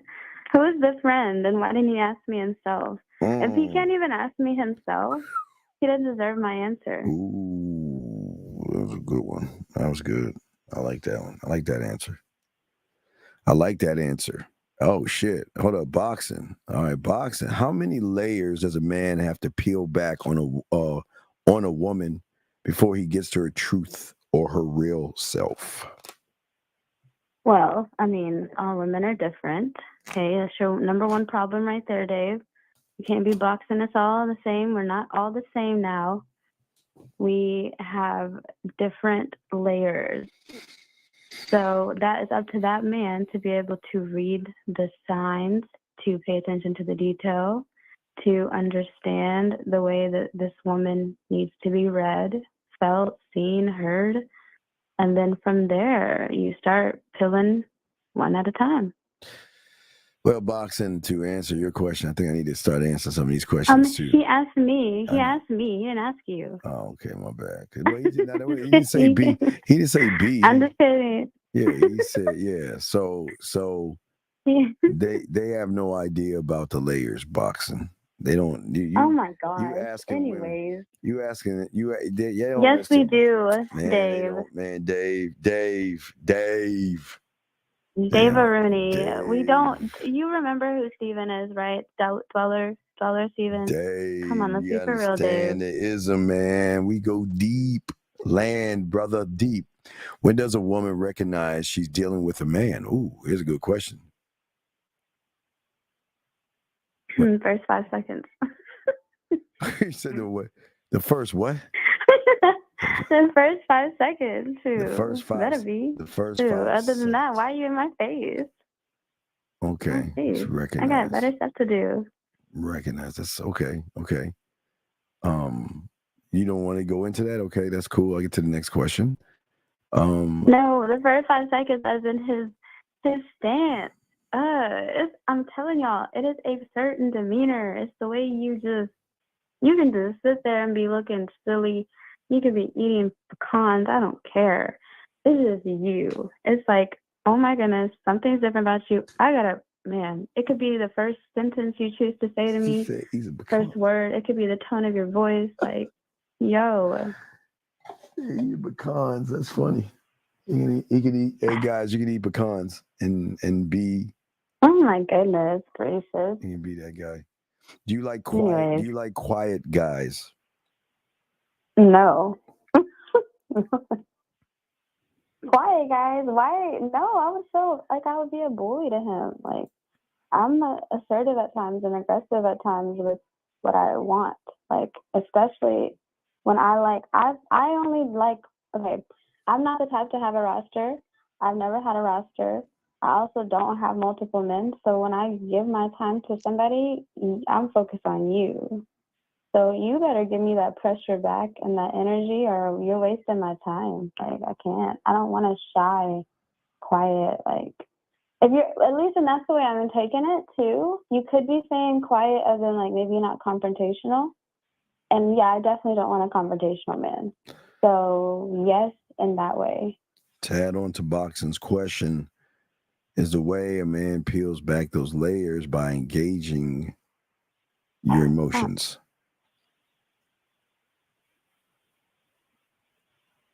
Oh my gosh, wait a minute. Hold on. Wait. By engaging your emotions. Is that a sexual No, question? it's not or is his it question. emotions? All the other questions that just came at once. Like, oh, it's ridiculous. No. I'm just I'm doing it one at a time. I'm trying to do it one at a time. So I'm trying to make sure I get them all. Is the way I know, but I have a meeting to add on to boxing cues is the way a man peels back those layers by engaging your emotions. Aaron, I can't answer that for you because you're worried about my emotions. You need to be able to handle my emotions. There's a difference. So the fact that you're entertaining my emotions means that I would run you. So I couldn't answer that. How'd you get so good at Game Time would be? Are you a professional actor? No, it's me. It's my identity. It's naturally who I am. And I'm not good at Game Time. I'm confident in who I am. I don't have to get good at something to know I'm good at being myself, which means that I can step in any room and still be me. Like, Yeah, we're not going to talk about windbreakers. What influenced you to spoil and cherish your man? What influences you to spoil and cherish your man? ooh, who asked that to Don? That's a good question. My influences me. He influences me. Like, I don't need nothing else to influence me to want to spoil and love and cherish him besides him. Okay. Okay, that was in that. I guess that was in. I mean, you paused on that. Okay, so, what's the difference? What are the different sides of B? What? Or is that all different sides of me? Yeah, different sides of you. Oh, I guess he's asking about that. No, it's still me, but there's layers to me that I take time every day bettering and acknowledging, criticizing. I'm hard on myself, like, for a reason, because I know I can be better every day. So it's not different sides of me. It's still me. It's just I'm able to be creative in a way that I can step out in different areas and still remain my true self. All right. When it comes to a man, you either are or you're not or aren't. Does the same apply for high class women? You're either you're either a lady or you're not. I don't understand what I don't. Oh, you're the one or you aren't. Does it sound like a hard? I can understand that. I'm sorry. All right, let's move I to don't this guess one. I don't really know what he's trying to ask. Yeah, I don't know. Yeah, ask again. What if he isn't shy and quiet, but he's deadly quiet? I don't know what the fuck. Nah, I don't know. I don't. Have you ever had him? Okay, I'll ask this, but again, it's up to you. I'm not trying to get Dave, go away. Because you're unlocking the door to sex, dog. I just reading these. You don't have to answer these. Have you ever had a man paint your naked body on a canvas so he can admire you when you're not even there? Dave, if I tell you yes or no, you're still going to be over there cheesing like a Chester cat, just listening to my voice. So it doesn't matter. You're welcome. Yeah. Let's see here. Here we go. If you don't find a guy attractive, but he makes you laugh and think, stimulating your mind with genuine vibes, would you still give him a chance?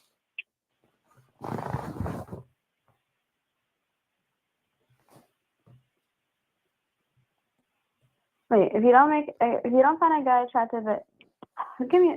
All right, if you don't find a guy attractive, but he makes you laugh and think, and he stimulates your mind with genuine vibes, would you still give him a chance?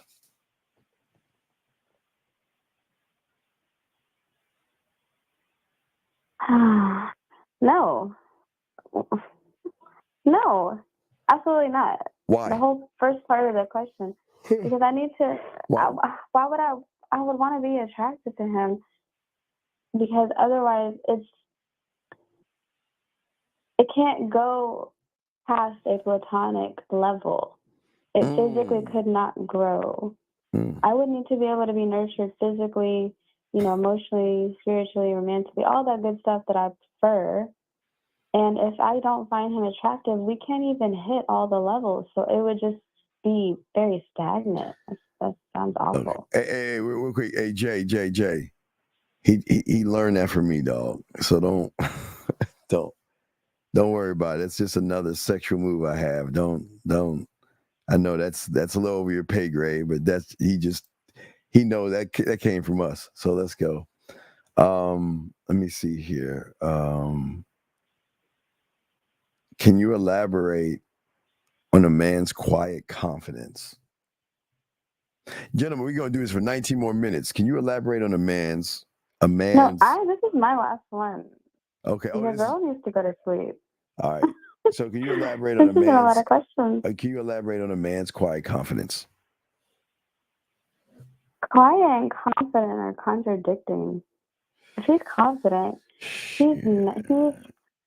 And when people, I think, get misconstrued, confidence doesn't mean that you're loud or you're rambunctious or you're annoying. Confidence means that you know how to have self-control over yourself. Yeah. So if you're quiet, I don't know. Yeah, I might help you answer this last one for you. I guess this is your last one. But why y'all talking about confidence? What about the sexual confidence? Y'all, where's the sexual confidence at? All y'all asking about is confidence. Y'all not even talking about sexual confidence. Jeez. Man, that doesn't work. That doesn't work. Y'all gotta do that, man. All right, well, okay, B, I guess you're done. I'm done. I got a meeting. We'll see y'all later. Because obviously, this is the other reason. I will say this. When it comes to someone that, when I say is a lady, I mean, she values herself. Like, she respects herself, so there's not going to be in a way of she's just approachable for everybody. She may be easily desired, but she's not approachable. It's two different things. And the reason I say that, too, is because right now I'm going to a meeting, right? I have a meeting with a conference call with people that I'm working with in Japan. So I don't know how long that could be, 3-4 hours. Then I have another meeting at 7 a.m. So if you're not going to be worth my time, that I get to fit you in those 3 hours of my free time, then you will never be able to naturally ride with me. Like, we couldn't grow. Well, they all. So yeah, you guys think about that too. They all said thank you. They all appreciate You're that. welcome. Thank you for the good questions. Well, for y'all ain't getting this sex question. Y'all ask all this crazy shit, man. Good questions as well, but some of them are good. The Don, that was a good question. Yeah. And thanks, Steven, for having me. All right. Well, thank you for stopping by. Good night. All right. Have a good night. And gentlemen, we'll do few more minutes. And gentlemen,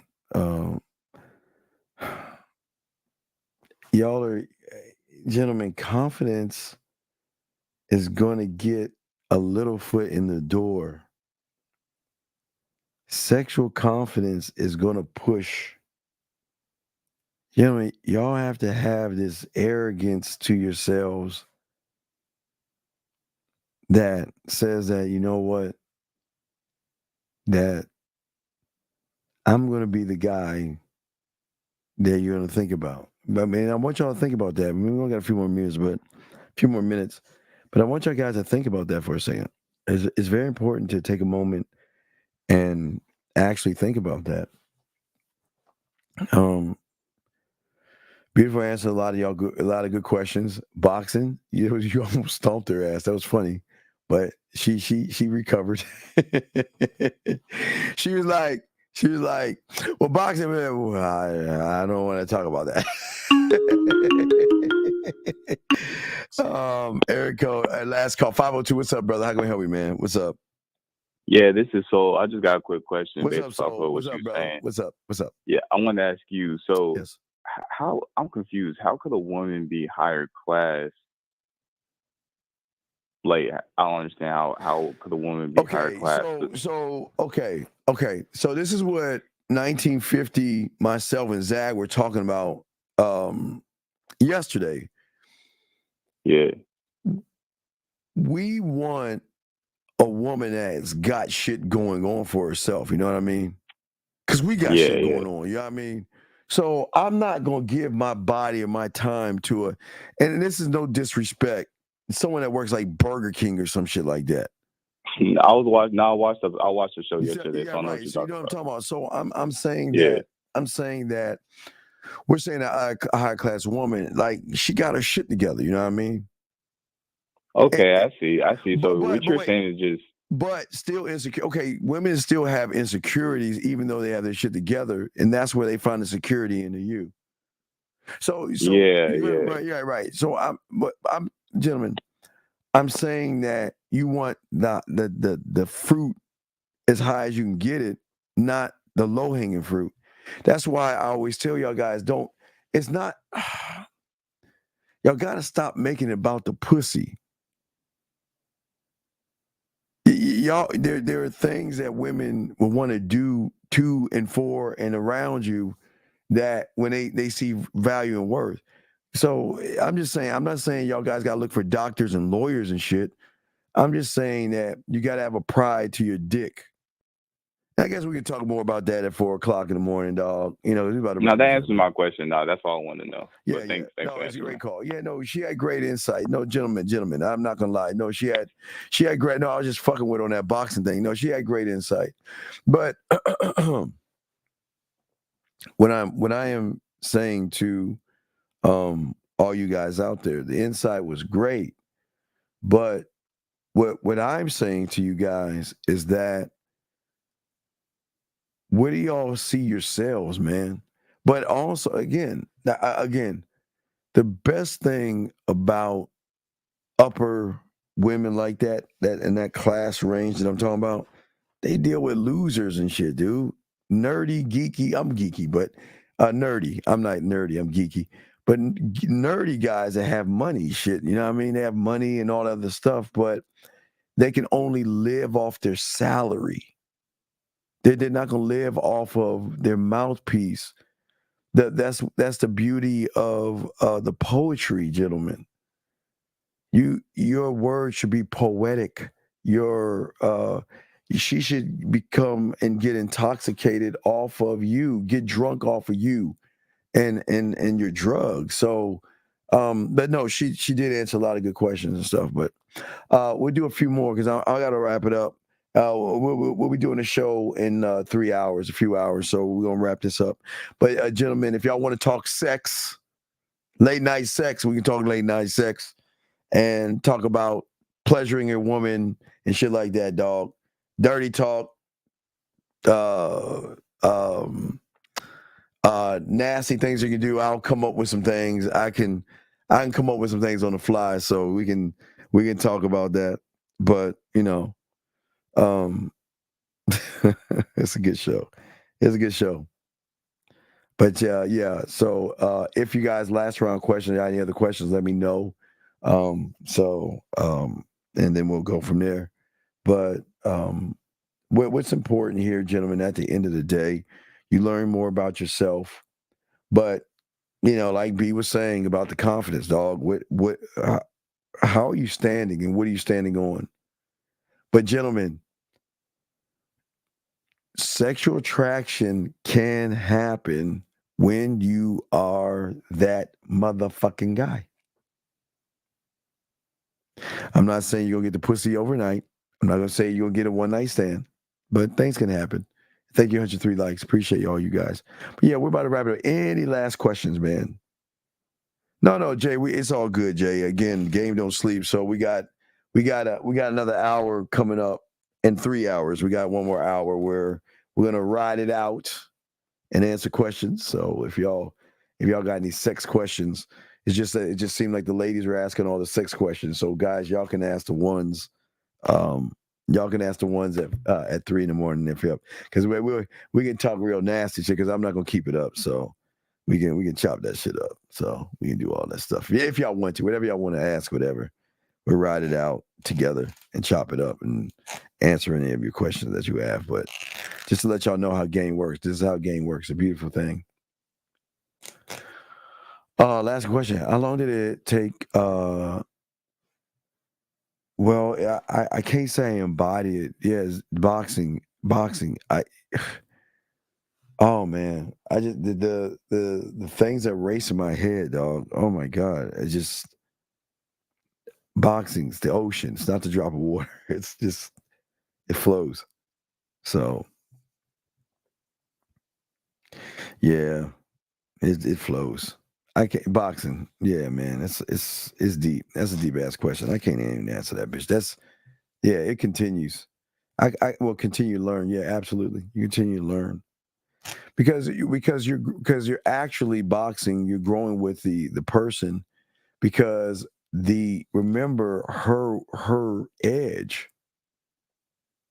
But I think most of y'all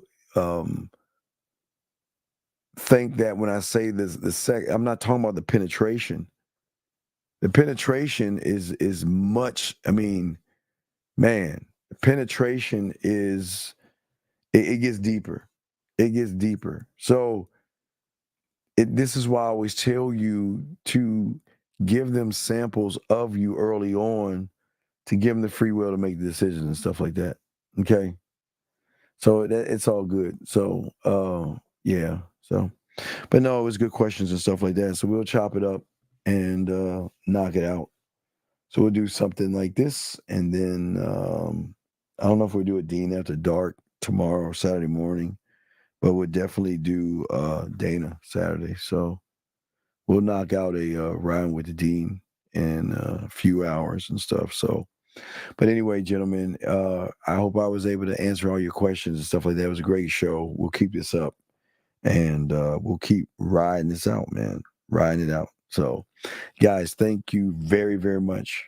Do want to say thank you to the ladies for the questions. And B came in there and answered questions and shit. So, she came in and answered questions and shit. So it's all good. Anyway, guys, as I said before, the core classes are out. We have 5.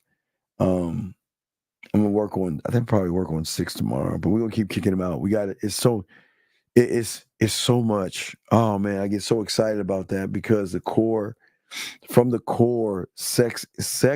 core, or the thought of sex from the core.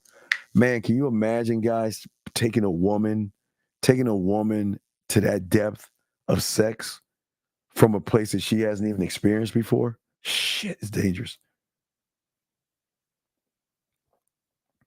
Early on, when you talk to a woman, how should you position yourself? One of one. I don't look to try to. I position free will, man. I want her to be with me because she wants to be with me, or she chooses to be with me. That's all. I'm not trying to manipulate. I just want her to have the freedom to decide if she wants to fuck with me or not. So that's it. That's about it. But no, Soul or Tron, hit me up with that. We'll kick it in about 3 hours, man, and I will be able to answer more of that about the position and stuff. But the position can never be sex, though, Tron. It can never be sex. I tell y'all, it's the secret in the sauce. You can't make it about the pussy. You cannot. It's the greatest fail. Anyway, man, I gotta take care. I gotta make some calls and shit like that. So I gotta coach and all that shit, do great calls. But a few more hours, we'll kick it for an hour and shit. And any questions y'all have, guys, y'all can ask away, and I will answer all your questions. Riding for an hour. All right, so we'll do that. Knock it out, guys. Hey, thank you very much, guys. Great call, great show, man. I appreciate you all, man. Please, gentlemen, please appreciate yourselves. I'm the Dean of Man Mindset, man. Fuck with your boy. I see y'all in a few hours. Just like that, Man Mindset. Just like that, Man Mindset. Have a good night, the show is over. Take notes and use what the Dean has told you. Now with dating, your game is colder. No hesitation when you approach her. Gotta level up, gotta keep on rising. Till you the best, got the touch like Midas. Now you got style, you got all the women flocking. So many options, now you got it popping. Thank you for tuning in. Hey, just like that, Man Mindset. Gotta come back again. Hey, just like that, Man Mindset. Email the manmindset@gmail.com. Like, subscribe.